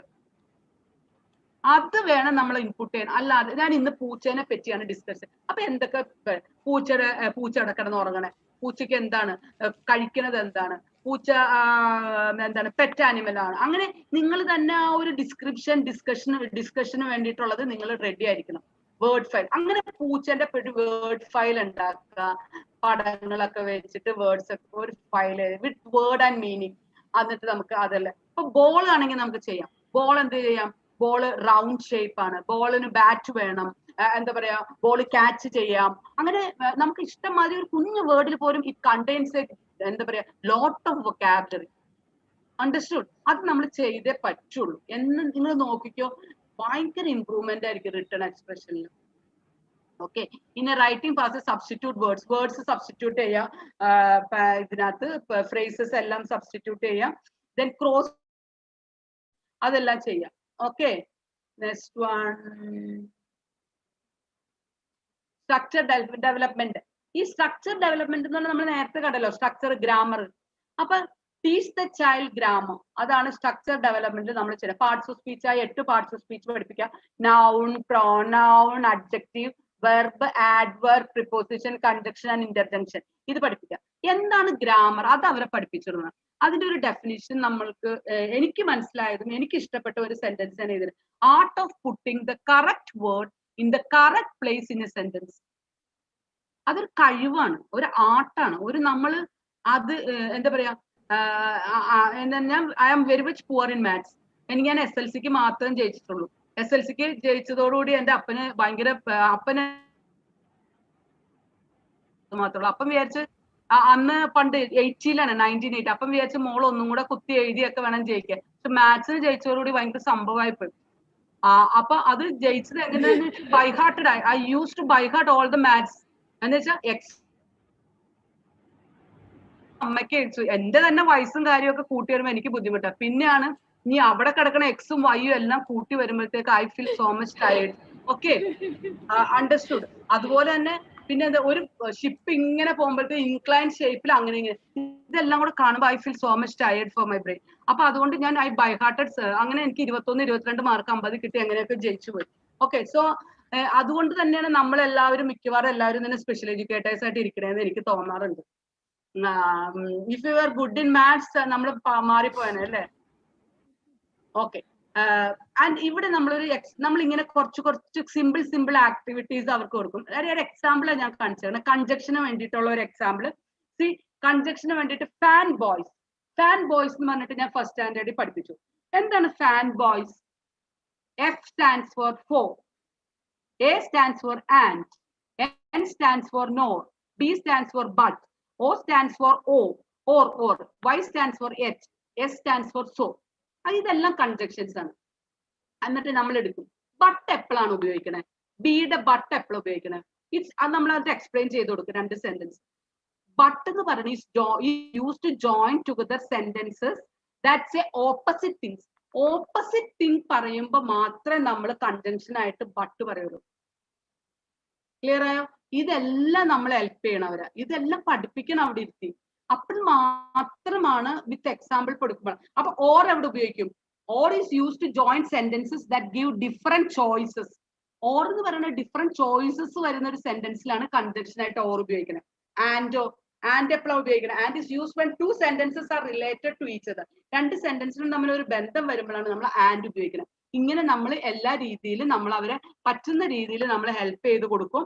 അതെല്ലാം നമ്മൾ ആക്ടിവിറ്റീസിൽ നമ്മൾ ഇൻക്ലൂഡ് ചെയ്യും. ഫാൻ ബോയ്സ് എന്നൊക്കെ പറഞ്ഞാൽ എഴുതി കൊടുക്കുമ്പോൾ അവർക്ക് they will be very much interested. Then insert punctuations. Punctuationsന്റെ റൂൾസ് ഉണ്ട്. അത് I explained before. അത് നമ്മൾ ഇവിടെ ഒരു സെന്റൻസിൽ കുത്തൊക്കെ ഇടാതെയും കോമയൊക്കെ ഇടാതെ ഇൻവേർട്ടഡ് കോമയൊക്കെ ഇടാതെയൊക്കെ നമ്മൾ ഇട്ട് കൊടുക്കും. റൂൾസ് പഠിപ്പിച്ചിട്ട് ആദ്യം ഫുൾ സ്റ്റോപ്പ് പഠിപ്പിച്ചു കൊടുത്തിട്ട് അതിന്റെ എക്സസൈസ് ചെയ്യിപ്പിക്കും. Then we do സെമിക്കോളൻ ഇങ്ങനെ ചെയ്യുന്ന എല്ലാം നമ്മൾ ആക്ടിവിറ്റീസ് ആയിട്ട് നമ്മൾ പറഞ്ഞു കൊടുക്കും. നമ്മൾ ഫിൽ ഇൻ ദ ബ്ലാങ്ക്സ് ചെയ്യും. വേർബ്സും ടെൻസ് ഒക്കെ വെച്ചിട്ട് നമ്മൾ ഫിൽ ഇൻ ദ ബ്ലാങ്ക്സ് ചെയ്യും. വേർബ്സ് എന്ന് പറഞ്ഞാൽ എന്താ പറയാ, അതൊരു നമ്മൾ ബൈഹാർട്ട് ചെയ്യേണ്ട ഒരു നമ്മൾ മാത്സിന് നമ്മൾ പഠിച്ചിട്ട് ഇപ്പൊ മാത്സ് ടീച്ചേഴ്സ് പറഞ്ഞിട്ടുണ്ടായിരുന്നു അല്ലെ, you have to by heart multiplication table. പറഞ്ഞിട്ടുണ്ടോ? നിങ്ങൾ ആരും മാത്സ് പഠിച്ചിട്ടില്ല എന്ന് അറിയാം, എന്നാലും ഞാൻ ചോദിക്കാം, നിങ്ങൾ കേട്ടിട്ടുണ്ടോ? ഓക്കെ. അപ്പം ഈ മൾട്ടിപ്ലിക്കേഷൻ ടേബിൾ പഠിക്കുന്ന ബൈഹാർട്ട് ചെയ്യുന്ന അതേ രീതി തന്നെയാണ് നമ്മൾ എന്ത് ചെയ്യണ്ടേ, ഈ എന്താ പറയാ വെർബ് പഠിക്കേണ്ടത്. വെർബ് എന്ന് പറഞ്ഞാൽ ഗ്രാമറിന്റെ ഒരു പോർഷൻ ആണ് വെർബ്. ആ വെർബിനും നമ്മൾക്ക് ഒരു കാര്യങ്ങളൊക്കെ ഉണ്ട്. സബ്ജക്ട് വെർബ് എഗ്രിമെന്റ്, അത് ബൈഹാർട്ട് ചെയ്യണം. അത് ബൈഹാർട്ട് ചെയ്യാതെ കുട്ടികൾ ഒരിക്കലും sentence construction, structure development correct. Very important. Grammar ആർക്കെങ്കിലും ബുദ്ധിമുട്ടുണ്ടെങ്കിൽ പേഴ്സണലി വിളിച്ചോ. ഫീസ് ഉണ്ടെന്ന് മാത്രം നമ്മൾ പഠിപ്പിച്ചു തരും. ഓക്കെ. ചുമ്മാ പറയണല്ലാട്ട, കാര്യമായിട്ട് തന്നെ പറഞ്ഞതാ. അപ്പൊ fill in the blanks with verb and tenses. അത് നമ്മൾ വേർബ്സിനൊക്കെ ഒരു പ്രത്യേക പൊസിഷൻസ് ഒക്കെ ഉണ്ട്. അതാണ്, അതൊരു കലയാണ്. നമ്മൾ ആ വേർബിനെ ഇന്ന ആളുടെ മുമ്പിൽ ഇടാൻ പാടുള്ളൂ, അല്ലെങ്കിൽ ഇന്ന ആൾ കഴിഞ്ഞിട്ട് ഇടാൻ പാടുള്ളൂ. നൗണിന് ഇന്ന ആളുടെ കഴിഞ്ഞിട്ട് ഇന്ന രീതിയിൽ ഇടാൻ പാടുള്ളൂ. അത് പഠിച്ചു കഴിഞ്ഞാൽ it starts from first standard. അതാണ് അതിന്റെ ഏറ്റവും വലിയ പ്രത്യേകത. അത് ചെയ്യാത്തത് കൊണ്ടാണ് സെന്റൻസ് കൺസ്ട്രക്ഷൻ ഒക്കെ ഭയങ്കര ഡിഫിക്കൽട്ടി നമുക്ക് തന്നെ ഉണ്ടായിരിക്കുന്നത്. ഓക്കെ. ഇപ്പൊ കണ്ടന്റ് എന്ന് പറഞ്ഞ ഒരു കാര്യം നിങ്ങൾ ആ 5 ഇതിൽ പഠിച്ചിട്ടുണ്ടായിരുന്നു. അതായത് കണ്ടന്റ് എന്ന് പറഞ്ഞാൽ fluency, then syntax, vocabulary, structure, and then the last one content. Content എന്ന് പറയുന്നത് ഇപ്പം മൈ സ്കൂൾ എന്ന് പറഞ്ഞ ഒരു സാധനം എഴുതി കുട്ടി. അപ്പൊ ഞാൻ എക്സാമ്പിൾ ആയിട്ട് അത് പറയാം. My school name is Rajagiri and it is situated at Kalamassery. My class teacher's name is Sneha.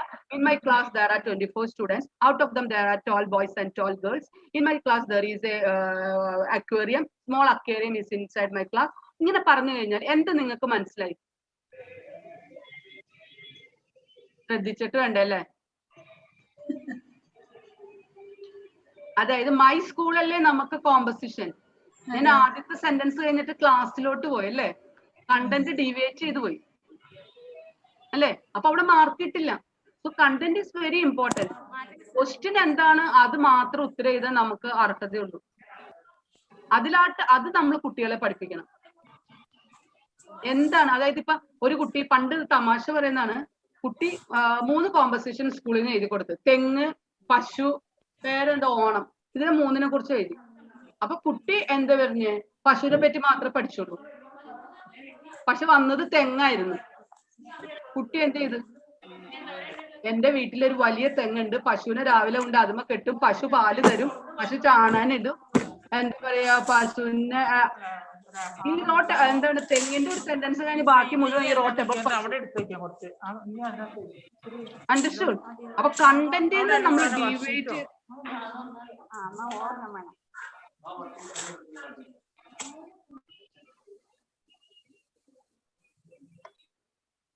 Okay, നമ്മൾ കണ്ടന്റിൽ നിന്ന് മാറി പോവാൻ പാടില്ല. കണ്ടന്റിൽ നിന്ന് മാറി പോവാൻ പാടില്ല. അപ്പൊ ഈ കണ്ടന്റ് ഡെവലപ്പ് ചെയ്യാനുള്ള ഒരു എക്സസൈസ് ആണ് ഞാൻ താഴെ എഴുതിയേക്കുന്നത്. That is first one, idea generation. That is brainstorming. അതായത് നമ്മൾ മേക്ക് ഇൻ ടു പോയിന്റ്സ്. ഇപ്പൊ മൈ സംസാരിച്ചിട്ട് I will just write below.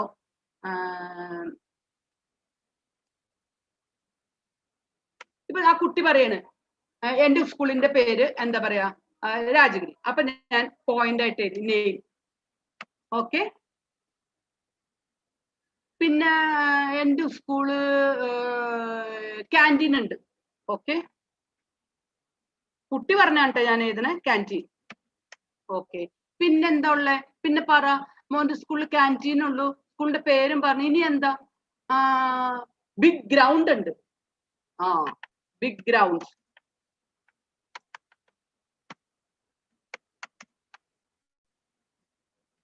Okay, ഇങ്ങനെ നമ്മൾ കുട്ടി പറയുന്ന പോയിന്റ്സ് ഒക്കെ എഴുതാണ്. That is making into points. ആ സെന്റൻസിനെ പോയിന്റ് ആക്കി. അണ്ടർസ്റ്റുഡ്? ഓക്കെ, പോയിന്റ് 1 by 1 എഴുതാം. അപ്പൊ കുറച്ച് പോയിന്റ് ഒക്കെ കഴിഞ്ഞിട്ട് നമ്മൾക്ക് ആവശ്യമുള്ളതൊന്നും അതിനകത്ത് ഇല്ല എന്ന് സ്പെഷ്യൽ എഡ്യൂക്കേറ്റർക്ക് മനസ്സിലായി. So we brain Storm the child. നമ്മൾ ചോദിക്കും സ്കൂളിന്റെ പേര് പറഞ്ഞു. അപ്പൊ സ്കൂൾ എവിടെയാ? ഓക്കെ, സ്കൂൾ അല്ലേ കളമശ്ശേരി. ഓക്കെ, നമ്മൾ വേറെ അടുത്ത് ഇങ്ങനെ 1 by 1 തന്നെ എഴുതണം. നമുക്കിവിടെ സ്പേസ് ഇല്ലാത്തതുകൊണ്ട് താഴെ തന്നെ എഴുതാം. അങ്ങനെ എഴുതാം. സ്പേസ് പ്ലേസ് എഴുതി. അപ്പൊ നമുക്ക് ചോദിക്കാം, അപ്പൊ നിങ്ങളുടെ സ്കൂളില് പ്രിൻസിപ്പൾ അങ്ങനെയൊക്കെ ഉണ്ടോ? പിന്നെ പ്രിൻസിപ്പൾ ഉണ്ട്, എന്ത് വൈസ് പ്രിൻസിപ്പൾ ഉണ്ട്. അപ്പോഴായിരിക്കും അവർക്ക് അത് വരണേ. ഇവർക്ക് എന്താ പറയാച്ചാ ഐക്യു ഉണ്ടെങ്കിലും ആ ഓൺ ദ സ്പോട്ട് ആ പറയുന്ന സ്പോണ്ടേനിയസ്ലി ആ റീസണിങ് സ്കില്ലും ആ തിങ്കിങ് സ്കില്ലൊക്കെ വരില്ലേ, ഇതൊക്കെ അറിയാമെങ്കിലും. അപ്പൊ നമ്മൾ അവരെ ഇങ്ങനെയാണ് എന്ന് മനസ്സിലാക്കി കൊടുക്കുവാണ്. അപ്പൊ പ്ലേസ് പറഞ്ഞു, അപ്പൊ പ്രിൻസിപ്പൾ പറഞ്ഞു. അപ്പൊ നമ്മൾ we go to the principal.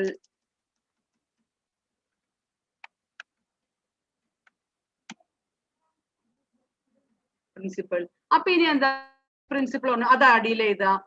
അത് കഴിഞ്ഞിട്ട് പിന്നെ നമുക്ക് ചോദിക്കാം, പിന്നെ ഇത്ര ഉള്ള പിന്നെ അപ്പൊ നമ്മൾ ചോദിക്കും നിങ്ങളുടെ സ്കൂളില് ഏത് ക്ലാസ് തുടങ്ങി ഏത് ക്ലാസ് വരെയൊക്കെ ഉണ്ട്? We are brainstorming the child. അപ്പൊ കുട്ടി പറയും LKG തുടങ്ങി 12th വരെ ഉണ്ട്.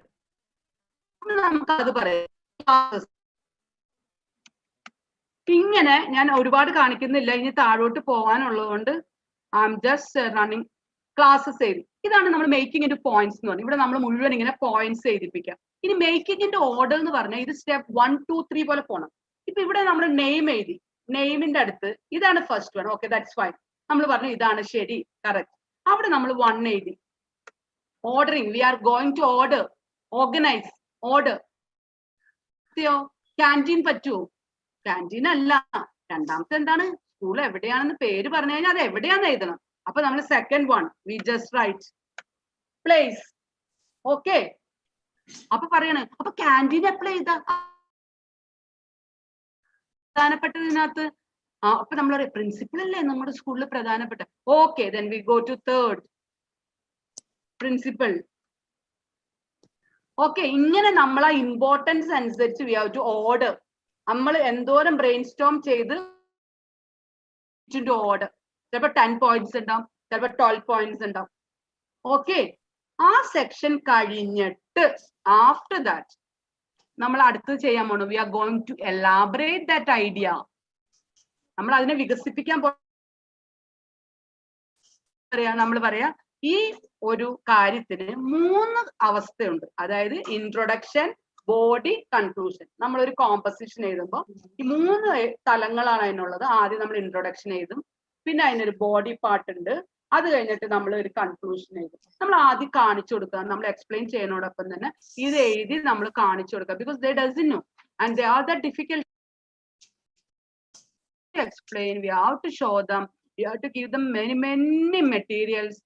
അങ്ങനെ എല്ലാം വെച്ചിട്ട് നമ്മൾ അത് ചെയ്ത് കാണിച്ചു കൊടുക്കുന്നു. അപ്പൊ നമുക്ക് സ്കൂൾ എടുത്ത പോലെ തന്നെ ക്യാറ്റ് എടുക്കാം, പിന്നെ എന്താ പോസ്റ്റ്മാൻ എടുക്കാം. കുഞ്ഞു കുഞ്ഞു സാധനത്തിൽ നിന്ന് നമുക്ക് ഇങ്ങനെ ഡെവലപ്പ് ചെയ്ത് കൊണ്ടുവരാം. അപ്പൊ നമ്മൾ ആദ്യമായി ഇൻട്രൊഡക്ഷൻ കൊടുത്തു, പിന്നെ ബോഡി പാർട്ട് കൊടുത്തു, പിന്നെ നമ്മൾ അവസാനം ലാസ്റ്റ് വൺ നമ്മൾ എന്ത് ചെയ്യും?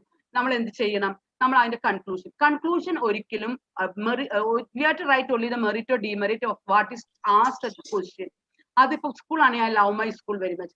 അവിടെ കൺക്ലൂഷൻ ഒന്നും കുറെ എഴുതി വാരി വലിച്ച് എഴുതാൻ അവിടെ അനുവാദം ഇംഗ്ലീഷിലില്ല. അതുപോലെ introduction only 1 or 2 or 3 points. അത് കഴിഞ്ഞ് ഓൾ ദ അതർ തിങ്, അതായത് ബാക്കി ഉള്ള എല്ലാം കുട്ടി എഴുതാൻ ഉദ്ദേശിച്ച ബോഡി പാർട്ട്, ഇങ്ങനെയെല്ലാം നമ്മളിവിടെ പറഞ്ഞു കൊടുക്കും. ഇങ്ങനെ നമ്മൾ എക്സ്പ്ലെയിൻ ചെയ്ത ശേഷം the next when the child comes for the remedial for written expression, what I do actually is that നമ്മൾ ക്യാറ്റിനെ പറ്റി പാരറ്റിനെ പറ്റി എടുത്താൽ നമ്മൾ അന്നത്തെ ദിവസം just make points, brain storming exercise ഉപയോഗിച്ചിട്ട് പോയിന്റ് മാത്രമേ ചെയ്തോളൂ. എന്നിട്ട് അവനെ പറഞ്ഞു വിടും. അല്ലെങ്കിൽ അടുത്ത വല്ല റീഡിംഗ് സെഷൻ ഉണ്ടെങ്കിൽ അതിനകത്തോട്ട് വിടും, അല്ലെങ്കിൽ കോർഡിനേഷൻ ഇമ്പ്രൂവ് ചെയ്യാനുള്ള ആക്ടിവിറ്റിയിലോട്ട് വിടും. അത് ഞാൻ കൂടുതൽ ഒന്നും ചെയ്യിക്കാറില്ല.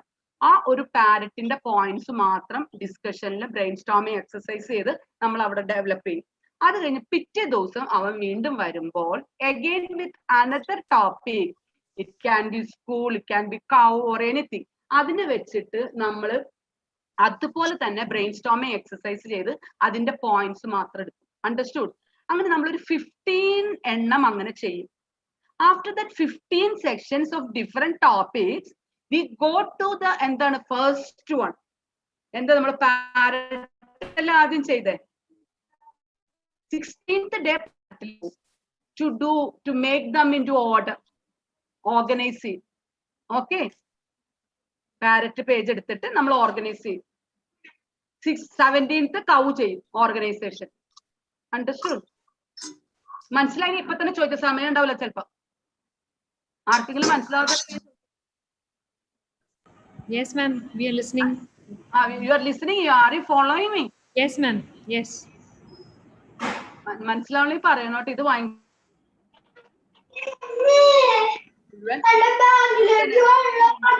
expression more than assessment.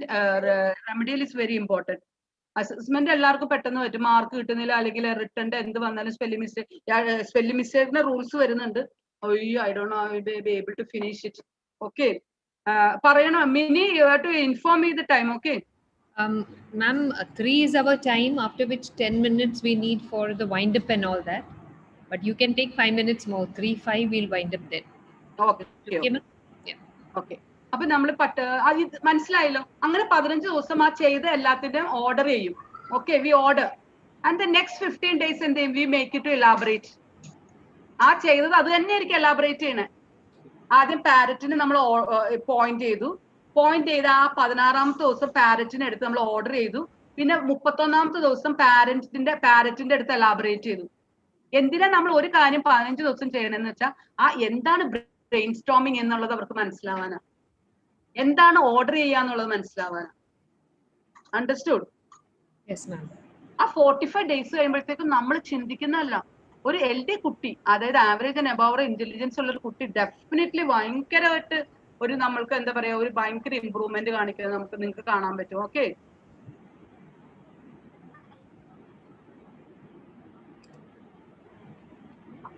Spelling rules, we go to spelling rules വളരെ ഇമ്പോർട്ടന്റ് ആണ് റെമഡിയലിന്.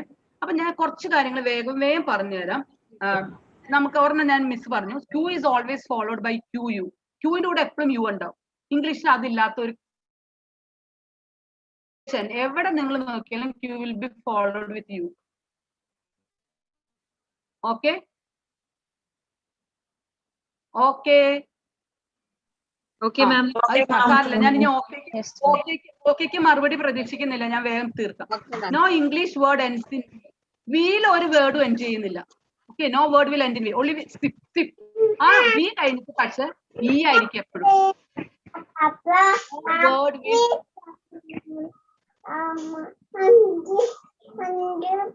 somebody is studying written expression, I think. Kid is studying written expression, I think. ആരുടെ കുട്ടി ഇരുന്ന് പഠിക്കുന്നുണ്ടെന്ന് തോന്നുന്നു. Okay, ma'am. Go on. അപ്പൊ വിയിൽ ഒരു word, no word will end in V. V കഴിഞ്ഞിട്ട് എപ്പോഴും ഇ ഉണ്ടാവും. Move, dove, shave, have. ഈ വേർഡ് മാത്രം എക്സെപ്ഷൻ ആയിട്ടുള്ള. അതിന്റെ അർത്ഥം എന്ന് വെച്ചാൽ a man who makes money by being dishonest in business. ഈ മീനിങ്ങിൽ മാത്രമാണ് വി കഴിഞ്ഞിട്ട് ഇ ഇല്ലാത്തുള്ളത്. So that is only word in dictionary you will see where V is not followed by E. Understood? ഞാൻ ചോദിച്ചില്ല എന്ന് പറഞ്ഞല്ലോ അല്ല, സോറി. ഞാൻ അങ്ങനെ ടീച്ചിങ് പ്രൊഫഷനിൽ അങ്ങനെയാണല്ലോ. If anybody is a teacher in this group, നമുക്കറിയാലേ, നമ്മൾ എപ്പോഴും ചോദിക്കും മനസ്സിലായോ, അല്ലെങ്കിൽ ഒരു ഓക്കെ കിട്ടില്ലെങ്കിൽ ടീച്ചർ വിൽ നോട്ട് ബി എന്താ പറയുക സാറ്റിസ്ഫൈഡ് ആക്ച്വലി. അത് തന്നെയാണ് എന്റെ ഒരു അവസ്ഥ. 20 വർഷമായില്ലേ പരിപാടി തുടങ്ങിയിട്ട്. Okay, no English word ends in J. ജെയിൽ ഒരു ഇംഗ്ലീഷ് വേർഡും ഇല്ല. ജെയ്ക്ക് പകരം ആ ശബ്ദത്തിന്റെ അവിടെ DG ആണ് നമ്മൾ കാണുന്നത്. Judge, judge, fridge, DGE. Instead of J, it is written DGE. Clear ആയോ? Yes, ma'am. ഓക്കെ, അതെ പിന്നെയും ചോദിച്ചു, ആരൊക്കെയോ ചിരിക്കുന്നുണ്ട്. ഓക്കെ, പിന്നെ നിങ്ങൾ ഒരു കാര്യം ഇതിനകത്ത് മനസ്സിലാക്കേണ്ട, ഒരു എക്സാമ്പിൾ കാണിക്കാനുള്ളതുകൊണ്ട് ഞാൻ ഒരു കാര്യം ചെയ്യാൻ പോവുകയാണ്. ഞാൻ ഇവിടെ ഞാൻ ഒരു സ്ക്രീൻ ഉണ്ടാക്കിയിട്ട് ഞാൻ just I will do an example for you. അതായത് ജഡ്ജ്, ഈ ജഡ്ജിന്റെ അവിടെ ഈ യു ഒരു വവ്വൽ അല്ലേ? U is a vowel. Yes, ma'am. Here we pronounce U as sound of that vowel is heard. യുവിന്റെ സൗണ്ട് അറിയോ? അറിയാം. അറിയില്ലെങ്കിൽ ഇപ്പൊ പഠിച്ചോ. അപ്പൊ എന്നുള്ള സൗണ്ട് കഴിഞ്ഞിട്ടാണ് ജെ വന്നേക്കണേ അല്ലെ? Judge, after sound of that vowel you heard and J. ഇങ്ങനെയല്ലേ നിങ്ങൾ ശരിക്കും ഇപ്പൊ ശബ്ദം കേട്ടെ? ജഡ്ജ്. ഇതാണ് എന്റെ പ്രൊനൗൺസിയേഷൻ ശരിക്കും, ജഡ്ജ്. ഓക്കെ, ഡി സൗണ്ട് ഇല്ല, ജഡ്ജ്. ബട്ട് ഇവിടെ സൗണ്ട്, ഈ വവ്വലിന്റെ സൗണ്ട് ആണ് ഇവിടെ കേൾക്കണേ. ജയിൽ ഒരു വേർഡ് എൻഡ് ചെയ്യില്ല എന്ന് പറഞ്ഞ കാരണം ശരിക്കും GE മതി. ആക്ച്വലി ഇവിടെ GE മതി, ജഡ്ജ്, ആ പ്രൊനൗൺസിയേഷൻ. പക്ഷെ സൗണ്ട് ഓഫ് ദ വവ്വൽ കഴിഞ്ഞാൽ we have to put D, judge. That's the English. വേറൊരു എക്സാമ്പിൾ നോക്കാം, അപ്പൊ നിങ്ങൾക്ക് മനസ്സിലാവും.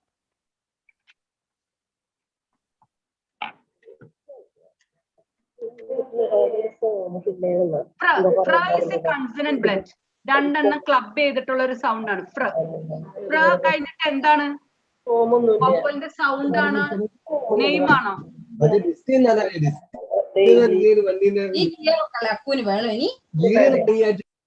പണ്ടത്തെ പോലെ ടൂർ അതല്ല ഇപ്പൊ പുതിയതൊരെണ്ണം വന്നിട്ട് സ്റ്റേറ്റിൽ വീട്ടില് ഇല്ല ഇവിടെ BRC എഴുതി വെക്കണ കടലാസ്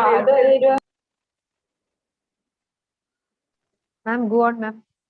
ഓക്കെ ഓക്കെ. ഇപ്പൊ ഫ്രിഡ്ജിന്റെ ഇതില് ഫ്ര കഴിഞ്ഞിട്ട് നമ്മൾ ഐ ആണോ ഇ ആണോ പ്രൊനൗൺസ് ചെയ്തേക്കണേ? ഇ. സൗണ്ട് വവൽ അല്ലെ? ഐയുടെ I is the name of the vowel and sound is E. അപ്പൊ ഇ കഴിഞ്ഞാൽ ജ വരുമ്പോ ഡി ചേർക്കണം, DGE. ഓക്കെ, ഞാൻ അടുത്തത് കാണിക്കാം നിങ്ങൾക്ക്. ഇത് ഇത്ര മനസ്സിലായല്ലോ? ഇവിടെ LARG എന്താ ഇപ്പൊ സംഭവിച്ചേക്കണേ? എന്താ എന്ന് പറഞ്ഞൊരു സൗണ്ട് വന്നു അല്ലേ? അതിന് മുമ്പ് ഒരു കൺസണന്റ് സൗണ്ട് വന്നു. So D is not applied, just GE. Okay okay ma'am. Okay ma'am. ആ അതുപോലെ തന്നെ ഇനി അടുത്ത റൂളിലുള്ളതാണ്. ഇതിന്റെ കൂടെ തന്നെ നിങ്ങൾക്ക് പറഞ്ഞു കഴിഞ്ഞാൽ മനസ്സിലാവും. TCH എന്ന് പറഞ്ഞാൽ ചേ സൗണ്ട് ആണ്. ഓക്കെ, നമ്മൾ സൗണ്ട് ഓഫ് ദ വവൽ കഴിഞ്ഞാൽ മാത്രമാണ് നമ്മൾ TCH. ഒരിക്കലും കുട്ടീനെ ക്യാപിറ്റൽ ലെറ്റർ ഉപയോഗിച്ച് പഠിപ്പിക്കരുത്. റൈറ്റിങ്ങും റീഡിങ്ങും നമ്മൾ ഇങ്ങനെ തന്നെ പഠിപ്പിക്കണം. അപ്പൊ CATCH ആ സൗണ്ട് ആണ് അല്ലെ? സൗണ്ട് ഓഫ് ദ വവൽ ആണ്. സൗണ്ട് ഓഫ് ദ വവൽ കഴിഞ്ഞാൽ TCH എഴുതണം. T ചേർക്കണം CHന്റെ കൂടെ. ഓക്കെ ഓക്കെ മാം. ഇത് നേരത്തെ പറഞ്ഞ പോലെ തന്നെ അഡീഷണൽ ഒരു സാധനം കൂടെ നമ്മളവിടെ ചേർക്കാണ്. Catch, match. വെറുതെ ടീയുടെ ആവശ്യമില്ലല്ലോ ശരിക്കും. ഇതില്ലെങ്കിൽ നമുക്ക് വായിക്കാലോ, മാച്ച് എന്നല്ലേ വായിക്കാം. പക്ഷെ സൗണ്ട് ഓഫ് ദ വവൽ വന്നു തന്നെ we have to put T.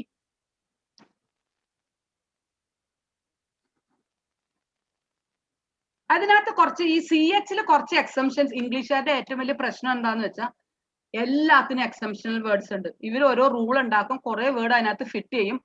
അപ്പോഴായിരിക്കും വേറെ കുറെ കാണുന്നത്. അപ്പൊ എല്ലാം എക്സംഷൻ ആയിട്ട് അവിടെ ഇടും. അങ്ങനെ വരുന്നതാണ് rich, much, such. Understood? Okay. Next one നമുക്ക് വളരെ ഇമ്പോർട്ടന്റ് ആണ്, CK റൂൾ.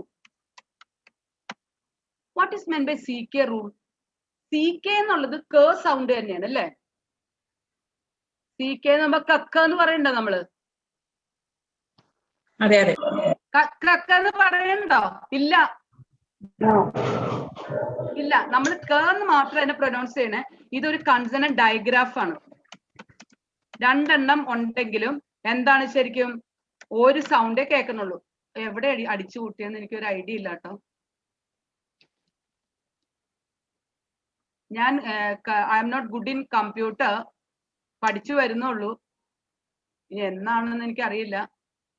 ഏതാണ്ടൊക്കെ ഇതിനെ ഇവിടെ കൊണ്ടുവരണം കേട്ടോ. ഒരു മിനിറ്റ്. അല്ല, ഇതൊക്കെ consonant diagram. Oh okay okay okay. CK rule ഇതൊരു കൺസണന്റ് ഡയഗ്രാഫ് ആണ്. അമ്മേ, ഇത് ഏതാ പോയോ?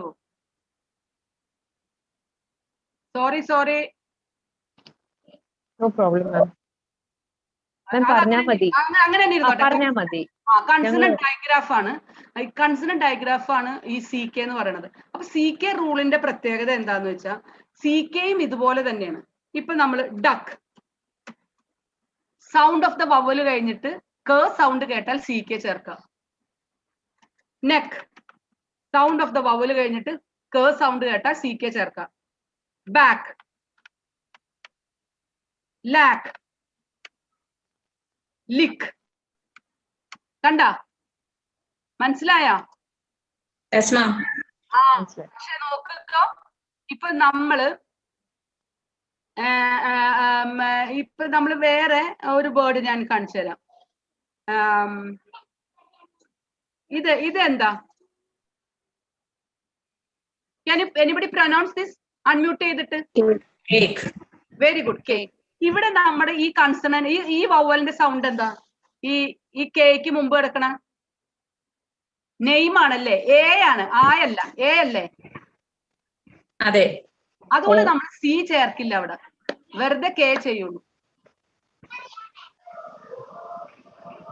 നിങ്ങൾ ഏത് വേർഡ് വേണമെങ്കിലും rule in English, MAKE may, LAKE lake,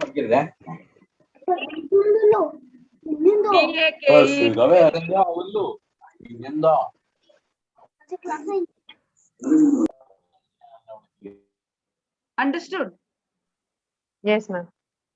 Then Yes, ma'am. another rule connected with this, അതായത് നമ്മൾ രണ്ട് വവ്വൽസ് ഒരുമിച്ച് വന്നാൽ, ഓക്കെ, രണ്ട് വവ്വൽ ഒരുമിച്ച് വന്നു കഴിഞ്ഞിട്ട് ഇഫ് യു പ്രനൗൺസ് കെ, അവിടെയും സി കെ എഴുതാൻ പാടില്ല, ജസ്റ്റ് റൈറ്റ് കെ, SPEAK. രണ്ട് വവ്വൽ കഴിഞ്ഞിട്ട് കെ സൗണ്ട് വന്നേ. So don't write C K, just write K. അപ്പൊ സി കെ വരുന്നത് എവിടെ മാത്രമാണ്? വവ്വലിന്റെ സൗണ്ട് കഴിഞ്ഞിട്ട്. Okay, understood? Okay ma'am. ആ,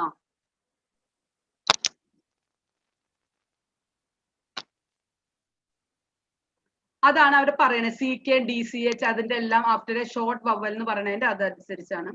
പിന്നെ നമുക്ക് ഒരു പെട്ടെന്നുള്ള ഒരു കാര്യം, ഇനി സമയം കിട്ടിയില്ലെങ്കിലുള്ള ഒരു ബുദ്ധിമുട്ടിലെ ഒരു ഇമ്പോർട്ടൻസ് സാധനമുണ്ട്. ഓക്കെ, നെക്സ്റ്റിൽ നമുക്ക് നോക്കാം. ഇത് കണ്ടോ, ഞാൻ ഇവിടെ ഒരു കാര്യം എഴുതിയിട്ടുണ്ട്. When the C is followed by EI or Y, it says. അതായത് ഇംഗ്ലീഷിൽ ഇത് 100% ഇങ്ങനെയാണ്, എക്സംഷൻസ് ഇല്ല. അതായത് നിങ്ങൾ ശ്രദ്ധിച്ച് കേൾക്കേണ്ട ഒരു സ്പെല്ലിങ്ങിന്റെ ഉള്ളതാണ്. സി കഴിഞ്ഞിട്ട് ഇയോ ഐയോ വൈയോ വന്നാൽ നമ്മൾ സയാണ് ആ സിക്ക് പ്രൊനൗൺസ് ചെയ്യുള്ളൂ. City, city.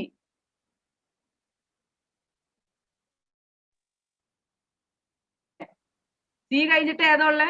ഐ. കിറ്റി എന്ന് പറയില്ല. കിറ്റി എന്ന് പറയോ? ഇല്ല, city. Then comes another example. CNTRE.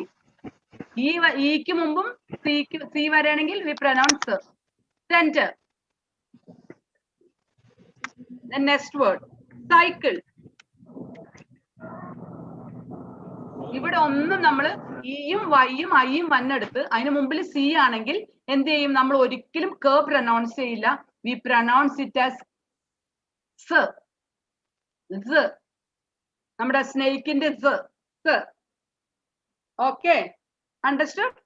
Yes, ma'am. Okay. അങ്ങനെയെങ്കിൽ എവിടെയാണ് നമ്മൾ കെ ഉപയോഗിക്കണേ? അതാണ് ഇവിടെ എഴുതിയേക്കണേ. എന്താണ് അത് എഴുതിയിട്ടില്ല മിസ്, അത് എഴുതാം. AOULR ഇവര് കഴിഞ്ഞിട്ടാണ് നമ്മൾ ഇതിന്റെ മുമ്പിൽ സി വന്നാൽ മാത്രമാണ് നമ്മൾ കെ പ്രൊനൗൺസ് ചെയ്യണത്. V will go through words. Okay, അത് നിങ്ങൾക്ക് എല്ലാവർക്കും അറിയാമോ എന്ന് എനിക്ക് അറിയില്ല. ഞാൻ വേർഡ്സ് കാണിച്ചു തരാം. This is an important rule in English. അത് കുഞ്ഞുങ്ങളെ പഠിപ്പിച്ചു കഴിഞ്ഞാൽ അവർക്ക് ആ കൺഫ്യൂഷൻ എന്ന് പറയുന്നത് ഞാൻ കണ്ടിട്ടേ ഇല്ല ലേണിംഗ് ഡിസോർഡർ ഉള്ള കുട്ടിക്ക്. CAT കാറ്റ്, ക തന്നെ ഉണ്ടോ? COT cot, CUT cut. പിന്നെന്താണ്? Club, clap. എല്ല് വന്ന കായാണ്, ക്ലാപ്പ്. ഇനി ആറുണ്ട്, ക്രിബ്. മനസ്സിലായോ? ക്രാബ്. ക്ലിയർ ആയോ? Yes, ma'am. Ma'am, you have got another 5 more minutes. Okay, അതുകൊണ്ട് നമ്മൾ തീർക്കാണ്. പിന്നെ next one, G is follow. അത് തന്നെയാണ് ജിയും. ജി ഈസ് ഫോളോഡ് ബൈ എന്താണ്? ഫോളോഡ് ബൈ എന്താണ്? അതുപോലെ തന്നെ ദ സെയിം തിങ്. ഇയും ഐയും വൈയും വന്നാൽ എന്താണ്? ജി എന്താ പറയാ? നമ്മൾ ജ പറയും. അല്ലെങ്കിൽ നമ്മൾ എന്ത് പറയും? ഗ പറയും. എയും ഓയും യുവും എല്ലും ആറും വരുമ്പോ ഗ പറയും. അല്ലാത്തപ്പോ ജ പറയും. Gentle, ginger, gymnasium. പക്ഷെ ഇവിടെ കുറച്ച് എക്സംഷൻസ് ഉണ്ട്. ആ എക്സംഷൻസ് ഒന്നും നമുക്കിപ്പോ എടുക്കാൻ നേരമില്ല. ഇത് ഇങ്ങനെ കുറെ റൂൾസ് ഉണ്ട് ഇംഗ്ലീഷിൽ. ഈ റൂൾസ് പഠിച്ചാൽ മാത്രമേ സ്പെല്ലിംഗ് മിസ്റ്റേക്സ് അറിയുള്ളൂ എന്നുള്ളത് 100% ഷുവർ ആണ്. അല്ലാതെ എല്ലാത്തിനും അവർ വഴക്ക് പറഞ്ഞിട്ടൊന്നും കാര്യമില്ല. Okay, and we go to the next one. 5 മിനിറ്റും കൂടെ ഉള്ളത് കൊണ്ടാണ്. ഇപ്പൊ നമ്മൾ കുറച്ച് എക്സാമ്പിൾസ് കാണിക്കാം. ഇതെല്ലാം A bat in A tub ഇങ്ങനെയൊക്കെ നമ്മൾ വേർഡ്സ് പഠിപ്പിച്ച ശേഷം എഴുതിപ്പിക്കാം.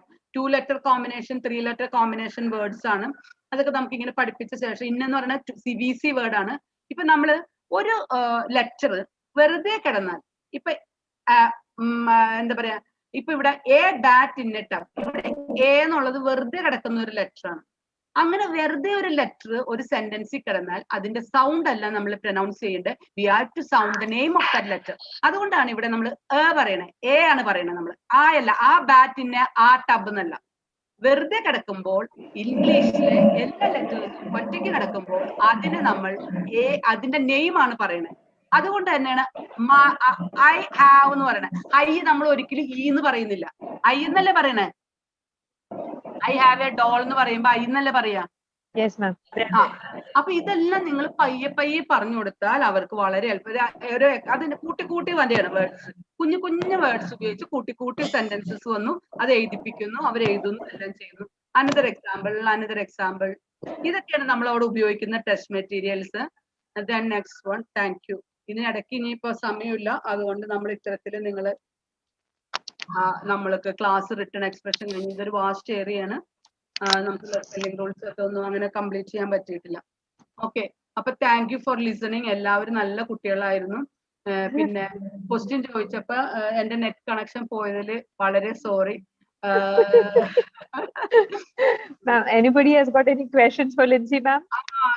ആർക്കെങ്കിലും, if there is anybody who have got question, നമുക്ക് we will come out of the screen sharing. I am just stopping the sharing. We will come. ആരെങ്കിലും ഒക്കെ കാണാൻ പറ്റുമെങ്കിൽ അത്രയും നല്ലതാണല്ലോ. Anybody with any questions? ഇഷ്ടായോ? ലിൻസി മാം, പേരക്കുട്ടി സുഖായിരിക്കുന്നോ? ഓക്കെ, എനിക്ക് പേരക്കുട്ടിയായി. ആരാണ്? എനിക്ക് കാണാൻ പറ്റില്ല.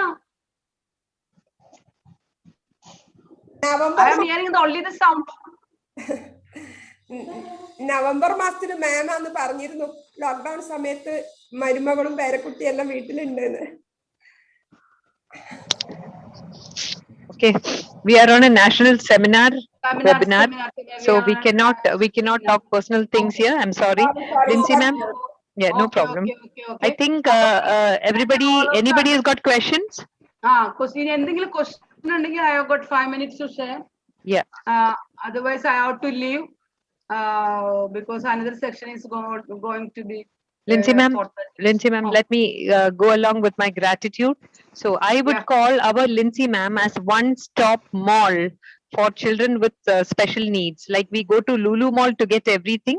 She is a person whom we can run to for a one-stop mall for children with special needs and for special educators.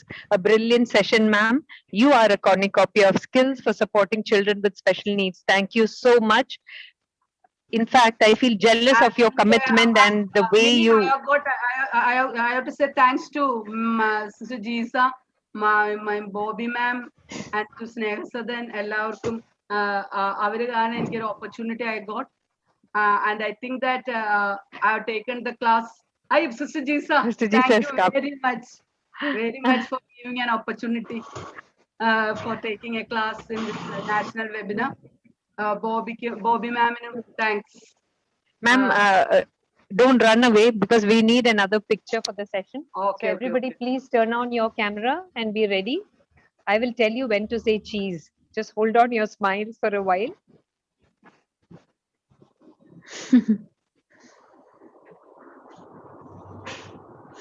Okay, say cheese everyone.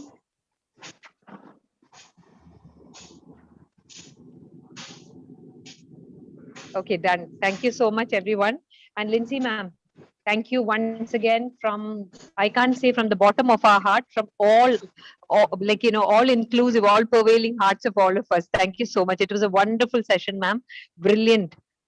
Thank you so much. Thank you. Yeah, participants. There were 10 delegates from outside Kerala. Yes, ma'am. So we'll come to Santwana to meet you. Okay. If we have any more doubts. If you have any doubt, you said you are available online. Reading, spelling, anything you can contact me.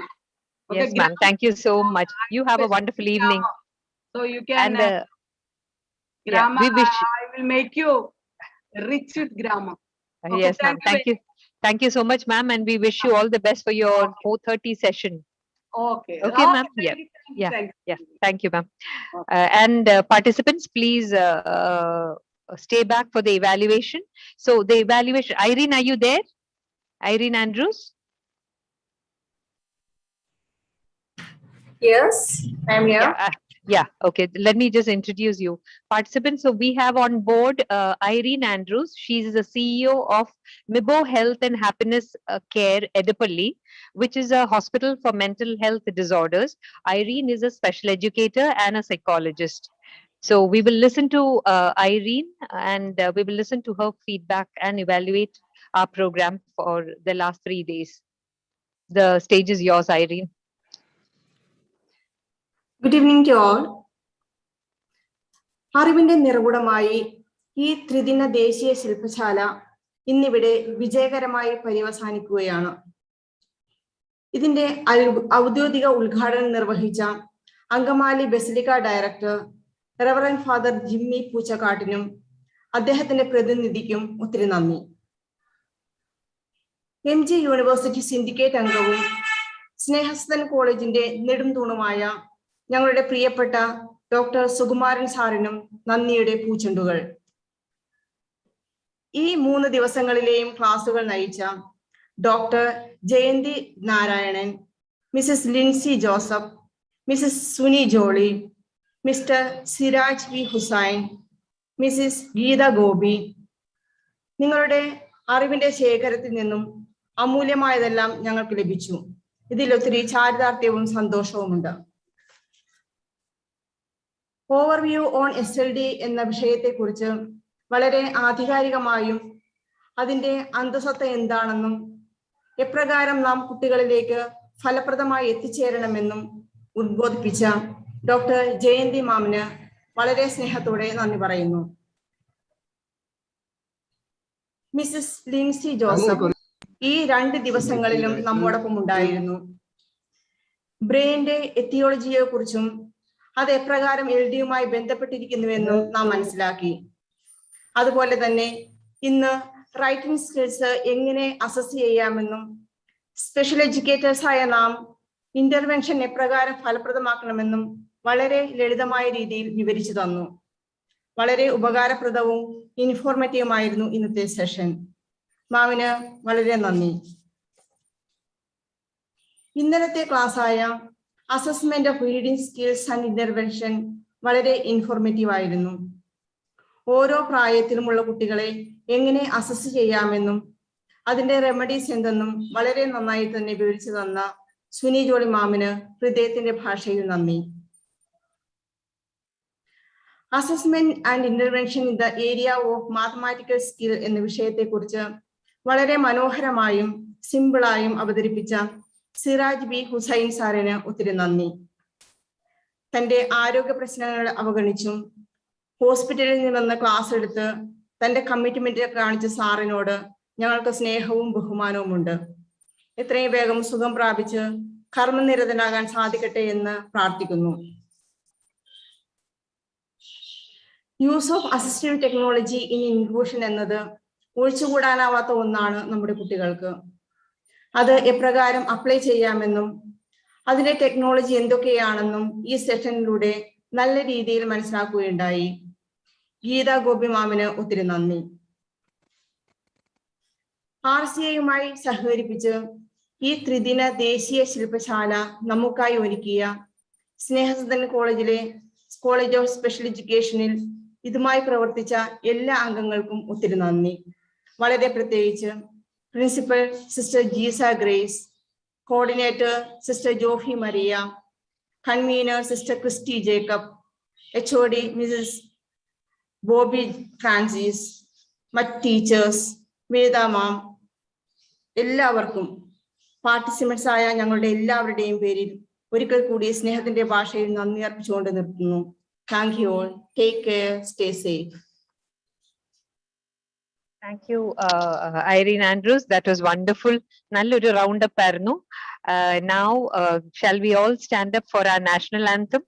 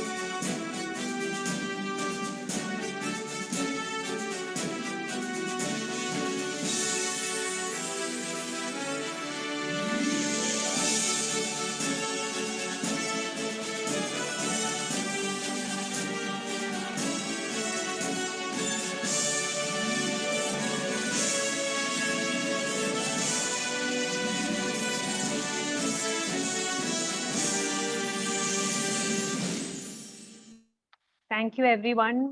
This is just a reminder that all your certificates will come online. And please send in your Google form evaluation. And thank you for all the disturbances which came in between. It just made us believe that we are human beings, you know, and we make errors, but we still come back, bounce back to form. And I guess all the participants had a wonderful session. And in between, I could see you sleeping because your videos were off, but it still doesn't matter. We learned a lot of things over the last 3 days. And so on behalf of our principal, Sister Giza Grace, and the team, the whole team of Sadan College, Special Education College, I wish you a wonderful evening and bye. And may God give us the power to, you know, give our students all that we learned. Thank you. Bye-bye. Ma'am, certificate mail Mail ID. Yeah, it's all going to come to you by mail. Okay, all your email IDs are here. That is what I got to know from the college office. So you'll all get it on mail. If you do not get it, please do call our office number. Any other questions? RCI certificate warranty. So as soon as we get it, you will get it. So ഇപ്പോഴത്തെ ഈ ഒരു പാൻഡമിക്കിന്റെ ഒരു താമസമൊക്കെ ഉണ്ടാവുള്ളൂ. ഞങ്ങളുടെ college വളരെ പ്രോംപ്റ്റാ, കിട്ടിയാൽ ഉടനെ നിങ്ങൾക്ക് തരും. ഒരു കാര്യങ്ങളും ലോഡായിട്ട് നമ്മുടെ തലയിൽ വെക്കില്ല. ഞങ്ങൾ അങ്ങനെ ഭയങ്കര നിർബന്ധം. ഓക്കെ, ശരി. Thank you everyone. Thank you for being brilliant and stay safe, stay happy and stay committed. Bye. Bye. Thank you once again. Okay, special thanks to Nini too. Okay, bye. Okay, bye-bye. Bye. Thank you all. Thank you. Thank you.